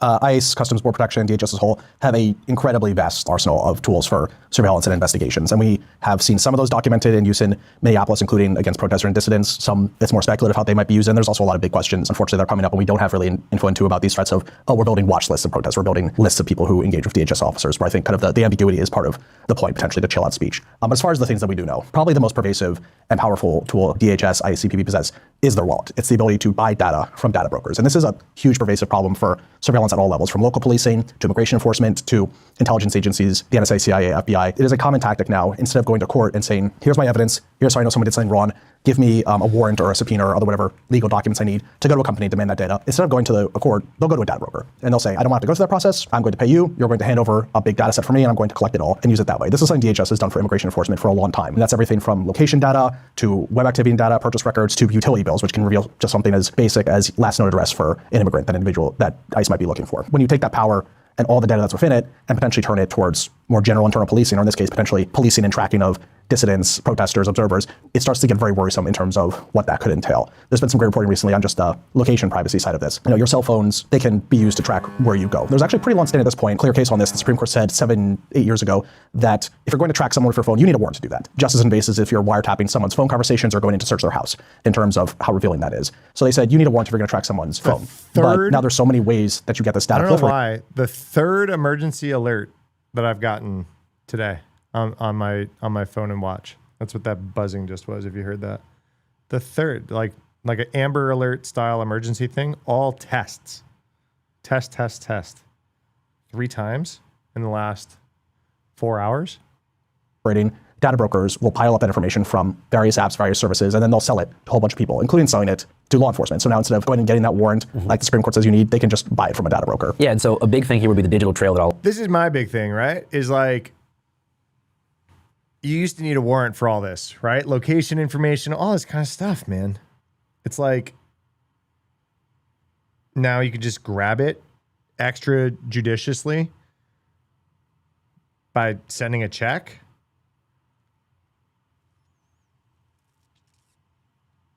All of us have through our consumption habits, using third-party services to, I don't know, shop or, register our utility bill and stuff like that. So as far as cleaning up your own digital trail, what are some methods that you have seen are most effective in doing that? Making it harder for data brokers to mine and sell your data. Yeah, I think at a base level, it's worth thinking about, what's most sensitive to you. Because there's no way to make sure that you have no footprint beyond going off and living in the woods. So it's worth thinking, what do you really care about keeping private? There might be some times where you don't mind if there's some data indicating you went out to Chipotle, but you might not want to know if you went to a house of worship or a protest. You think that's a little more sensitive. So it's worth thinking about those scenarios and making sure that you're putting in the time and effort to where it's most needed. In terms of steps you can do, I was saying your cell phone can be very revealing about your location. Unfortunately, really the only way to stop those things from happening is to turn it off or to leave it at home. So you might want to consider that if you're going somewhere especially sensitive, but in general, phones, aside from cell signal, GPS, even if your phone is in airplane mode, is probably going to be pinging off a bunch of apps. It's worth being cognizant of that for your most sensitive activities. Things like purchase records, similarly, that can reveal a lot about folks. There are stories as old as like 15 years ago about Target sending a woman ads about here's like prenatal care, things for pregnancy. They knew that she was pregnant even before she did. Purchases can be really revealing, especially when these things are aggregated. So a lot of people have, this is a common conversation that people have casually, like, hey, weren't we talking about this topic yesterday? We were mentioning that we wanted to go to Utah to go,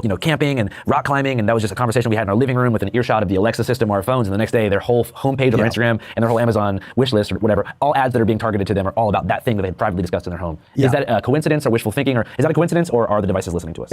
It's not a coincidence, but the devices are not listening to you. This is one of my favorite or most infamous misnomers, because there are reasons why that happens, but your devices is not listening to you. You're not being illegally wiretapped all the time. I think it is kind of important to be thinking about that baseline of, I worry sometimes people get a little cynical or apathetic of, oh, you're just being spied on all the time. And that's not true. You actually, the Fourth Amendment provides a great shield for your rights, and other laws provide great shields for your rights. So we have to keep fighting for them and updating them. But you should care about your privacy and not feel like you're always being watched. As far as saying like this, it's a good example of that big data issue, how everything can be combined. So if you're talking to your friends about this ski trip you're about to take, as an example you're giving, your phone's not going to be listening to you and telling the company, give them ads about the ski trip, but you're talking about that. You've probably been Google searching it, looking for places to stay. Or if your friend was going on that trip and they're telling you about it, well, that's pinging their phone on your Wi-Fi signals, registering they were there. This person who also maybe was doing web searches about this, who was calling a friend there, or travel agents booking a place to stay on Airbnb, maybe renting skis or whatever equipment they're going to use. All that data is potentially getting piled up and then repackaged to not even a person, but here's user number 517, on and on and on. And here's all this data about them that indicates to an advertiser, this is someone we should be sending ads about a ski trip to. So you're saying that even when people have what they think is organic conversation, most of the time was premeditated by some sort of Google searches that will then algorithmically suggest things about the ski trip. Yeah, and just a lot of the time, if you're talking about something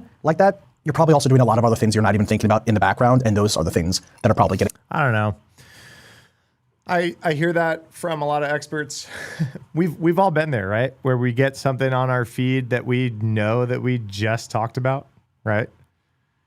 Like, I know for sure I've not Googled anything about this. And I catch stuff. I don't know. It's weird. All right. We can't watch that whole hour. I got a newsletter, right? I've been already live for 4 hours. We can watch that another time. I'd say I recorded I recorded 4 YouTube videos today. The Jay Cran interview is going to be cut. The 2 unprompted talk reactions are going to be cut.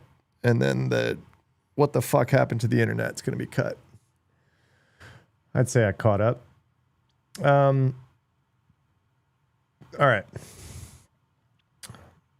I'm probably going to go. I'm fried. Keep the stream 6 hours, please. Dude, I streamed 3 hours Tuesday, 3 hours Wednesday, 4 hours Thursday. It's a lot. I'm back, baby. Oh, look what Jay Crane gave me. Boom. Boom, boom, boom. What's the plan for the weekend? It's Easter. Dad life, so means eggs. I don't know. It's like I feel like I just got back from, 9 days on the road, and I came kind of straight back to work. So probably just get my life in order a little bit more. Papa loves his hats. That's true. I don't know if this will fit. This probably won't fit me. Let's see. Normal hats don't usually fit very well. Let's see if I go big on it. See, it doesn't go down low enough, right? It's like it fits around, but my big ass head. Big ass head. Doesn't work. Doesn't work. Don't forget to go outside. What's that? What's outside? No, I do. I don't usually work all weekend. It's been a good thing. One of the good things about like getting an office was like I don't work from home a whole lot anymore. So it's like here, I work here. I mean, of course, you know, hey, some sponsor needs you to do this, blah, blah, blah, right? Like, yeah, like, of course. But, like, I don't usually, like, kick off a bunch of work at home anymore, which is cool.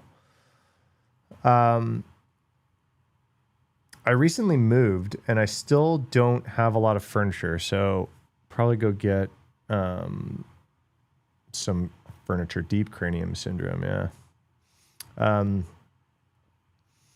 Yeah, I don't think I got anything else crazy this weekend.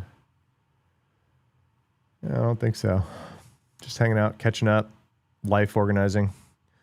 Thanks for hanging out, whoever did. I know it was like a weirder day, quieter day in chat. I saw we like just reached 100 messages. Usually we reach that in like a half an hour. It took us like 3.5. I got like a little congrats, you received 100 messages. So it was a way quieter day in chat. So thanks for hanging out for those of you that did. And I will be live Tuesday. I did, by the way, find a bunch of my I did wind up finding a bunch of my old video game streaming equipment. So I'm trying to set up some of my stuff at home / here. I want to start doing gaming streams again. I used to do them, A, just to be a gaming streamer on Twitch. B, me and a few security people who also like to play some games usually like to play games together, and then we can kind of like hack on, you know, answer some questions, talk about hacking shit while we play a game together.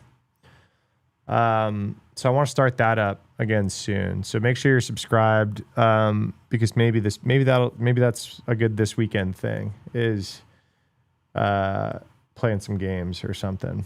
I am Central Time. I'm in Austin, Texas. I'm a New Yorker by blood, but I've been here like a decade. But yeah, I found like my old Elgato capture card. Hey, I'm walking here. You can tell that's very natural. You're Eastern. Well, hopefully you already had lunch. I didn't eat lunch yet. I've just been surviving on coffee. I think I had a banana. Bada boom, bada bing. Forget about it. Forget about it. Gabagool. What's that episode of The Office? I'll take the gabagool. If it's wrong, I send it back. If I don't get the gabagool, I send it back.